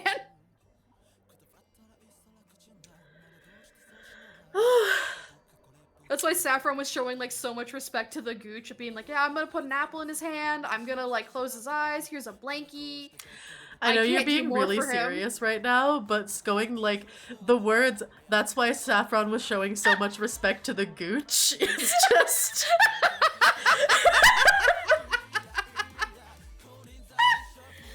I'm alert. Oh my god. Oh yeah, Gossi was so bad at being betrayed twice by the Gooch. I mean, Saffron wouldn't even necessarily care about the whole, like, oh, I have to support my wife and child. It's more so, like, with the way that Gam Gam raised her, it's very much so, like, life is sacred, like, you do not need to kill people. That's why these goobies are so different, is because, like, I think I mentioned it, that, like, talking to Michael, we were learning that Gam Gam used to be, like, a traveling goblin, like, got to travel with, like, a party of heroes. And ended up, like, retiring, being like, I'm going to make a better life for my people and force them to stop being terrible. Aww. Yeah. But like literally one of the fucking rules of the village is, like, if you have to raid a caravan, you don't take everything, you don't kill people, and you leave them with enough to get, like, to a town safely. That's like, good. it's such, yeah, like, they're trying to be good movies. They're trying their damnedest. Chad has mixed feelings about being beaten by someone named the Gooch. I mean, the Gooch did knock us all out. With gas in the room, though, like, he didn't physically, like, knock us out. It's true. It's true. You gotta earn the title, the Gooch. Dude, I can't wait till we run into the bidet. It's gonna be so good. Gassy Gooch, the Gooch's gas? Yeah, the Gooch's gas took us out. Like a queef.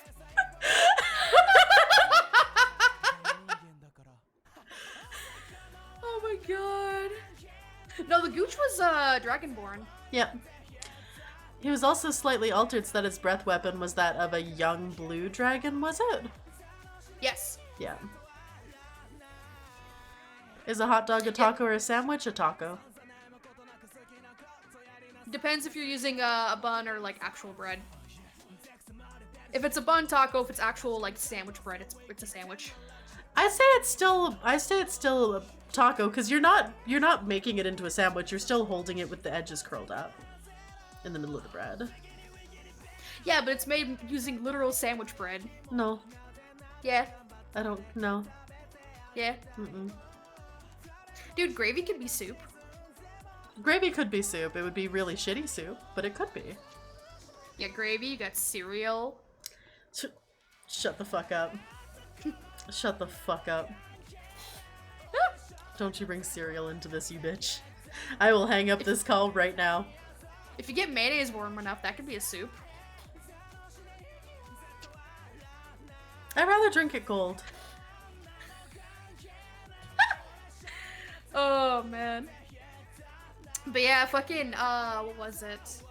No, I'm really excited for the shit in Tundiri. I'm just sad because we're gonna be up there for so fucking long. Have none of you ever drank mayo as a snack? No. Who the fuck does that? Me?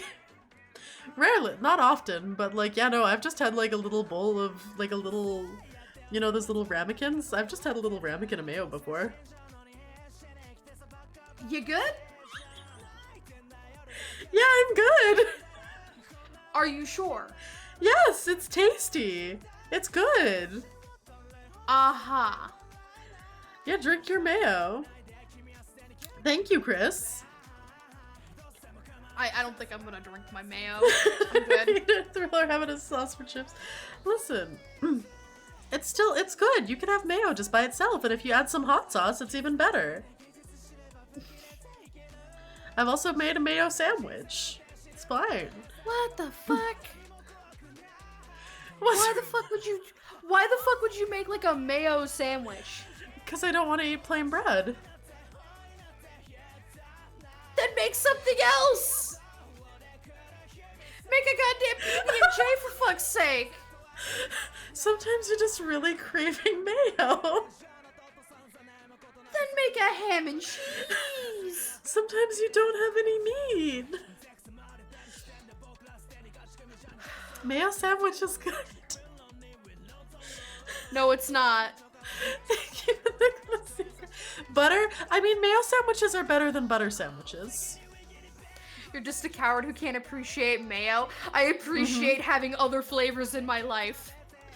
Than just a cheese sandwich, but a mayo sandwich tastes better than a sandwich with just cheese in it, unless you're doing grilled cheese, in which case that is superior. Dragon mayo. Dragon egg mayo. Oh my god. I wouldn't eat deep fried mayo. I wouldn't like Ugh. mayo warm. Ugh. Cold only. Although whenever mayo gets like warm, it's like the fat like separates from it. Yeah, it gets really gross. Mayo's a condiment, not the main course. Listen, sometimes a bitch is hungry and she doesn't have food in her pantry, so she has a mayo sandwich. Or like mayo and a little ramekin, and it's tasty. Let me live my life.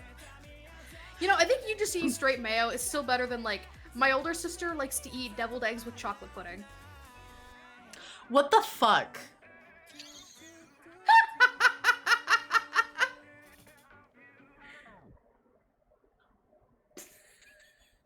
I don't have an explanation if you're waiting for one. I don't know what I'm waiting for.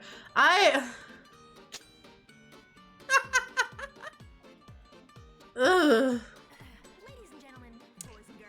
You're welcome. I'm stunned. We're just gonna read chat. What do little shops become at a full moon? Warehouses. I like that. Oh. I shouldn't talk. I used to just take slices of bread and crush them into a ball and eat it like an apple. You know, rolling up, like taking bits of bread, rolling it up and eating it's actually really good. I go through like little spurts where it's like butter on bread is like the best thing I've ever eaten. Sometimes it depends on the bread. So there is I understand eating a ketchup sandwich. I prefer the mayo though. But what was I just saying? We were talking about something specifically. Having like butter on bread. Yes. So like if it's like a bread from the supermarket, that's one of the ones that's like a corporate bread, like Wonder Bread or something like that, I can't just have a butter sandwich. But like we have a delicious bakery in my city and the bread's so good I can just eat the bread on its own. So like sometimes I will just go upstairs and make like I'm just like, you know what, I want an excuse to eat this bread and I just throw some butter on it and I'm just like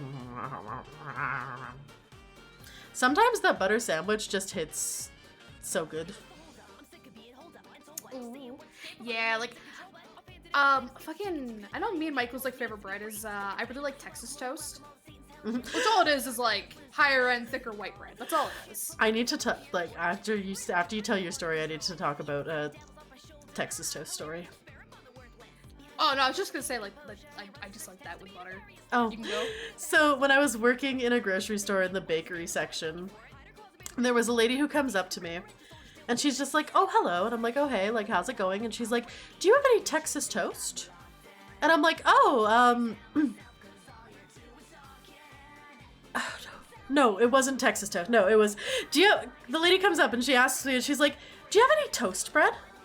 And I was like, "Oh, you mean like Texas toast?" And she's like, "Oh, no, it's, you know, it's that type of bread that when you put it in the toaster makes toast."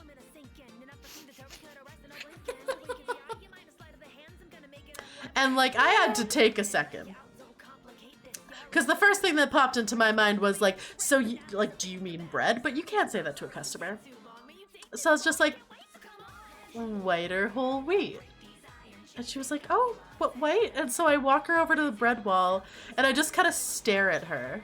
And she like looks at the bread and she looks at me. And I think like there was a little dawning realization in her that was just like, oh, I fucked up. And so she starts trying to explain to me. She goes, "Oh, you know, I don't usually shop at this grocery store. So, you know, as I don't usually shop at this grocery store. I wasn't exactly sure where everything is like normal. So, you know, that's it." And I was sitting there going like, "You don't usually shop at this grocery store, so you don't know what type of bread makes toast." Yeah, she just ended up like grabbing a loaf of bread and leaving. Just generic white bread. I have dealt with some customers in my life. Oh my god, Yeah, she that's just beautiful. straight up meant actual. She just wanted toast. She just wanted bread that could be toasted, and I was like, "Who hurt you?"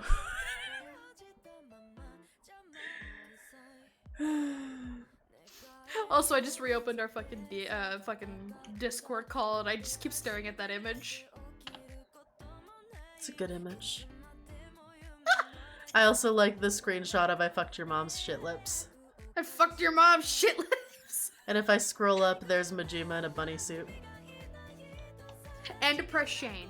And depressed Shane. Cause yeah, before stream I got this depressed Shane cutscene, and I was like, all right, now I'm gonna save and I'm gonna go have dinner, and then I'll come back to Stardew during my stream after dinner. I'm so sorry. It's not your fault. D&D is so much fun. I mean, it's a little bit your fault. It's all of our faults. It's so fun. But yeah, no, that's all good. That's all good. Also, yeah, can we just take a moment to appreciate how much fun Michael is as a DM? He's so fucking good as a DM. Holy shit, Michael is a treat as a DM. Like, everything is really so fun. Is. Something I think would be really fun at some point. I don't think I'm gonna ask him anytime soon because he is putting a lot of extra work into like our current campaign. I'd love for him to run a one shot and then for us to stream it. Oh yeah. The only downside. The only downside is like we wouldn't be able to save the VOD. True. Like, I was just kind of thinking about that. I was like, man, like, that'd be, like, so much fun to just have him, like, roll up. Like, we show the Roll20. We have a link to, like, people to look at our character sheets, all that fun shit. And then we just get to see, like, people get to witness Michael. Because he's genuinely, a really good DM, in my opinion. Oh, yeah. He's so good. Like, he lets you fuck about, but he's so good for role-playing, too. Mm-hmm. And, like, the other thing, what was it? When we did me and Tibi did the last campaign with him,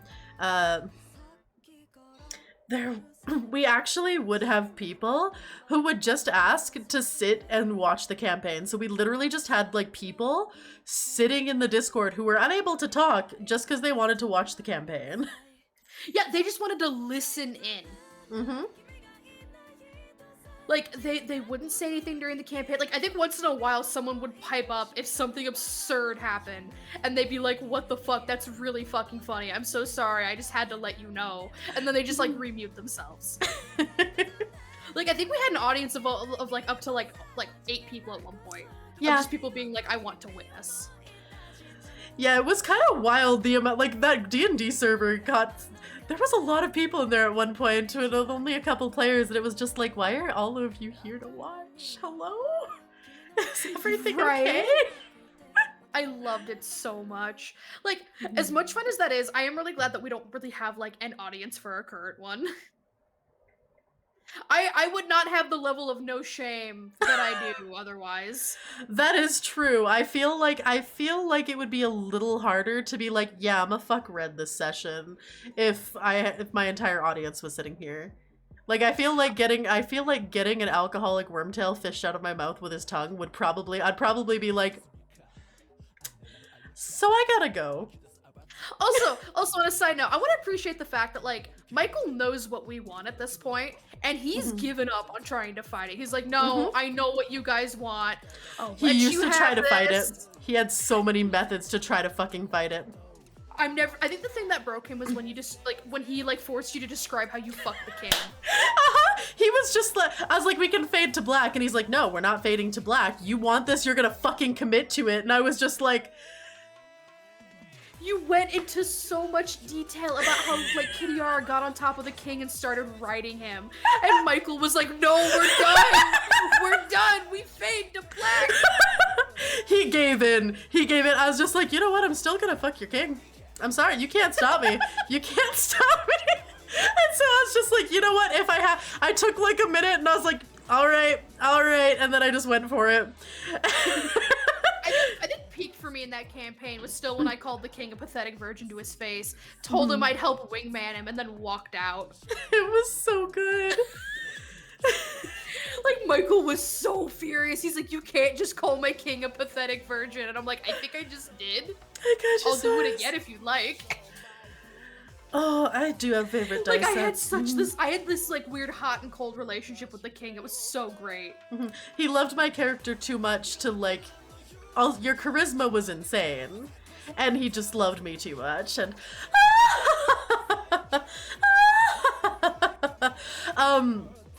so me and Tibi initially had plans to just, like, we're just like, all right. I think we were initially gonna seduce, like, the king and queen of our country, and then we met them and we're like, no, they're old and ugly, never mind. And because we're just like, we're playing this like a dating campaign, and he's like, you're not allowed to, how dare you? Like, no, stop doing this. And so one thing is, I was like, I made a joke about, since Tibi ended up seducing one of the higher ups in an enemy country and having a relationship, I made a joke about seducing the emperor. And I was like, oh, what does he look like? And I was like, oh, what if I seduce him? And he was like, no, absolutely not. You're not allowed. I'm not going to let that happen. No. And I was just like, challenge accepted. And Tibi was like, challenge accepted. I have a ring that has 3 wish spells. Yup. We were on this boat making our way to the country that the king was in. And, like, I was like, oh, my character gets up one night. Like, I'm just kind of like, I'm looking at the ring as I'm, like, on this boat at night, and I quietly use the last wish on it. And Michael was gonna be a dick initially and be like, ooh, monkey's paw, ha ha ha. And like, I think there was just some shit going on like IRL. And so Mike was like, you know what, I'm gonna be nice. I'm gonna be nice. I'm not gonna monkey's paw this or anything like that. I'll let you have your fucking wish. And so the wish that I said specifically was like, I wish for the King of Francia, insert name here because I cannot remember it off the top of my head, to instantly fall in love with Kidiara von Holder upon seeing her for the first time, you know. And Michael was like, I want to make my king blind, go fuck yourself. And then he was like, no, I'll be nice. I don't want to blind my own king. And he was so fucking furious because like he was like, this was supposed to be my like war campaign, like this was supposed to be like a political war campaign, not a fucking dating sim. Why not both? Yeah, like we're just like, but dating sim? Hello? I remember at one point, I think we were considering seducing Lanero until we found out like his sad backstory about his dead wife, and we're like, oh, we can't. Right, we were gonna try, and then we're just like, oh, his entire motivation is his dead wife. Maybe not. Yeah, maybe we don't try to seduce the really angry, depressed level 20 wizard. Yeah. With power word kill. Yeah, it was so bad. But yeah, just, I'm never gonna forget, like, the first time encountering Cecilia, like, everyone else was doing, like, a group poll being like, we have to kill her, and I'm over here talking to her, and, like, at that point, like, I didn't quite understand D&D, to be completely honest, like, I was struggling in combat, like, I sat here like, I am a bard, what the fuck does a bard do? And then I stared at my persuasion, and I had this moment of pure clarity, where it finally dawned on me what persuasion meant, or, like, charisma. And I looked at Michael and I'm like, I want to fuck this elf girl. And so like I start rolling dice and I'm rolling good and Ramia messages me and is like, what are you doing? Why are you rolling dice? And I'm like, oh, like I'm flirting with the elf, and I proceed to like take her on like a little mini date, like just being super flirty and all this shit. And like Cecilia's kind of the equivalent of like Saffron, but like she had shit charisma. So she's just this fucking mess as like, cause I was playing a very confident like top basically is the best way I can think of how to describe like Varnish. So it's like I'm seducing this cute little elf girl and like she is like literal putty in my hands and I'm just sitting here like, you are fucking adorable, oh my god. Also, on a side note, I'm gonna throw Michael under the bus. He described Saffron as basically being Cecilia and Varnish's love child, but like having like both of their worst qualities. And I just sat here like, damn, okay. He's not wrong. He's not wrong. Like, he's like, yeah, like you're like their actual child. However, like, you genuinely got like the worst of both worlds, but the only difference is like you have Varnish's like high charisma, but also you're kind of fucking stupid like Cecilia, and I'm just like, damn, okay. See, being party leader when I'm this stupid is dangerous. My intelligence is 9. And I am the party diplomat. I'm a fucking rogue. I'm a charisma rogue, swashbuckler, and I'm just like, I want to do more stealthy, sneaky things. That's one of the things I was getting excited for at the orchard, and then you're just like, what if we just go through the front door? And I was like, fine. God, it was so dumb. I love it. I definitely need to help out more, just because, like, how do I word it? I definitely feel like you're still, like, more party-faced than I am. But it's one of those things where it's like, I feel like I need to be behind you and just kind of push you forward a bit. Like I did with Red, you know? Yeah. Literally had to persuade the man not to dip immediately. And then I'm like, alright, wasting a health potion to get Sybil up. And then I literally, like, push you at him being like, your time is now. Listen, Sybil has always had her like, the thing about Sybil is the beginning of the story was literally the first adventure mission she ever did without her sister, like, beside her telling her what to do. So, like, she knows some diplomacy stuff, she knows, like, general stuff and has seen her sister work, but she's also like, I've never been making the decisions before. Okay, we're gonna figure this out. We're gonna make this work. She's blundering a lot, but she's doing her best.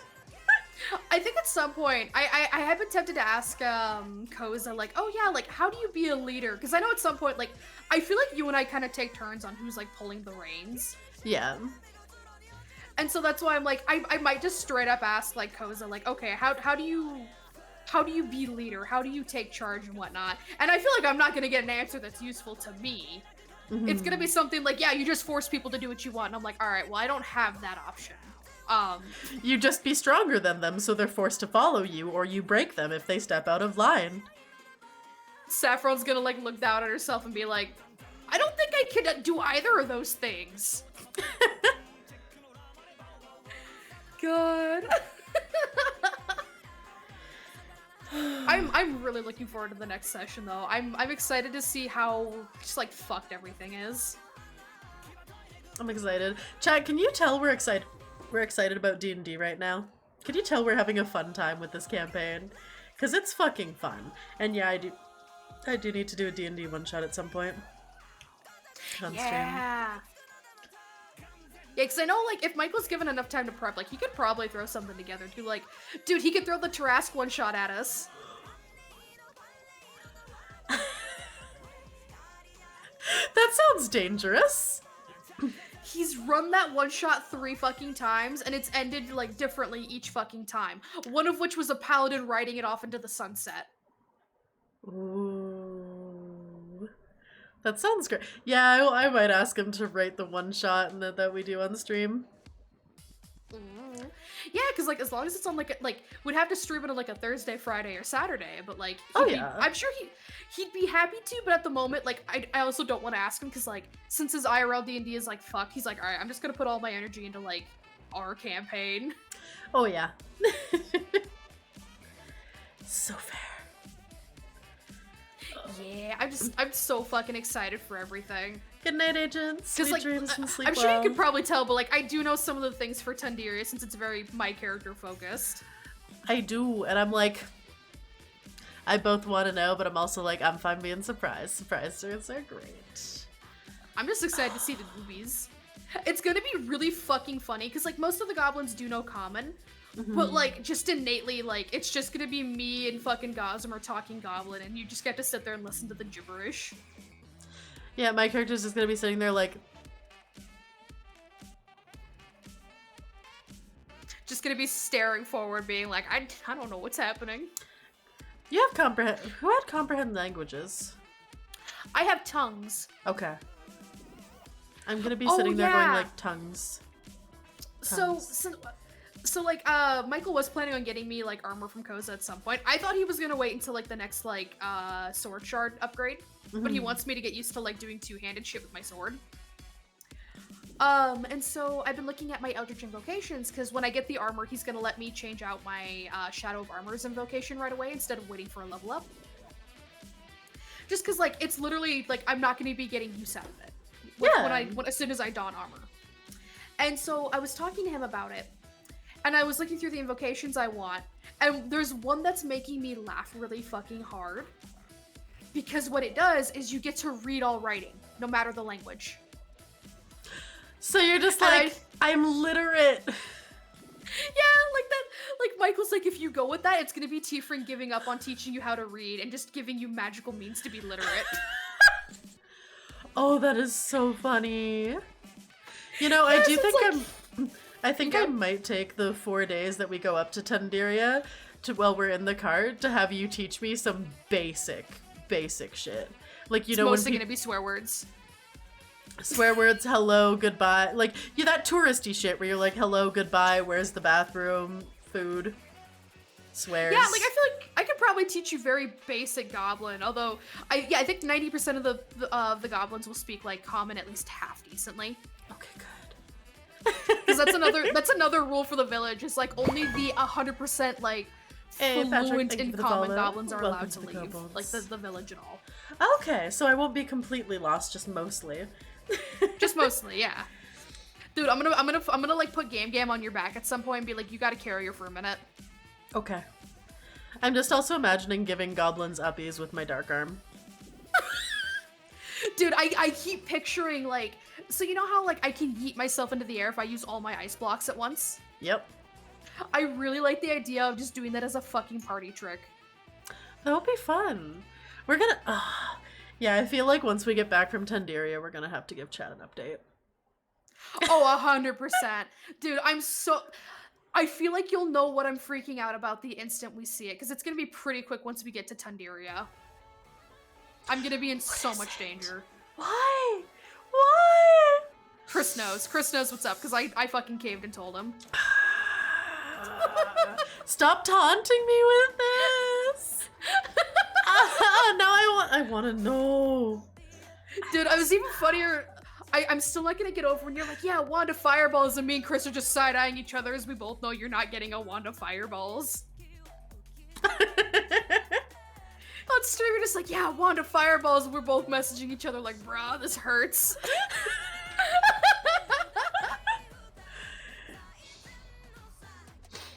I'm gonna I'll just wait. I will happily wait. I feel like I will know at the instant it happens, though. Because things that you talk about like this, I tend to be like, oh! Tibi taunting Ram with secrets, what's new? Mm-hmm. Tibi is better... Okay.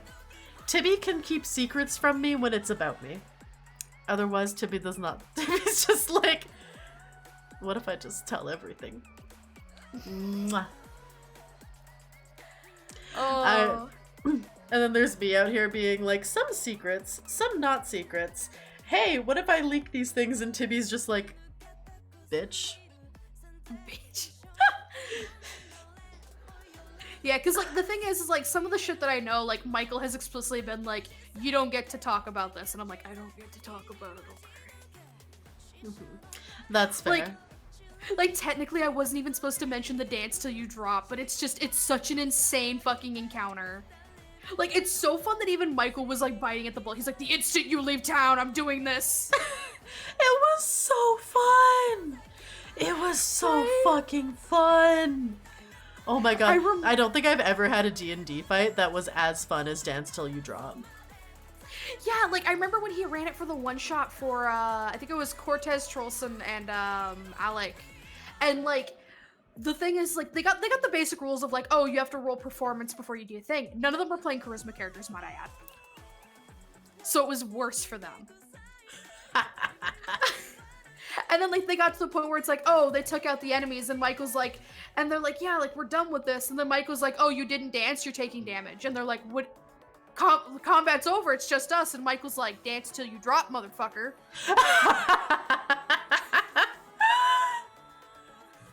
Like, it was almost worse for them because they, like, again, they had the connotation of like, oh yeah, like, the combat's over when the enemies are down. And Michael's like, there can be only one. Oh my god. Yeah. D&D. Good. I love it. But yeah, I think once we get to Tendiria, we'll have enough saved up that we could do like a big update again for chat. Yep. I feel like it's best if we take a while, because yeah, like, we've been chatting about D&D for a while, but it's also because we have not had like a D&D stream session for this campaign yet, and it's been running for a while. I guess the one thing though is can chat really hold off and wait to hear the update of how fucked I am the next morning? I'll tell them that. I will tell. I will. Don't worry. They'll get some tidbits. They just won't get full, huge, involved double people stories. But yeah, no, I'm gonna have to tell them some things. I feel like it would be cruel if I was just like, oh, do you want to know how fucked up Tibi got? Oh, do you want to know how fucked Tibi was? Quite literally fighting you for don't my get to fucking know life. that. I need that knife again, I think. Oh my god. It's gonna be like it's a hostage situation. It's a fucking hostage situation where like I'm having to like barter my own life for myself. Yeah, you're gonna have fun with that, and then I'm gonna come in and just be like, so we're good? Just gonna death glare you the whole time. We're She's gonna show up. Like, listen. we're gonna do the Koza mission, and it's gonna be her, like, not wanting to actually do anything, but she's still gonna roll up with forearms just to assert dominance on you specifically. No! No! She needs to like me. No! Listen, just don't tell her that y'all fucked. Oh god, yeah, we're gonna see how that breakfast goes. I'm Yeah, just the gonna hope Koza that the special- collar distracted her enough that she's neutral towards me. I don't think it's gonna distract her that. It took her mind off it for the rest of the night. Listen, she's just gonna be like, so, and I'll be like, yeah, no, he's a really fascinating person, really neat, want to get him a gift, since he's been showing us so many fun new experiences. To be fair, he did give me a 30,000 gold worth, like magic violin. He did. He absolutely did. Michael and I have been obsessed with the idea that, like, he's just getting shitty candy from, like, the local dollar store, and I pull out a violin, and he's just gonna look at it and be like, put it back. You get Smarties instead. I've just imagined him being like, who the fuck put that in my bag? Excuse Oh my me. No, God. there's nothing like that in there. I'm still not gonna get over the fact that I triggered Koza's, like, fight response when I used invisibility. I know. Like, I was like, hey, look, I can go invisible too. And then she stands up and takes, like, a fighting stance. And I'm like, wait, no. She was ready to destroy you. In, like, She a really not fun was. way. Oh my god, she is on alert. That lady has no chill. She really doesn't. Like, I'm just sitting here crying as I'm like, ma'am, I just want to live. I'm really afraid, because I was asking Koza to help me because I wanted to learn, like, robot things and intelligence and, you know, just general, like, some fighty things. So I was like, I do, like, Sybil did invite Koza to White Rose because she wanted to learn from her and interact with her, and also she wants her and her sister to be friends. And so she's gonna be like, yeah! And I feel like if she spars with Koza again, Koza's gonna be sitting there being like, she's gonna go full tilt instantly. There's I think not it's gonna be she's gonna start with forearms and she's just gonna do the invisibility right away and be like, better luck next time, you know? Yeah. Like, I don't think she'll ever go, like, full 6 arms unless it's, like, a fight to the death type thing. No. But it's like, she's gonna try harder. Yeah, She's gonna try just enough to beat you, and I think that's what her plan will be. It's gonna be like, oh, want to spar? And it's like, oh, yeah, sure. And then she's just gonna be like, how much damage can she do? And what I think she is going to try to down me in a single turn. Invisibility rolls up behind you, lightning bolt, you don't even get to, like, do the dex save.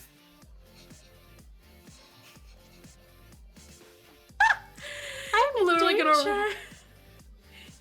Dude, that's both of us right now. We're both just that image of the fucking I'm in danger.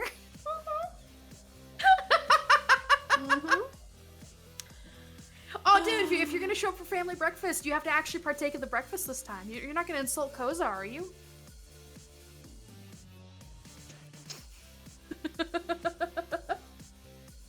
You suck.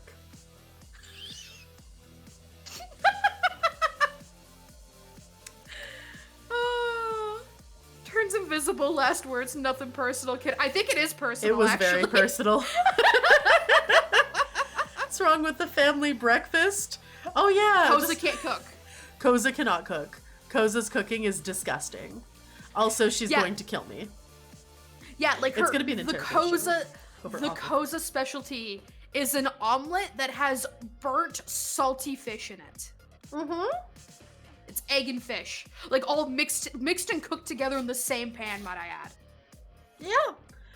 Just picturing Koza doing to Ram what the Hulk did to Loki in the first Avengers movie. I can, yeah. Yes. Anime meme where you know it's bad but eat it anyway so you don't hurt their feelings, pretty much. I'm sitting there going like, can I turn my taste buds off? Technically, I could prestidigitate the food to make it good, but that also requires a verbal component. Also, Michael and I were in sync on this, but like, because I was telling him like, oh yeah, like maybe I'll give her some pointers for cooking, like how to season stuff, and maybe don't cook the fish and the egg in the same pan. And Michael's like, oh man, you think that's bad? How do you think she cracks eggs? And him and I both held out our hand and just like crushed it. Like, it isn't cracking an egg, it's her crushing it in her hand and dropping all of it in the bowl. No! That's why it was so crunchy. You thought it was the fish, but it was the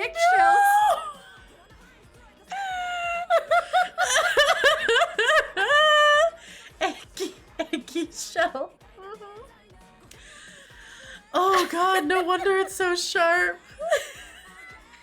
Yeah, because like, I remember Michael describing it as like having this weird crunch to it, and I was like, oh, she just burnt the fuck out of it. No, there's literal eggshell in it that she doesn't pick out. You know, there probably are some tiny fish bones in there too that she didn't get. Oh, you think she's deboning the fish at all? She's cooking all this in the same pan, Ramia.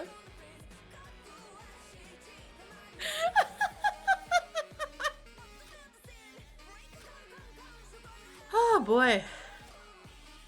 Oh boy. Extra protein? Yeah, it was what she ate every single day living up in the mountain for like enough protein to like maintain muscles, but also like brain food. Oh god. Yeah, Koza is the K's cooking of this world. Yeah. That's why, like, I'm just sitting here, like, for the love of God, Koza, just let me do all the cooking. I think what's funnier is Michael's actively making her bad at cooking. Because, like, a thing that artificers get is it's a tool that they can constantly change the shape of, but it gives them expertise in every tool. Okay. Koza does not use it for cooking. Why not? Why? Because all she needs is fish and eggs. Why would she need, like, anything else? That's why, like when Michael's like, yeah, you see her pull out a quill. That was her fucking, that was her artificer tool. Oh, that makes sense. She morphed it from, like, what she uses when making magic items to, like, all right, calligraphy tools. Describe this man so I may draw him. And I'm just sitting here like, I don't need you ending the life of the dwarf. Oh, yeah, God. so it's so bad. Hi, Arctic. I hope you have a wonderful night. I think the thing that I'm still stuck on isn't even like she cracks the egg like in her fist. It's the fact that I was like, how does she season stuff? Does she at least use salt? And he's like, yeah, like she she grabs a pile of salt with her fist and then drops it on the fish. And I'm just sitting here like, that's so salty. Oh boy. Oh boy. Do you see why I've been like, please, for the love of God, let me do all the cooking? Oh yeah, 100%. I'm gonna have to eat that in the morning. And I'm gonna have to pretend to like it as she interrogates me about my interest in her child. Gossamer's super into it. Gossamer's super into it. True, we can give Gossamer more. Can just be like, Gossamer, you want thirds, right? Because he can't turn it down because it's a homemade gift.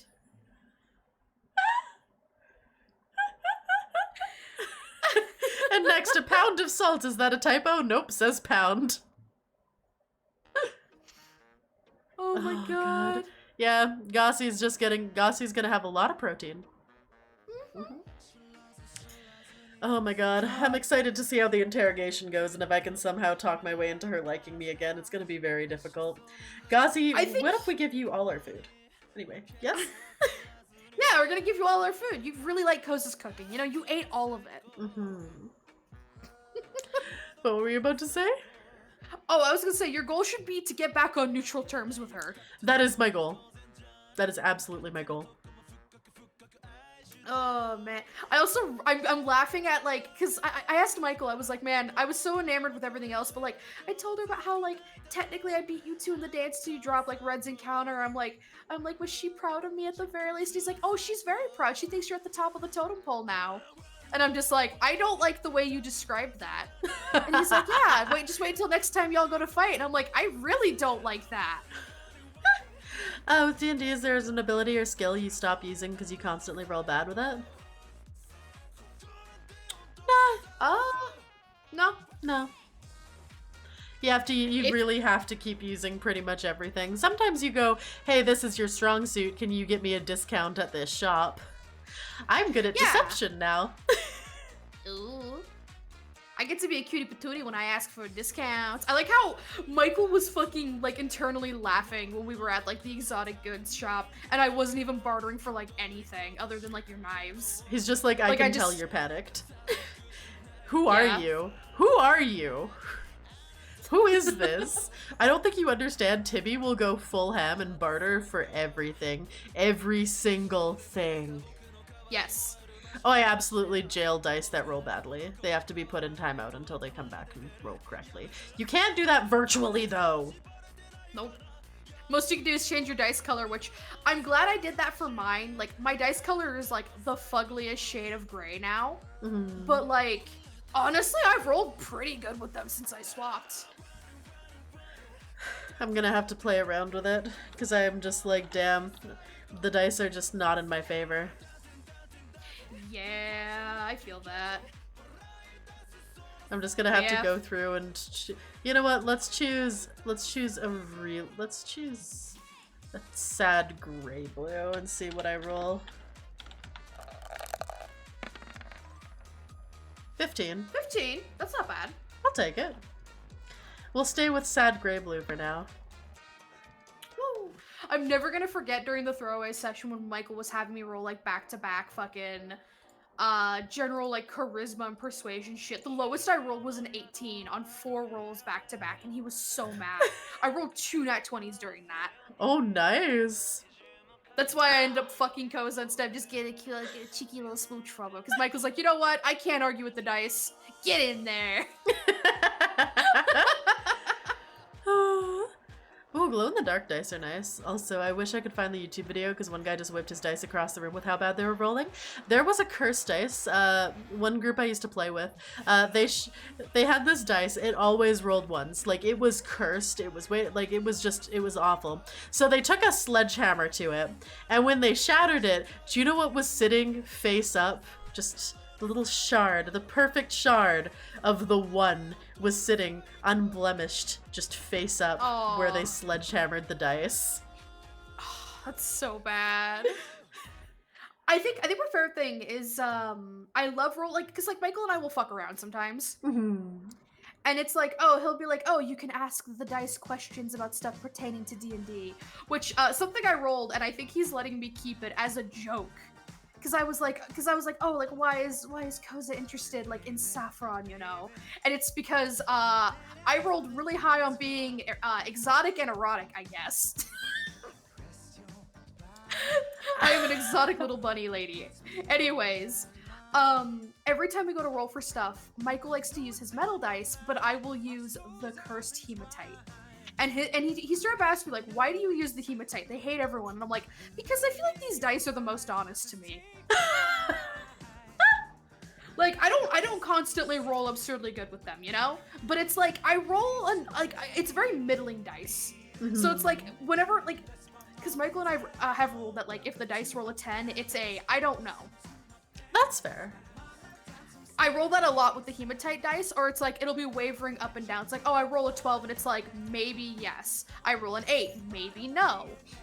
I think my favorite thing is, Michael and I were rolling just random shit, like, oh, is Sybil gonna find love? Is Gossamer gonna find love? Shit like that. At one point, Michael and I both rolled, I rolled, is Gossamer gonna fuck? And he rolled, is Skillet gonna fuck? And they both rolled a 15 on separate dice at the same time. If that's it's not fair, I don't know what is.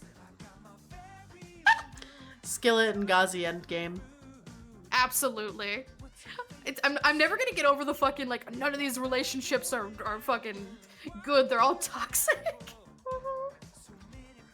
That's fair. Oh my god. Oh man. But yeah, fucking, I love that I love that Michael will, like, pique my interest if I roll for it, but I can only roll good to get a proper answer. So that's how I squeeze info out of him, is I roll, and I'm like, alright, I rolled this, give me the deets! Hell yeah. That sounds fun. Also, Looking at this, I remember watching a D&D campaign where the party skipped an entire boss fight by the party rolling 20s and the boss rolling 1s. Someone threw ball bearings across the floor and the boss slipped on them and fell through a ship deck and into shark-infested water and dies. Sometimes, What the fuck? sometimes you just keep going with the dice rolls. You should tell them what Gossamer did with the Gooch during the Gooch fight. Michael was so proud. Do you remember? Which things? Oh yes. So, the Gooch took Sybil hostage. So there I am, Gooch holding me tight, and him holding, like, using me as cover. And so Gossamer he swaps places with me, and then uses Misty Step to get out of the Gooch's grip. And then just fucking kills him. Yeah! Just fucking kills him. It was the funniest fucking thing. It was like, oh, this is now going terribly, because we were trying to diplomacy, find out more information about his boss and everything, and so we had him throw away his weapon, and it's like, okay, if you let me out of the dark arm, because I was essentially holding him with the dark arm and shaking him like a rat, it's like, I'll tell you, and I was like, you know what, okay, fine. And so we get rid of his weapon, we drop him down, and then he's just like, I got you now. I'm gonna fucking hold you hostage. People need to stop trying to hold Sybil hostage. Needs to stop. But yeah, no, that was a good fucking plan. Gossamer's just like, no, nah. Yeah, like, Michael likes that we're, like, slowly getting a little better with all our bullshit. Like, during the fucking orchard fight before I set it ablaze, when I was like, oh, I'm gonna use an ice block to go up, and then, like, shoot above Gossamer with my Eldritch Blast. Like, Michael was like, damn, here I thought you were gonna try and shoot through him. We're getting Like, comfortable enough that, like, we can shuffle with a little more bullshit. Yeah, like, I really like that. Like, I like that we all kind of, like, bounce off each other. Like, whenever I use Hex, I explicitly go for fucking Strength at this point, or, like, Dex, just so, like, you have a better chance with the Dark Arm. Thank you. I know fucking, once I get the Haste spell scroll, I have to pick between Hex and Haste, though. That's the only downside. Oh, no. Oh, yeah, that's true. Both are concentration, and even though, like, Haste is gonna be through, like, Tiefling, it, like, Michael's like, it's still technically concentration. And I'm like, fine. Understandable, I guess. So, like, unless I used Haste through... Actually, something I could do. No, wait, never mind. I was gonna say, like, the Haste I used through the Ring of Spellstoring, since it's from Koza, I don't have to hold concentration on that one. But if I put it in, it's still concentration. I'm still mad that she was, like, bouncing around the spell I wanted and just fucking with me. That was... Oh, I was so flustered during that. I was just like, ma'am! Koza's rude in the best of ways. Right? Oh my god. Like, all the characters in this campaign, I'm gonna need to, like, figure something out so that chat can fully experience who we're talking about. Visual aids or something. I mean, Koza, like, is basically just looks like Minstrel, but has, like, the body of Urbosa. Yeah. The body and the general demeanor, I think. Mm-hmm. Just that, like, that elegant but, like, slightly cocky demeanor of Urbosa. Hot as fuck. Yeah. I just mean next time if we do this, might try to prepare a cheat sheet so that everyone in chat can follow along easier. Just, like, pull up images and be like, this is Koza, this is Red, This is is who we're Sapphire. talking about. Look at us in bunny suits. Also, the design I found for that bunny suit, I'm just like, I also want that on my model. That's, like, my favorite bunny suit. Ooh. That is my bunny suit. I think what's gonna be funny is, like, post Red encounter, I'm gonna wear the bunny suit in front of Koza and be like, I'm the only one that doesn't have to get the fucking fake tail and ears. And I'm just gonna be so, like, I'm gonna be so, like, entitled about that. Yep. I'm the one true bunny. We all matched and I didn't have to get anything fake. Ooh. I was like, yeah, and I'm just gonna be, like, wiggling my ears and tail about being like, I'm the true bunny. It's gonna be so fun because Michael eventually conceded and was just like, can we just decide how much money it is after you see what it is, please? And he's like, fine. Yeah, because like he heard me giggling while talking to you about it like the night before, and he's like, I know that giggle. You're being a little shit, aren't you? And I was like, no. And all of his guesses, because he's just like, is it a t-shirt? Is it like a stupid costume? Is it like, he's just like, he has some guesses. I genuinely don't think he's going to be expecting bunny suits. I don't think so either. I know he like took a guess with me and he was just like, is it like police uniforms? Because the fact that Red's getting one and he was like, yeah, the back could be like a baton. Are y'all dressing up as police? What the fuck's happening? Yeah, that's what we're doing. Oh my god. I thought that was a good guess. I was like, I hadn't even considered that. That's funny though. It's a decent guess. Incorrect, but a decent guess. Yes, Rathalos, welcome back. Yeah. I think what we'll do for Saffron's bunny suit is I might just give Eber like the ears and tail so he's not left out. True. Cause yeah, he's. I don't. Yeah, cause even Michael asked like, "What about Eber?" And I was just like, "He can have these." Cause he never takes part in the red fights too. But yeah, he can join in spirit with the ears and tail. Hell yeah. Oh man. But yeah, I'm really excited for all this bullshit. I'm curious how Koza's gonna react to seeing Saffron in the bunny suit and then being like, yeah, like we got matching ones with Sybil and Gossamer and Red, and then we like fought Red while all of us were dressed as bunnies. And I thought I'd wear this for you, and Koza's gonna sit there and be like, what the fuck? She's gonna have a lot of mixed emotions, because I feel like part of her is gonna be like, you're all idiots. Part of her is gonna be like, excuse me, you were wearing a sexy bunny suit for not me. And part of her is gonna be like, I'm sorry, was Sybil trying to use Red as a piece of meat by putting him in a bunny suit? Oh, I told you she was a bad influence. Like, there's gonna be a lot of emotions around this fight. But also, I feel like she's also gonna encourage Saffron to be like weirdly entitled about being the only true bunny. True. I think she's gonna be like, yes, you were the one true bunny. Yeah. Yeah. Indeed. Congratulations. What if there was a maid battle? We should do maid outfits someday. Not this fight though, because I want bunny suits. So when I was talking to Michael, that actually reminds me, when I was talking to Michael about like the fireball like request thing from Koza, him and I do this a lot, like we meme at each other. Like, I think I told you about this, the fucking JFK like clone high voice. Yep. The fucking like, I don't care what gender you are, put on the maid outfit. I just sat there and I was like, I think I'd actually get lobotomized if I requested a maid outfit for Koza. I'm gonna be honest. You could use that as your request. I could, but that doesn't mean she'd be happy with me after. I think it depends. Because, like, if you actually wanted her to clean and stuff, she'd probably be like you. But if you just wanted to see her in a maid outfit, I feel like she might. Because, like, she knows she's hot. And she rocks how hot she is.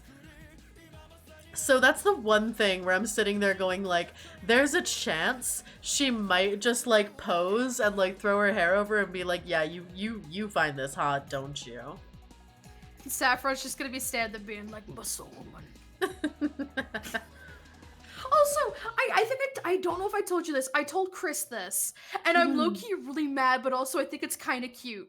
So whenever Saffron and Koza do anything, I always prestidigitate her arms afterwards, because it's like, oh, like all the intricate metal pieces, like that's got to be a pain to clean.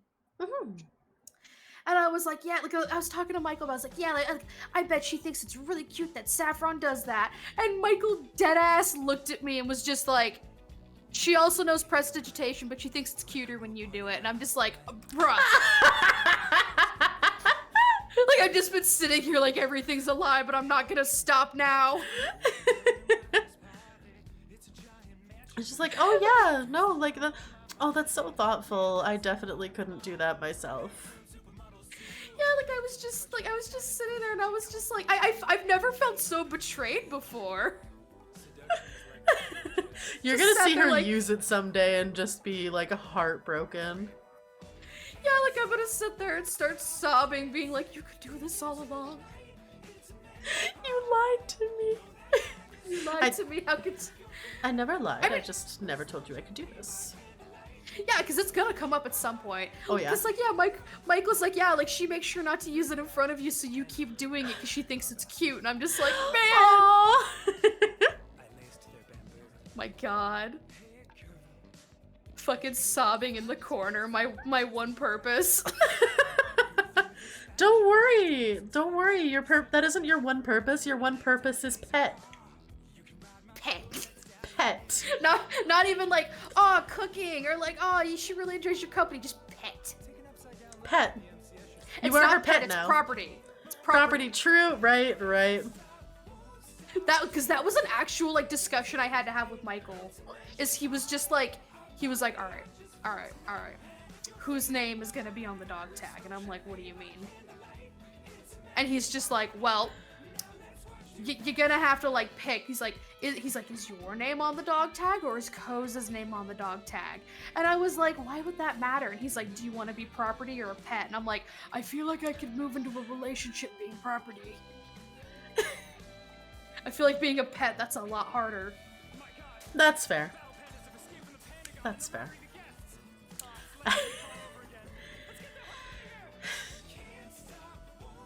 That's so fucking... You're gonna have an interesting session.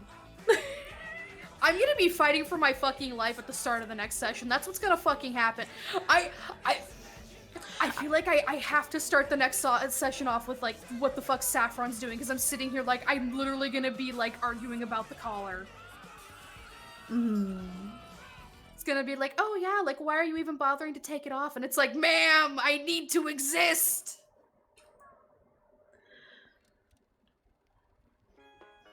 God, I'm just,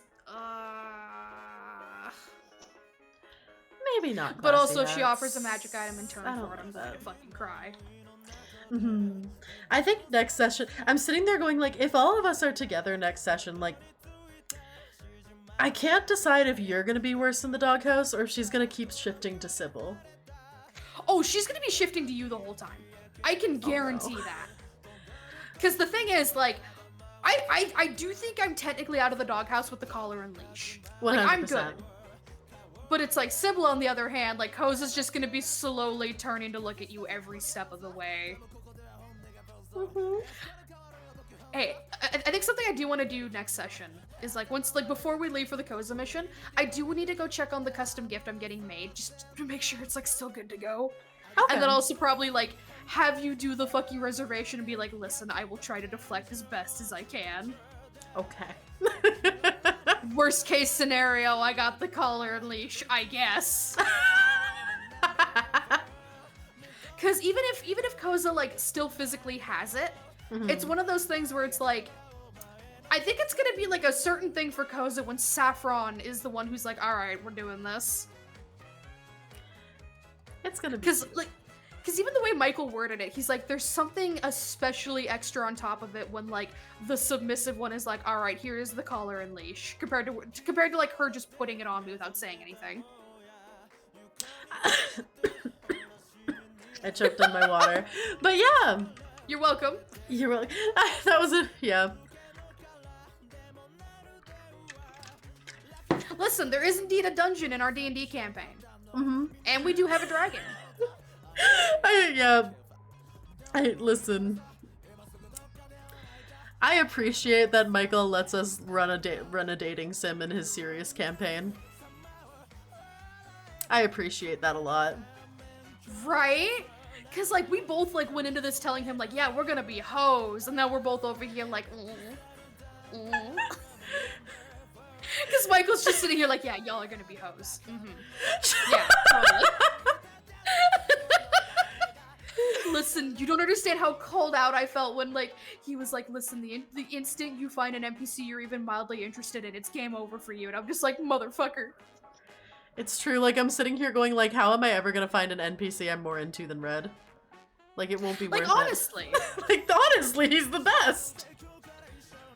Like, I like Red quite a bit, but, like, I don't see him working for Saffron because of how, like, passive she is. Whereas with Koza, on the other hand, like, Saffron likes being told what to do by Koza. Yeah, so that Also- works really well.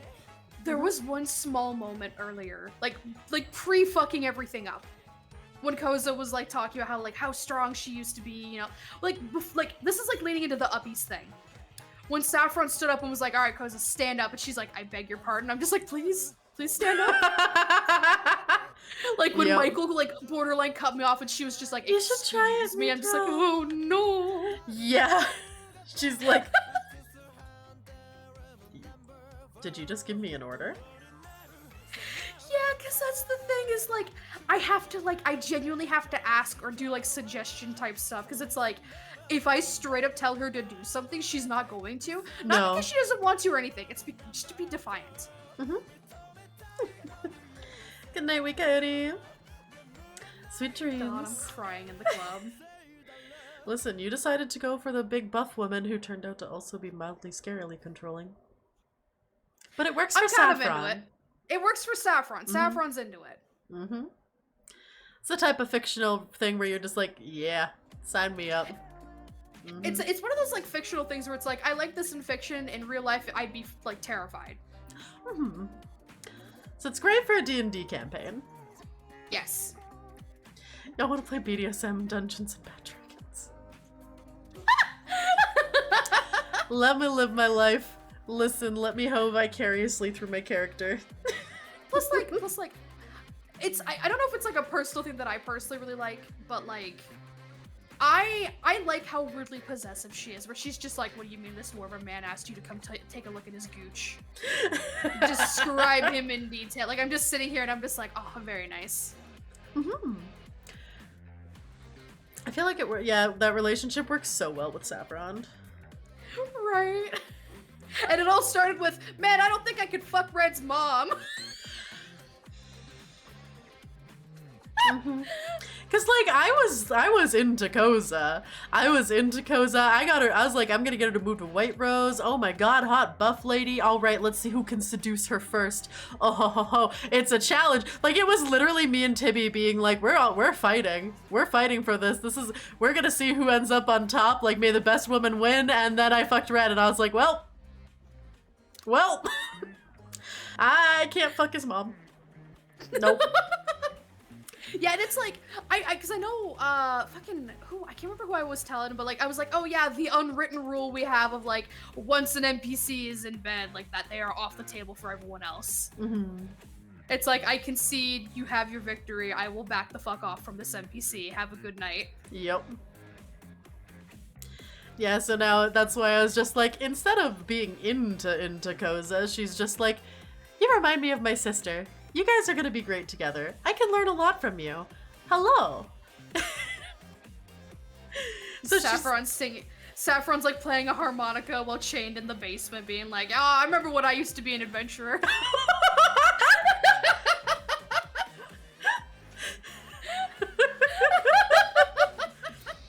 Do you want to tell Chad what you learned about the robots? Oh, the robots! So technically we don't know this in character. We don't. Koza can see through the robots. She has a lot of robots. She has 30. 30 specifically. And I don't know if she's done it yet. I don't think she has quite yet, because she's still technically getting her like the bottom level like finished excavating. That's where her forge is. But essentially she can see through the robots. And what she plans on doing when she's fully done, like, excavating her home, is most of the robots are going to be scattered across White Rose, as like, security cameras for herself.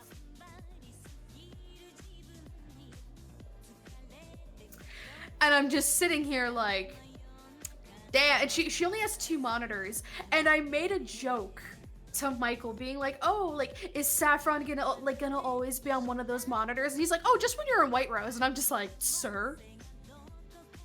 That was a joke. She's basically, always watching. She is always watching Saffron going forward, basically. Which, if she ends up having Spoonie be the one that watches Saffron will literally pick him up and carry him around. Spoonie is Saffron's absolute favorite. Spoonie is her son. Can we talk about how the robots were casually gambling and Koza didn't give a fuck? And then I made it worse by putting gold pieces in. Because Michael was like, yeah, they were like gambling with copper pieces they found lying around the streets outside, like the lighthouse. And then I added all the gold pieces, and apparently, Spoonie won, by the way. As he should. Yeah, like Michael's like, Spoonie's gonna be like the top dog amongst the robots. Like, he is the leader of the robots. Perfect. And I'm just sitting here like, my son, my beautiful child. I'm so proud of you. Oh, I fucking love it. Good wild times at D&D. I do think I have to finish up stream pretty soon here, though. That sounds good. I'm gonna go make something to eat. You have fun. Thank you for having me on and talking about D&D. Thank you for joining. It was a good time. I will probably see you once you have your omnoms and I've decompressed. Sounds good. Talks with you for 5 hours about D&D. No, I wasn't here for the first hour. It was only like 4. Sure. You came in here like a half an hour into my stream. And I've been here since. Yeah, 4.5 hours on stream, gets food, hops back into a call. It was a fun Stardew stream, very cozy. Thank you so much for joining. I'm glad you had fun. I'm glad you had fun with Stardew. I will see you later. Goodbye, chat. Goodbye. Here, we're gonna do a shout out. Can we shout outs? Y'all need to go follow Tibi. Can't believe Graham got into a romance in Stardew. We love Tibi in this household. You all need to be following her. If you guys have enjoyed the last almost 4.5 hours of D&D talk, and Tibi, y'all should go and just be fucking happy. Words. Everyone go love Tibi. I was really excited to see how you progressed in Stardew, but this was an enjoyable podcast. I'm glad. I'm sorry we didn't get to do Stardew, but like, we'll get to do it again someday. Me just like, media streamer Stardew. Probably media stream. I'll do Stardew again someday. Everyone who knows it's as random as the game itself. I wish Stardew had muscle mommies. True. I am glad you guys had fun though. Thank you so much for hanging out. I appreciate it. Wednesday we'll do media night. Thursday I'm gonna be doing a party stream to celebrate the end of semester with a bunch of friends. And then Saturday, I'm going to do the VR chat meetup at 1 in the afternoon. The details about that will be posted in the subscriber thing. Just got to mod it for Muscle Mommies? Hell yeah. And thank you guys so much. We're just under, like...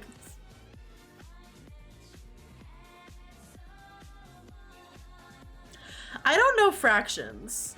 Because, like, I was going to be like 750 is, like... 3/4 of 1,000. So we're not a 3/4 of the way there. But I was like, it seems like a milestone. So I was trying to figure out the fraction, but I'm too dumb to do math in my head. Oh, hello! Welcome, Raiders! Hello. How's it going? Just under a third. Thank you. I appreciate it.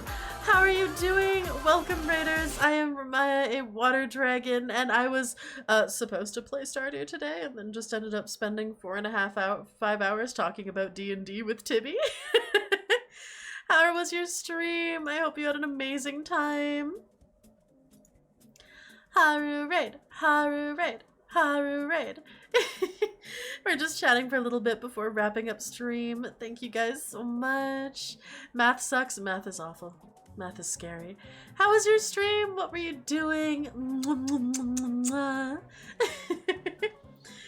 Oh my god, yeah, we have had some wild D&D sessions. I'm glad I get to raid you. Thank you.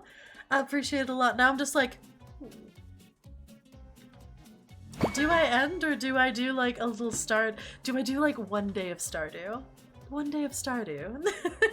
The Raped One, thank you for the follow. Welcome to the Kobolds. Oh, right. I'll just check something real quick. Did a collab in VR chat and played Minecraft? Oh, nice! I hope you had a great time. I'm just gonna text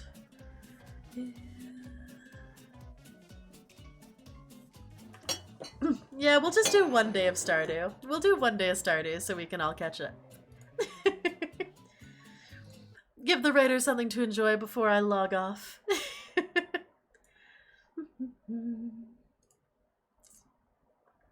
We're having a cozy night. I ended up spending a lot of time talking about D&D. Oh my god. D&D's so fun though. Our D&D campaign is honestly just a romance simulator at this point, which is okay. That's D&D as it should be.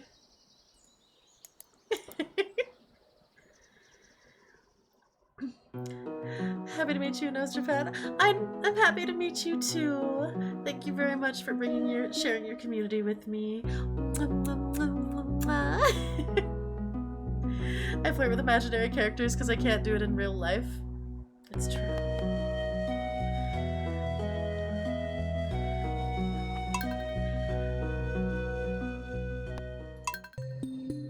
Oh yeah, no, Haru, you're doing perfectly fine. Your English is very good.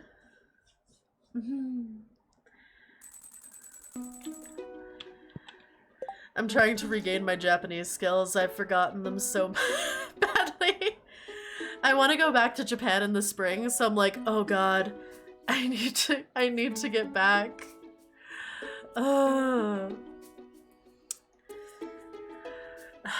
Nihongo ga totemo warui desu.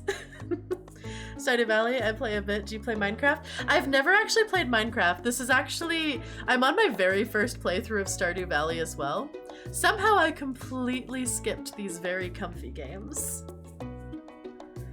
What was I doing? Right, I just gotta... Alright, we got a coop built. Japan looks like my kind of place and I want to go so bad. It's so fun. I love Japan. I miss it. Especially, I lived in Nishinomiya. So like going to Osaka and just the food was so good. There was a really good Kobe beef yakiniku right near Koshien Stadium that was just... I miss the food! Totemo oishii desu. I'm just dying. I'm gonna attempt. Japanese is good, thank you. Want a secret tip I have? Sure! Love to practice Japanese again. Only time I got to was when 2 of my friends were going to Japan and needed a partner. One of my friends was living in Japan for like 5 years? 5+, like she rented an apartment there and everything, but she had to move back to Canada. So I should practice with her at some point. Ooh, sunny tomorrow. Ooh, no luck. Is luck just for mining? We're talking about Osaka on Discord. Ooh, Osaka's so nice. I had a lot of fun there. I've only been to Tokyo once, and so next time I go to Japan, I definitely want to spend some time over there. Just finished learning basic hiragana. Ooh, like hiragana and katakana, I'm like, I got this. Put kanji in front of me and I'm just like, fear. Intense fear. If you find a prismatic shard, don't sell it or bring it to the museum.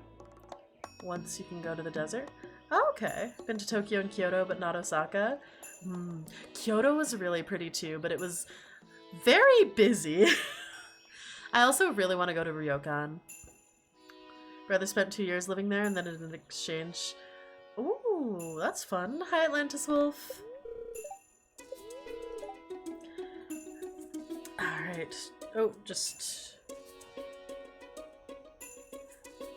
Okay! So I can actually stream for a little while longer. Paleo kanji is difficult for Japanese too. Oh my god, kanji scares me.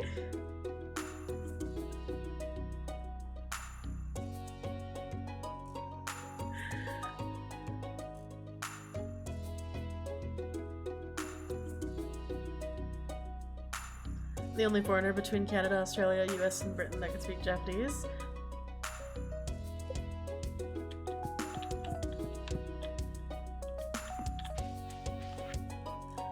Hi, me sell hats. Okay, Poke? Come to old house Poke? Bring coyness. Hat mouse. What the fuck is this? What the fuck is this? Is this the abandoned... Is this the abandoned house under the lake? I guess there's a hat mouse. Okay. I buy hats from a... You know what's... We haven't really started the game. It's fine. Nothing happened.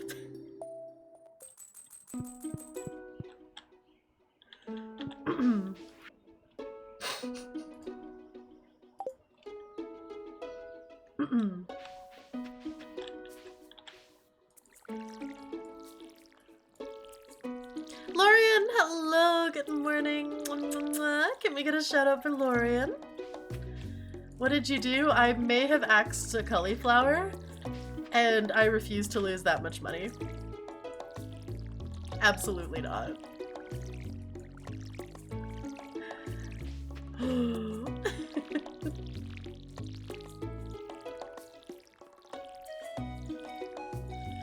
What? Are these just... Oh, okay.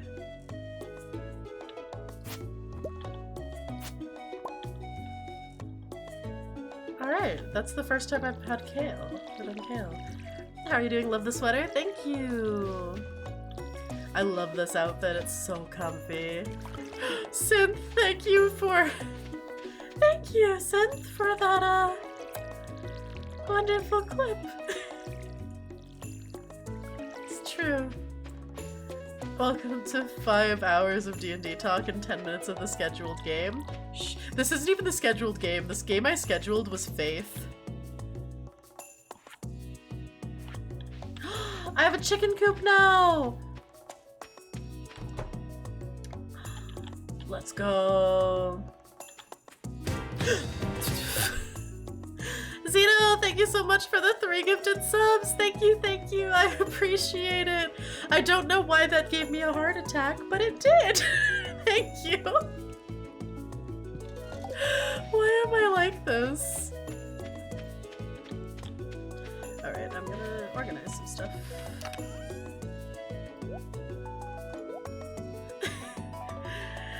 You did miss the D&D Death by Snooze Snooze talk, Lorian. I'm sorry.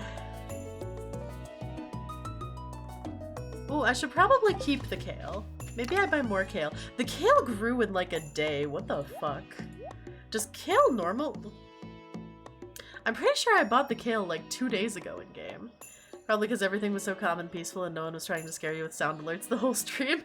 It's true. The stream was so cozy that I forgot of like noises could happen. Where the fuck? Where did I put the sap? Oh, is the sap in this one? No.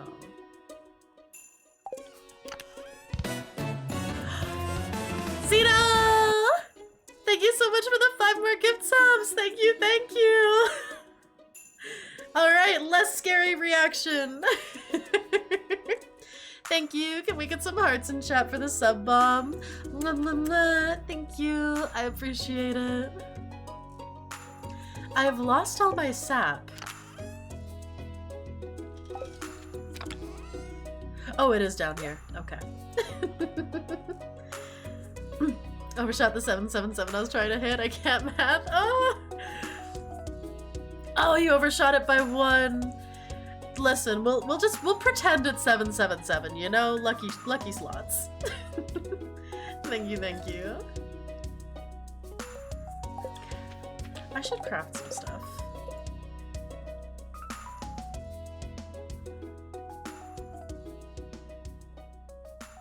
Oh right, I need to go into the mine. I need iron bars at some point. Victory, it's fine.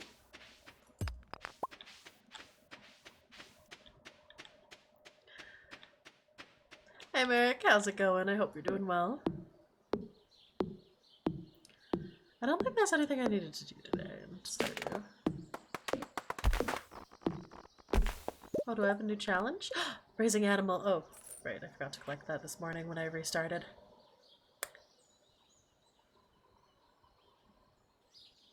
Got some high numbers in chat.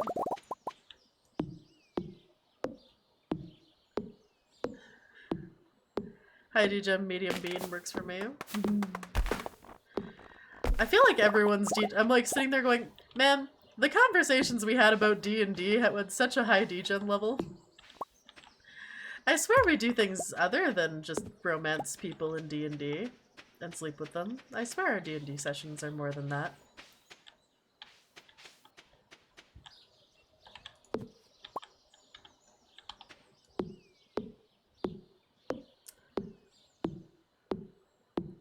Yeah, I should buy more kale seeds.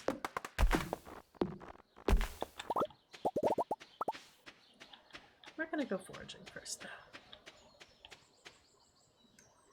They absolutely are. It's full of wholesome, good times. You know, we run a good Christian D&D session. No satanic things, no sex, definitely no drugs or violence. What are these things? Are they just nothing? Lies and slander? Always so much fun listening to other people's D&D campaigns, because there's always something crazy. Fisting a pound of salt. I mean, yeah. But now we get to end the night on some comfy, cozy, sleepy vibes. Before we pass the fuck out. Working the king. Listen, you always gotta aim high, so in these games I'm just like, let's go to the top. Listen, hopefully if they're a good ruler, then they have enough charisma for me to be like, hello, hello. Oh right, hats! Hats! It's so cute!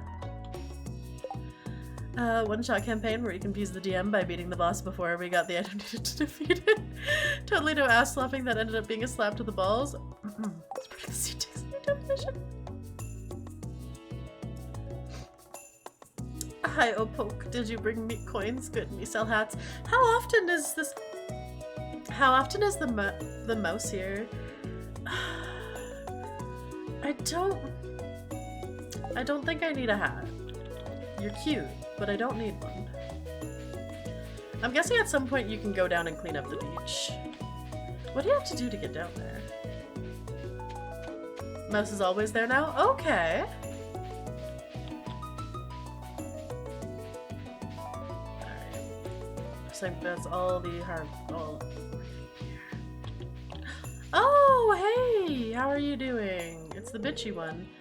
Too involved with her camera to notice you. Fuck you too, ma'am. Can't believe she didn't even notice me. Wow. I see how it is. That beach is never possible? Oh, okay.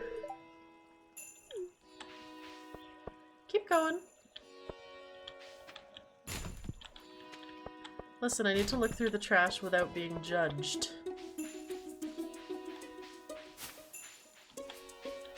Got an ability that summons spinning knives into an area. Rolled well enough, they did 60-10 of damage per turn. Oh. So there was one boss battle No, I want to talk to you before you go in your house. Damn it. Oh, you suck. So what happened was, Cortez joined the campaign, and his character joined in falling from the sky, and it was like wild magic. And so the wild magic, this creature had resistances to everything. Really hard to kill. Big boss. Huge relic. Can't do like any damage. It's gonna take forever. Like, oh my god, what if like huge potential to destroy us. So the wild magic gives it vulnerability to fire damage. And I had a necklace of fireballs.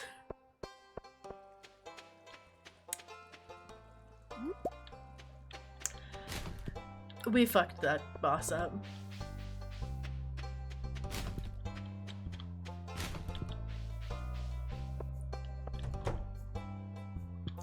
It didn't stand a chance.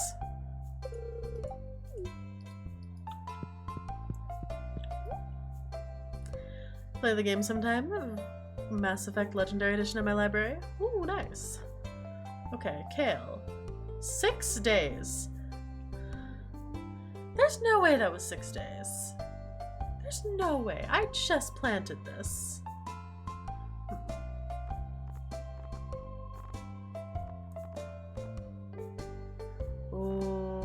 Oh, at what point should you start buying trees?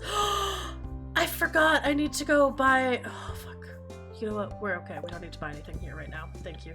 I need to go buy an animal.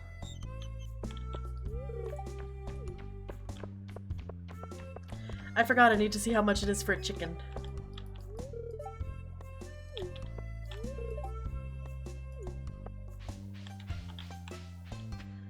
Choo Choo Charles is out. Ooh, right. I need to play that game. It looks so fun. I want the chaos of being chased by that train.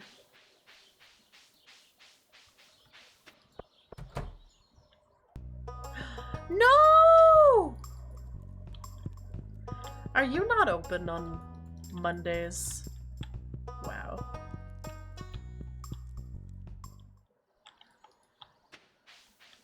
Does anyone know how much chicken costs?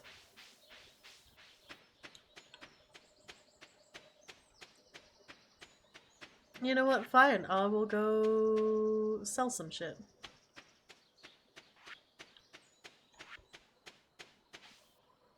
Oh, right. I need to actually... okay, right. I need to... Yeah, we'll put some stuff away.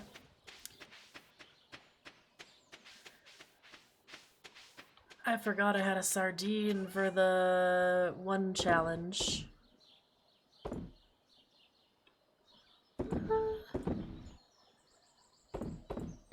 We're just gonna sell everything, it's fine.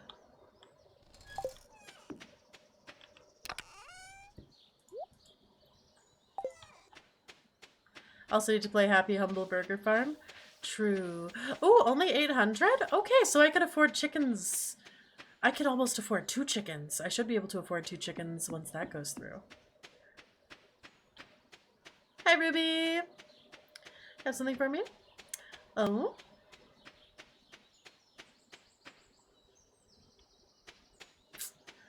Oh, get wrecked. It's too bad. You don't get any nipples.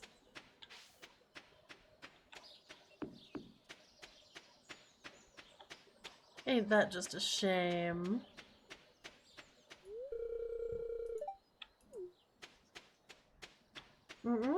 We're at 1,700 nibbles, and do you know how many people have won through that lottery? Not many.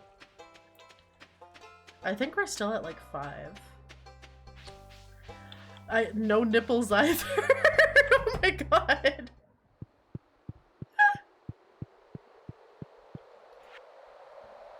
That would be dangerous.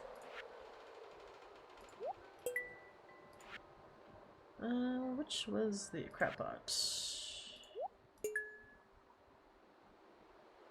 Oh wait, do you only need 5 of these in general? Ooh, cockle. Anyway. Not me about to make some terrible jokes. Addicted to 2 games? Ooh, which ones? Flower, flower, flower, flower.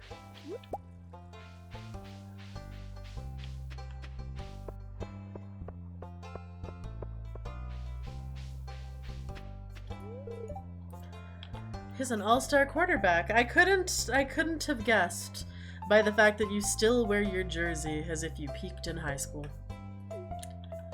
Like, man, you are a grown-ass adult. Stop it. I don't feel bad being rude to him because he was just straight up like, I would offer to play with you, but you're a girl. Fucker.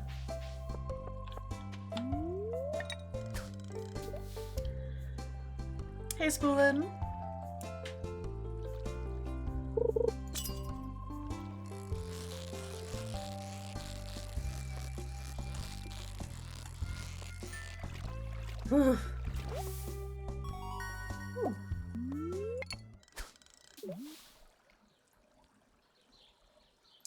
May as well finish the day off with some... I was about to say stripping, and I'm like, that's not what we're doing. We are fishing. Those are very different things. I was looking at no. Okay. See, you mastered fishing. Good job. As I fuck up. Okay.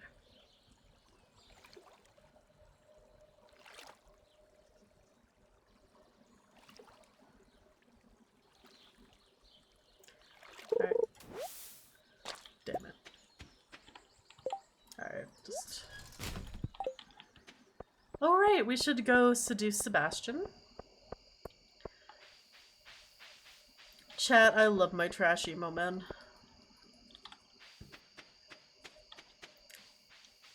I feel like I'm gonna go with Sebastian. He is absolutely my type. Abigail's cute, but I just look at Sebastian and I'm just like, I'm like, you are exactly my type. Abigail's cute. So's Leah. But... And I know my friends really like Shane, but like, I cannot deal with a fixer-upper. I cannot. Like, Shane is too much of a fixer-upper. Like, I do not want to like, Shane, I'm looking at Shane and I'm like, I can't. I'm like, this man has too many problems. I am too tired to take another fixer-upper. I have had to deal with that in real life. No, thank you. So, like, Sebastian, I'm just like, this man is my type. Look at him. Look at him. Look at him. This is what I need. Ooh! 2 out of 8! We're progressing!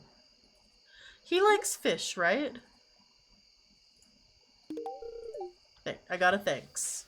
Okay. Hammer the Shark, hello! How's it going? I hope you're doing well. Can we get a shout out for Hammer the Shark? We were describing some D&D adventurers earlier, and I may have shown chat your Death by Snoo Snoo video.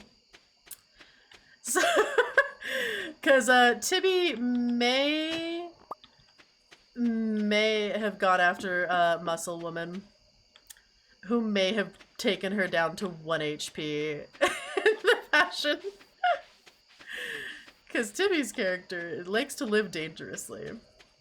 And that woman is also like 6 feet tall and one of the most stronger people in the entire world. How God has let me live another day and I'm making it everyone else's problem? Hell yeah!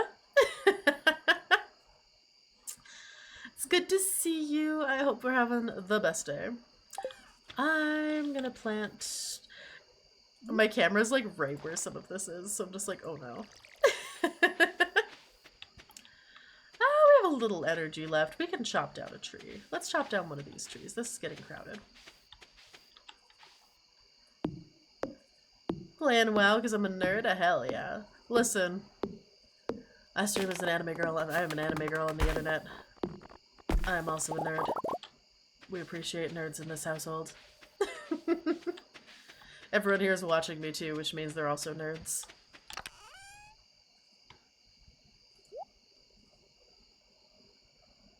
Yeah, we'll just sell the rest of the stuff. We'll keep the Jojo Cola. Actually, I'll take that back. I'm slowly gonna get back into Final Fantasy XIV, which I'm super excited for. Go to sleep for the night? Yeah, let's see how much money we made. Appreciate nerds and buff women in this household. Both 2 amazing things. What did we get? Yeah, the coral really does sell for a lot.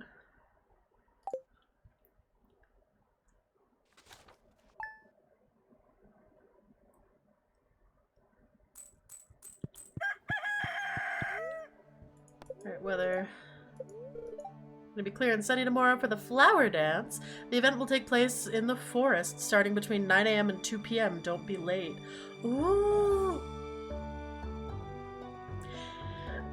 Is there like a map to where I'm supposed to go in the forest?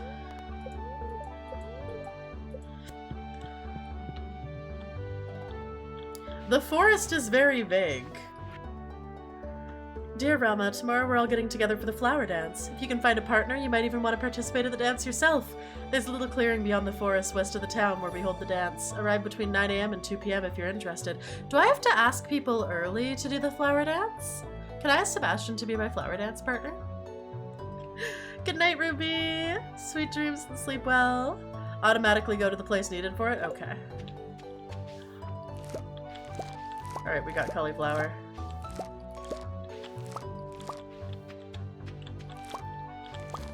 And some parsnips. And some beans. At the dance, you'll ask? Okay.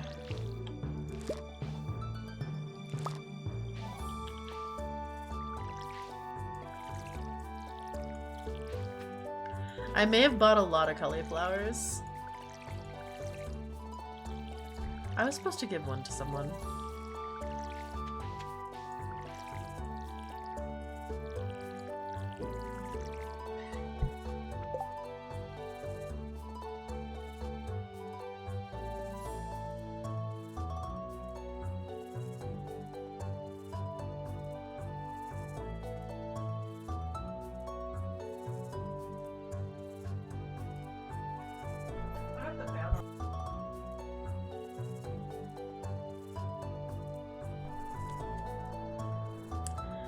Alright, sorry, someone just came in because my mom came in because I'm usually done streaming by now.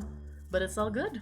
Do you ever mod Stardew, or do you prefer to play the OG vanilla game? This is actually my first time ever playing Stardew, so I'm doing the OG vanilla game. Burb!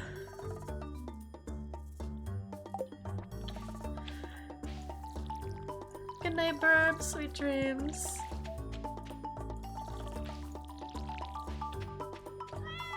And no kitty. Stream. Aww. D&D once I was the Wood Elf Druid with a pet Ankylosaur. We're in the DM's big epic boss battle. It's so fun to just fuck around and do things the DM doesn't expect. Alright, wait. What am I? Wait, no. Who's Jody?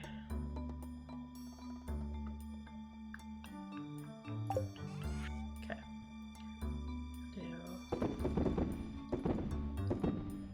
Alright, we'll go with 6 of them. Gonna have so much fun with the game then. What year are you on? I am literally 23 days into year 1, so I'm still so early.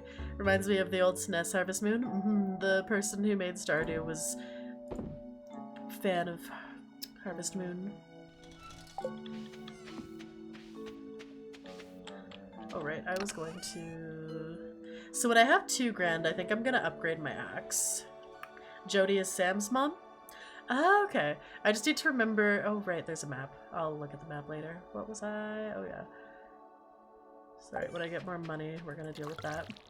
Okay, yeah, map. Alright. Okay. I should be able to find her. We'll go up to forage this time. Oh, right. I was actually, yeah, we'll go down to forage. Because I want chickens. There's too many trees growing. I need less trees. We need less foliage.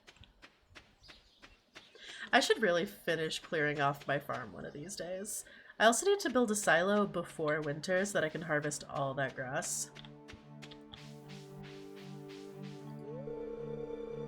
Oh, open 9 a.m. Fine. Herbs. Give me horseradish. Did I just say horseradish instead of horseradish? I did. No. I wanted to press the tree. Touching grass today? Mm-hmm. We are grass touchers.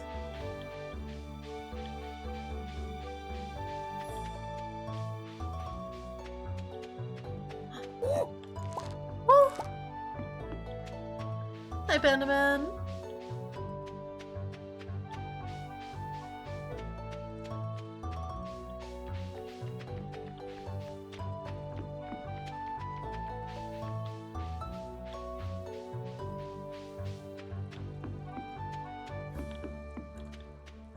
Hello, cute hat mouse. I love you.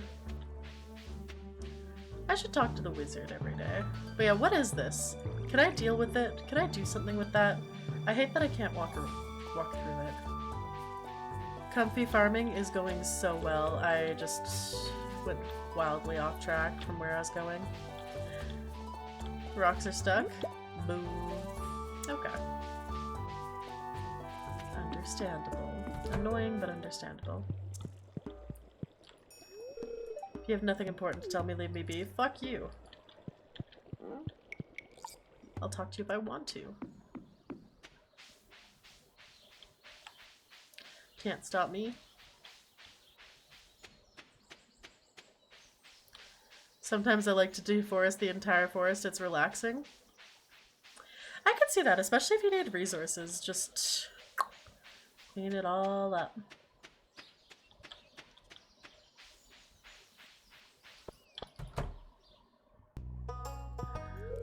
Closed for the day. Bitch. That's 2 days in a row you have not let... What days can you buy animals? Oh, hey, Sam. Why couldn't the flower dance be today so I could get off work? Hey, bitch. Nice makeup. Or wait, are you even wearing any? I was gonna give you a flower. Fuck you.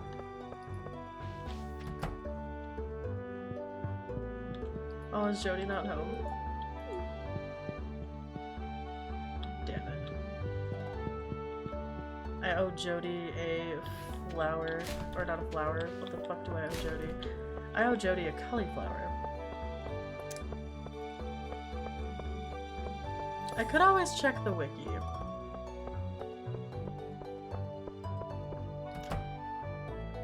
Oh, she's in here. Let's go. Ooh, a lot of people in here today. Well, tomorrow's the flower dance. Dancing's alright, but they make me wear this stupid white dress. Open hours 9 a.m. to 4 p.m. Closed Monday and Tuesday. Okay. Monday, Tuesday. Alright, just bad luck for me then. Makes sense. Alright, let's go interrupt their jazzercise. There you are.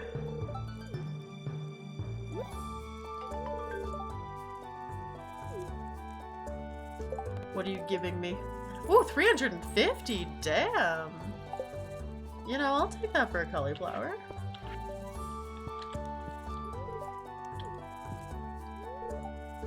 You need materials and blueprints. This is such a big multi-purpose building. Like, you got a weird you got a culty church area, you got jazzercise, you got a bunch of bedrooms, and then the store itself.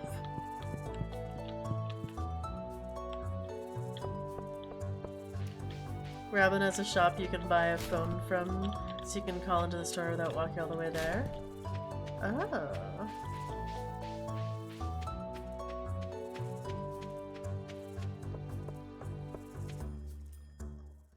Neat.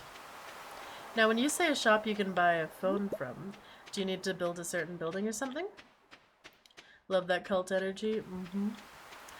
Big Bean, hello. I see you. Typical college dorm.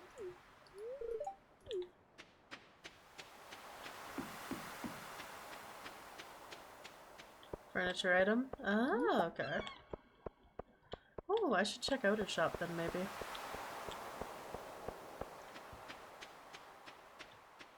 Alright, I should hopefully make enough money today to... Yeah, I have 2 grand. Should I buy a chicken or should I upgrade my axe so that I can get hardwood?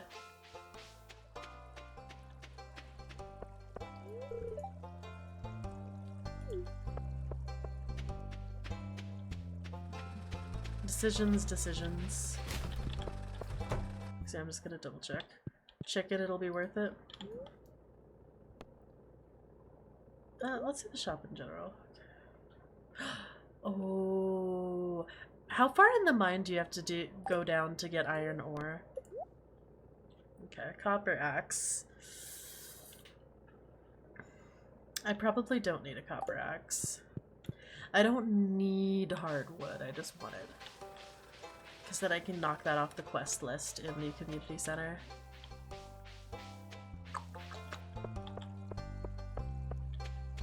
Alright, let's go to... Wait, Robin was doing jazzercise. Shit.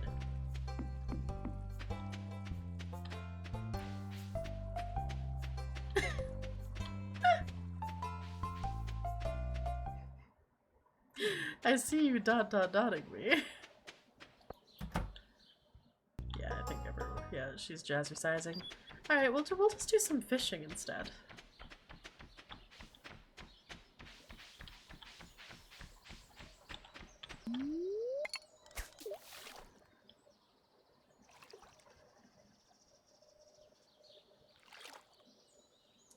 Yeah, I think I'll do the flower festival and then end stream.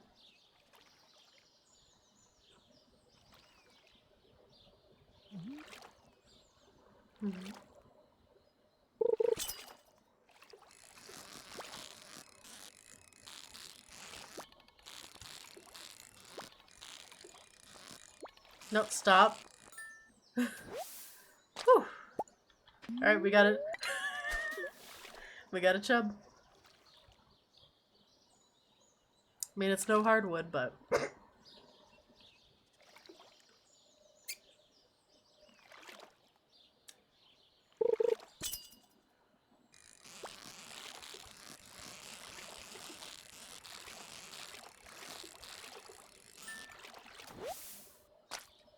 Oh, bullhead.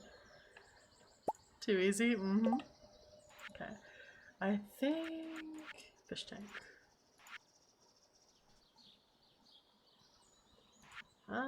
Is this a lake? Yes. Yes, we needed a bullhead. Okay. For the festival tomorrow, they have limited special item store every celebration. Ooh, so right, I can spend all my... We got money. Make sure to bring some money. Okay. Oh no, that's fine. So, since this is my first time playing, I'm fine with, like, tips and everything. I don't want any spoilers, like, say, character things. And, you know, like, yeah. Tips and tricks are great. Being like, you need to go... Why haven't you done this? X, Y, and Z. I would be like... Because I'm a contrary bitch, but... Ooh, carp. Don't tell you who dies. Yeah, for games like this, I love tips and stuff. Especially because since, like, little things, like, I didn't realize that you didn't lose energy while swinging the scythe. Or, like, someone was like, cauliflowers get you the most money, so I'm like, alright, bet, I'm gonna get a lot of cauliflowers. Can give you a tip, but not in the game. Oh my god.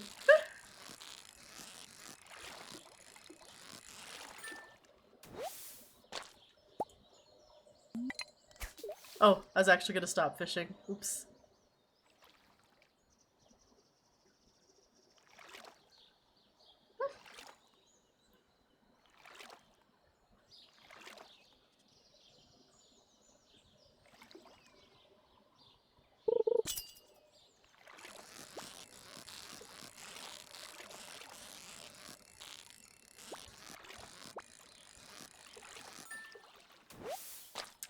That's a lot of bullheads.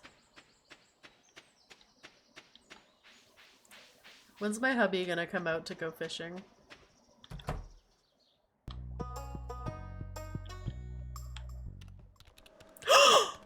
We have a cutscene? Did we level up with him? Oh hey, give me 1 sec. Yes! He's busy, I should leave. Stay put.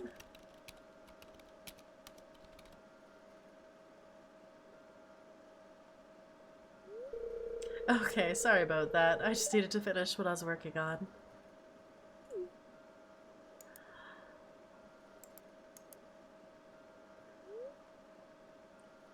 Ask him what he's working on, compliment the decor in his room.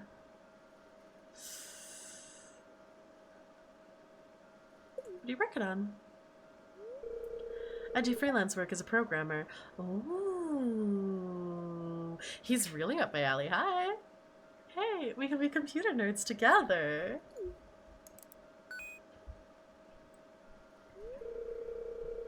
It's an instant message from Sam. I guess he wants to hang out.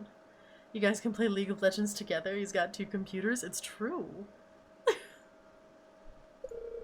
I don't really feel like going out today. Oh, hi, Rama. She's like, oh my god, he has a girl in his room. Sebby, I know you don't like it when I come in here, but I ran into Abigail at the store and she said she's looking for you. Ugh. Did you tell her I'm working? I did, but she said she'd probably stop by anyway. Ugh, no one takes my job seriously. Ooh, it's like the people where it's like work from home and they just keep barging in and you're like, no, it's actual work hours. Please stop. No one ever bothers Maru when she's working at the clinic. Does everyone think I'm just surfing the web all day?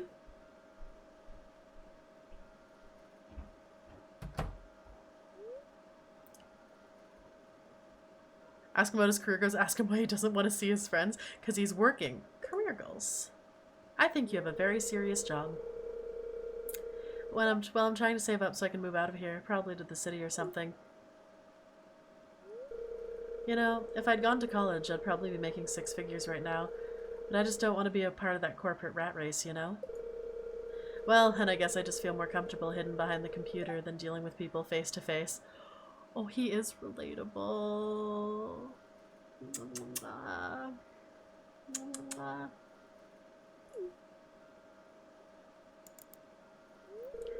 Well, I should get back to work. I need to get this module finished by tomorrow.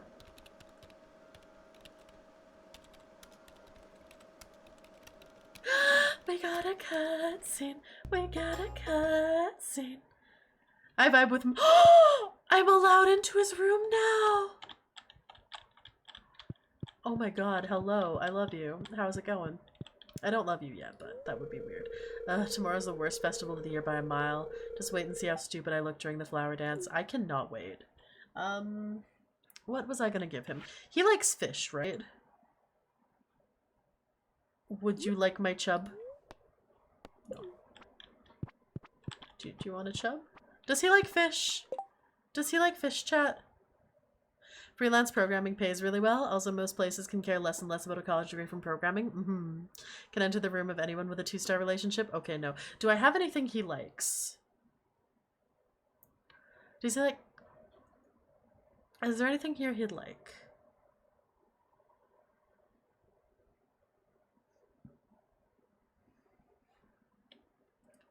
One sec, I'll check. Thank you.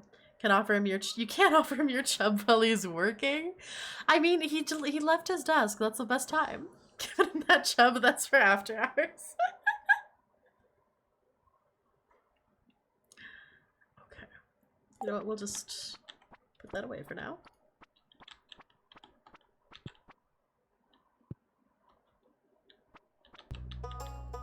Look, we're going on a walk like it's a date.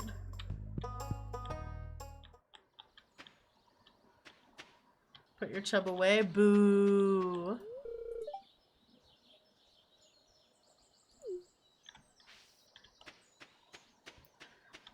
Can't believe y'all won't just let me give him my chub. Just gonna... Oh right, he likes quartz. He dislikes daffodils. Okay.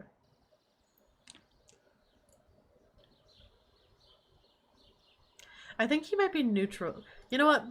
Chat, I don't care what you say. I'm giving him my chub.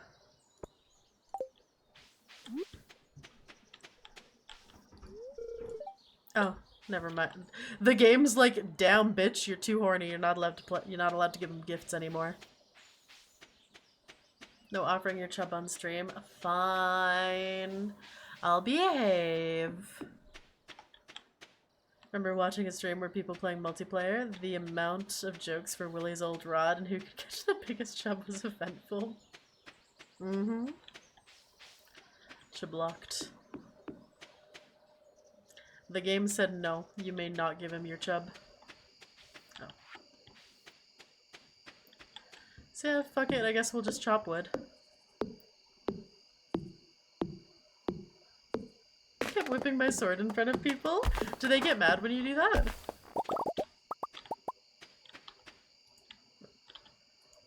Oh, okay, that's just actually rocks.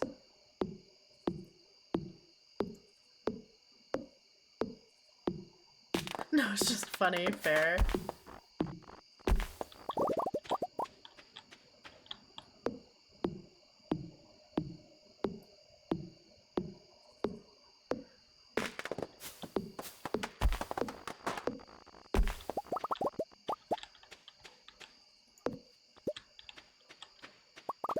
so many acorn.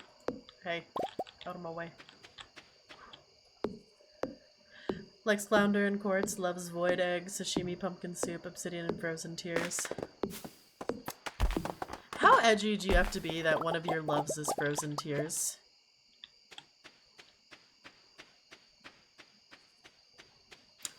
I accept him as he is, but...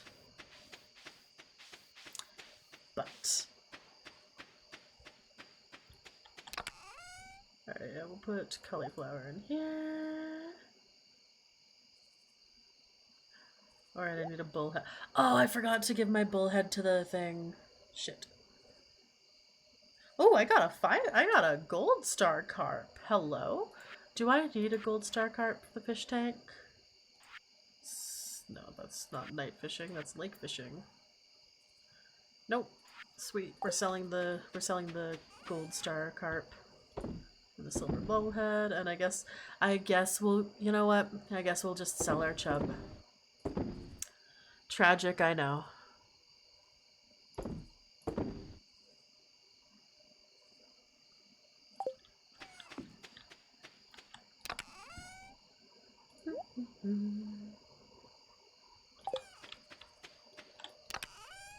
I swear I have a system.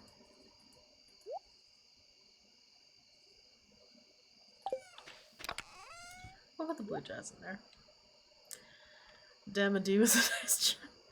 Remembers that Abigail likes quartz and amethyst because she eats them. You give it the chub, fate taketh the chub. Frozen tears a type of gem. Fair. I'm still gonna call him edgy for it though.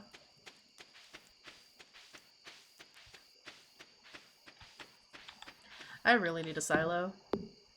Do you guys build silos early so you can get rid of all your grass or no? Bed just broke as I tried to move it. Oh no! Oh, that sucks. Oh no! I'm sorry. That sucks so bad.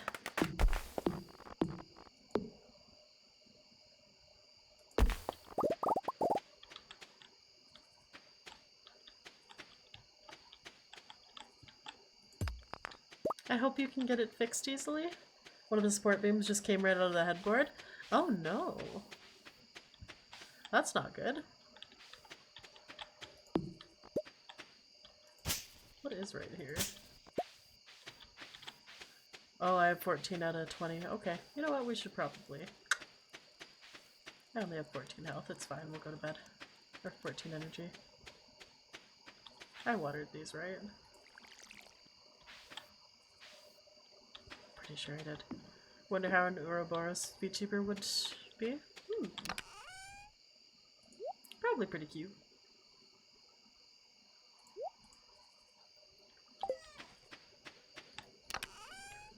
Alright.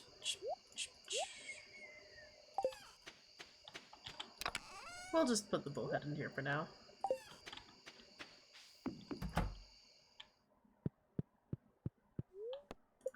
Alright, bedtime.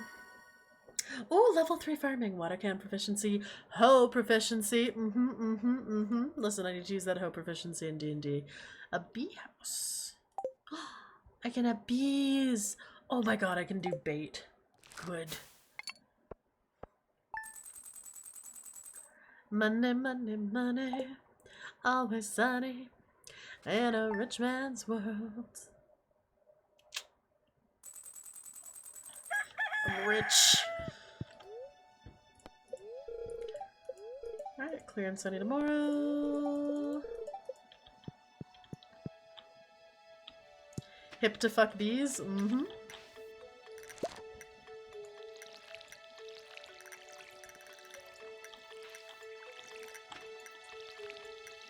How many days are we at now? 24.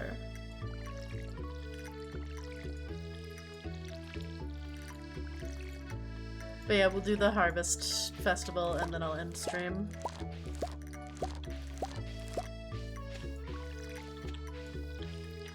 Oh, I think that's another flower. There we go. Just one day. Listen, it's fine. Dear Rama, I ordered too much fertilizer for the garden. I bet you can put some of it because you take care of Jody. Oh, that's sweet.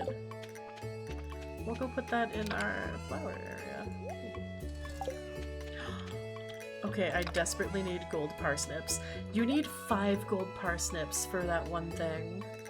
Which I'm just like... Because I do want to be able to get... I need to get the quality crops. Like, I don't want it to take years to get this bridge. Or no, wait, it's a greenhouse. Oh, the greenhouse is okay. For some reason I thought that was a bridge. Hey! Thank you so much, Ruby, for the subscription and the 6-second months. Thank you, thank you. I appreciate it. I hope you're having a wonderful night. Thank you.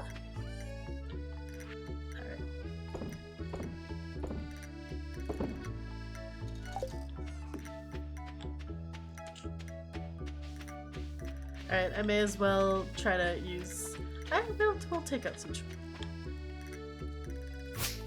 Oh wait, that was a little tree. Oops.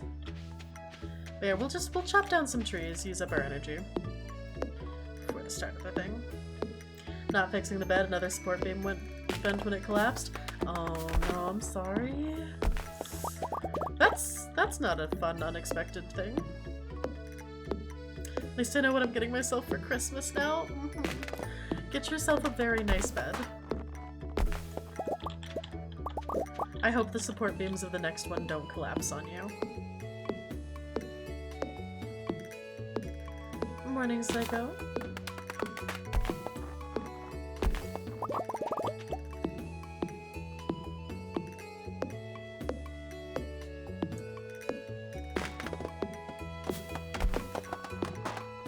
How long did you have the bed for before it collapsed? Was gonna get a new chair, but a bed's more important? Yeah. A good night's sleep is more important.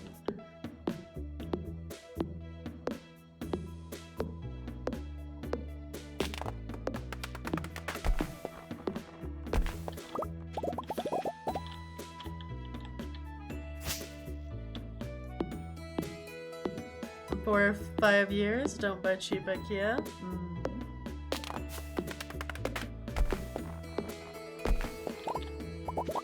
My bed is definitely an IKEA bed.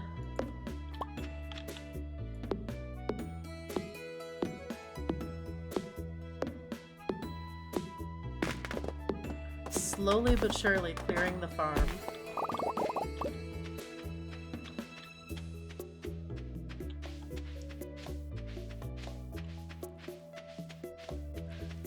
This fire pit feels so out of place.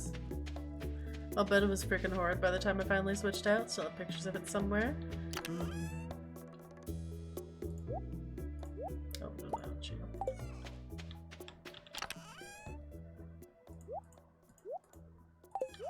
Hello. Good kitty. Oh, have I filled your water bowl? I forgot to. I am a bad pet owner. There we go. Alright, I'm ready for the flower festival. And then I will actually end stream. It won't be a lie this time.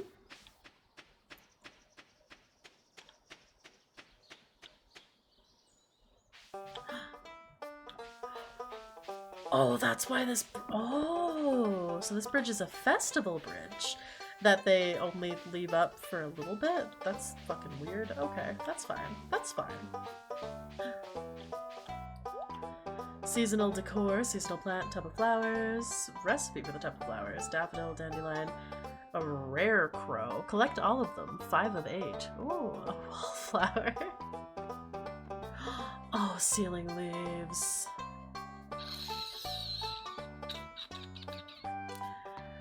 Five hours of D&D talk, 1 hour Stardew. Thinking about it, my bed might be half my age. It only took an extra 30-something screws to keep it going. What should I buy? Do you get anything if you get all the rare crows?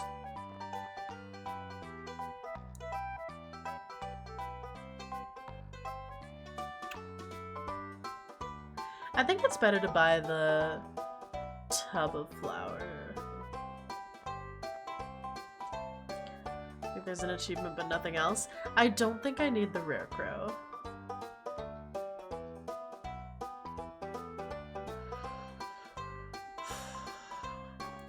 I'm so tempted because like the seasonal plant is. I'm gonna get the recipe.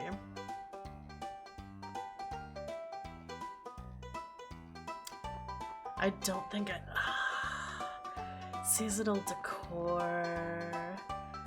I can't. I think I want some ceiling. I don't need ceiling leaves. Why would you want ceiling leaves inside your house? I want ceiling leaves inside my house. Chat, tell me I don't need ceiling leaves inside my house. That's like 400 gold. I'm still poor.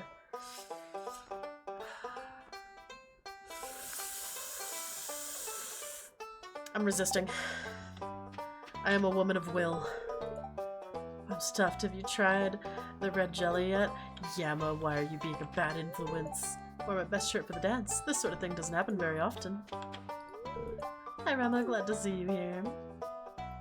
Collect all rare crows and you get the deluxe scarecrow recipe. Ooh.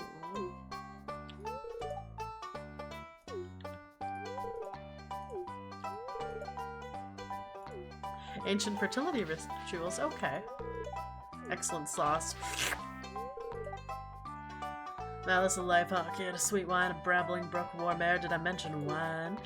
And thus mayo toast. I don't have mayo on toast, I have it on untoasted bread, okay? Rock season's really starting to pick up. Who the fuck is— oh right, Gus owns the saloon. I was about to be like, who the fuck are you? You know what? I admit it, I really like flowers. Ugh. I really hate dancing in front of everyone, it's so embarrassing. Been working on these floral arrangements for a week. Do you like them? They're cute. Not fair. Why can't I be the flower queen? You know, that's a good question. You should be able to. Practicing my dance moves. It needs to be perfect. Just enjoying the scenery. Hehehe. So he's staring at Haley. I see. You're probably staring at her ass. Marty looks lovely. Haha, love is in the air and I'm still single. Okay, so you two are gonna date. I see. Understandable. Working up the courage to ask someone to dance with me. I like dancing. This one's a little stilted. The old timers really love it though. Hello, it's nice of you to talk to me. Spring is almost over. What a shame. I'm nervous.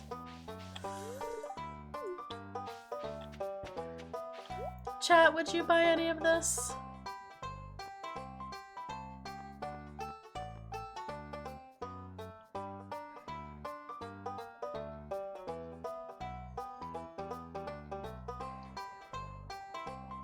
I can resist.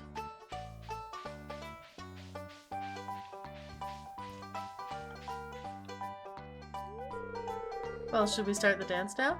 Oh, can I ask anyone to dance, or do I just start the dance itself? Oh, talk to people twice? Okay. Flower Queen for the past 5 years, and I'm not ready to step off the throne just yet. No. I don't want you to be my dance partner. Fuck you.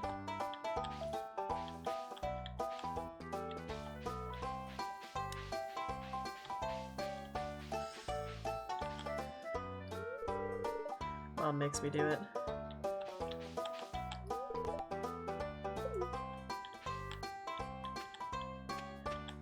Wait, can I not ask other girls to be my dance partner? Okay. Oh, I can. Oh, I just didn't have them high enough. Okay. Oh.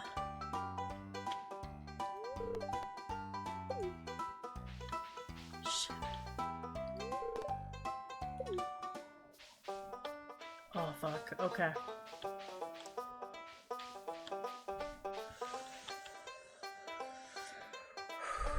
Do I ask Sebastian or Leah to be my— we're asking Sebastian.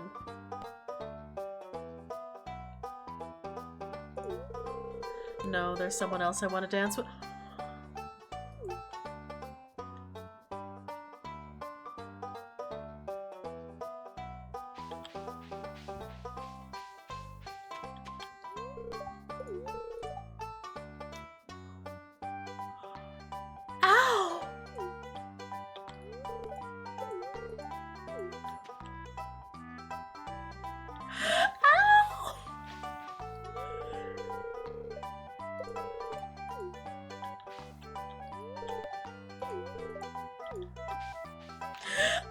So harshly rejected.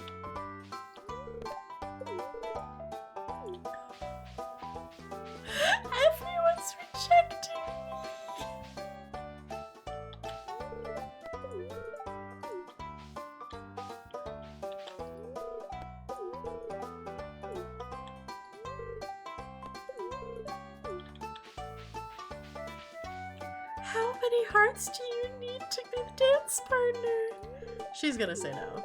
You know. You know. I just wanted to know how she was gonna.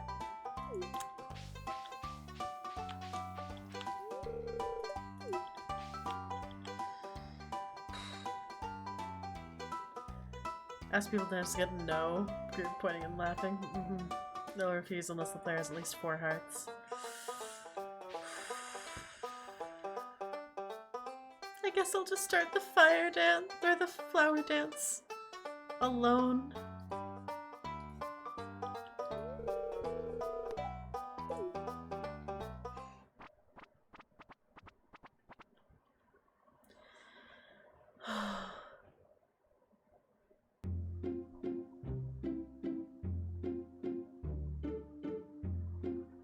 At least I'm getting an idea of who all the pairs are. I didn't think Sam and Penny would be one. I can't believe I have to sit on the edge.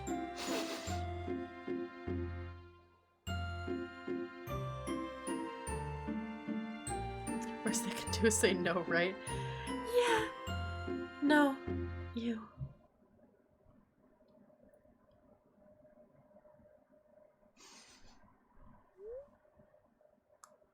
That's fun. Time to go home. It's probably not possible to have enough hearts, right? I'm gonna chop down one more tree before I go to sleep to let out the rage inside of me. Excuse me. Stop growing extra trees here.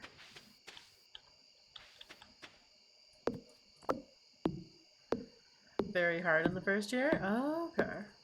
It's impossible year 1? Okay.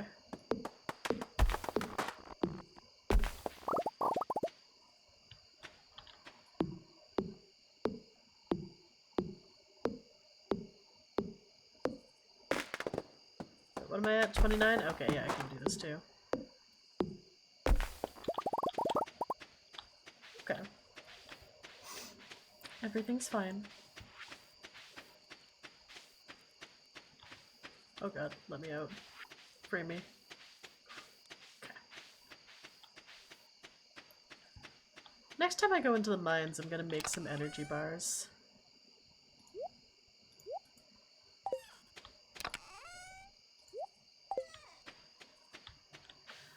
Okay, so I don't have enough for a silo, but I'm getting there. Alright, we'll just go to sleep forever alone and unloved. Choose a profession! Oh shit. Forester, trees drop 25% more wood. Gatherer, give chance for double harvest of foraged items. I feel like Gatherer would be better. Though, chat, this is going to be one of those times where people who have played this game before, if there is a clear, better option, please let me know. Because I'm leaning towards Gatherer. But if it's like, holy shit, you're gonna cry if you didn't choose Forester, then like, let me know.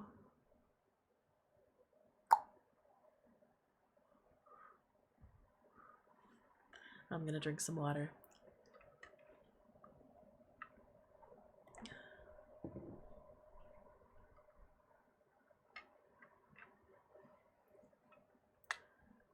This is your choice, Forester. Is there like any clear, better...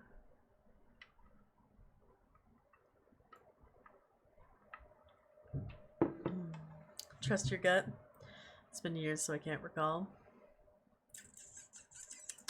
Preference? Okay.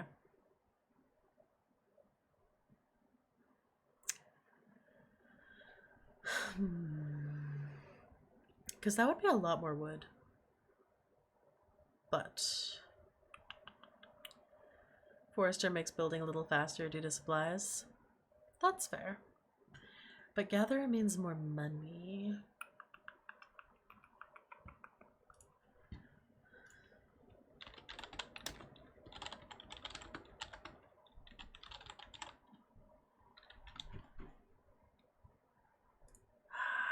I'm too indecisive for this. Why did it give me this just before I was supposed to end stream? Why? Because, like, faster buildings. But that's also just a chance. How often does this actually work out? Like when it says chance for double harvest of foraged item, is it like a you get it super often? Or is it like a very rarely you might get 2?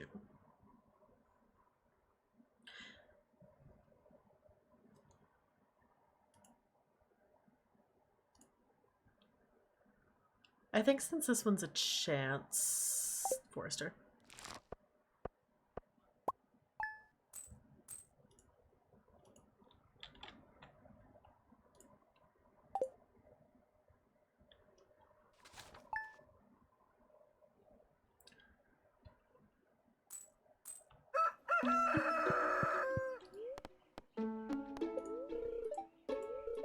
Fruit trees. Oh yeah, how long do you wait to do, how fast do you do fruit trees?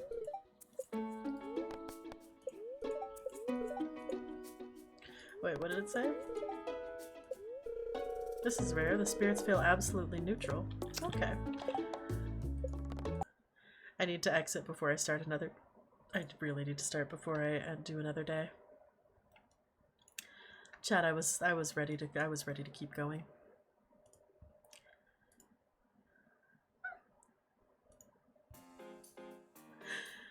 Oh my god, I had tonight's stream was really fun and also went a lot longer than normal. Oh my goodness. I hope you're all having an amazing night. Thank you guys so much for hanging out. Fruit trees are more fall or year 2 thing? That makes sense. Yeah, thank you guys so much for coming out. I had a great time. Alright, I'm gonna go find someone to raid.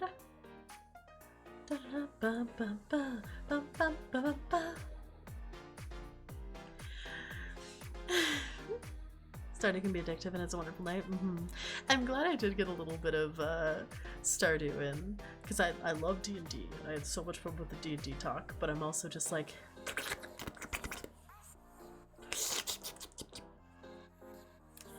Give. Alright, chat. I'm gonna send you to a cutie who is debuting a new model. Time to sleep. I work in 8 hours, but you're worth staying up for. Oh, thank you so much. You have a good salvage my sleeping situation. Zeno, I wish you the best of luck. Good night. See you guys. We'll be doing media share Wednesday, party stream Thursday, VR Saturday. Alright, I'm gonna send y'all... Oh, what was the raid message? We had a raid message we were gonna do earlier. But yeah, if those of you who aren't passing out immediately want to stick around for the raid, or if you want to maybe check out someone real quick before you go, we do have a big cutie who is debuting a new outfit. Oh god, yeah, we can't do Death by Snoo Stew. This is actually a good wholesome bean. Okay. We're just going to say we're just gonna do a regular dragon raid. This person's actually like, they're such a sweetheart. Holy shit, he's so sweet. So I actually met him IRL through Cotton and Johnny. But yeah, his new model looks so good. So yeah, I'm gonna send you all over to one little piranha. Here is the dragon raid. We're just gonna do dragon raid. Raid.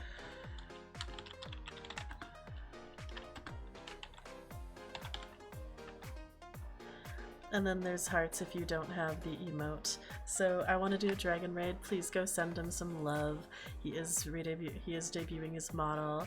The stream crashed for his actual debut, so I want y'all to go send big love and check him out. Really good singer, very cozy vibes. Good night. Good night. Thanks so much for hanging out. Sweet dreams. Through the most unwholesome people. Yeah. Listen, sometimes very unwholesome people have very wholesome friends. Good night.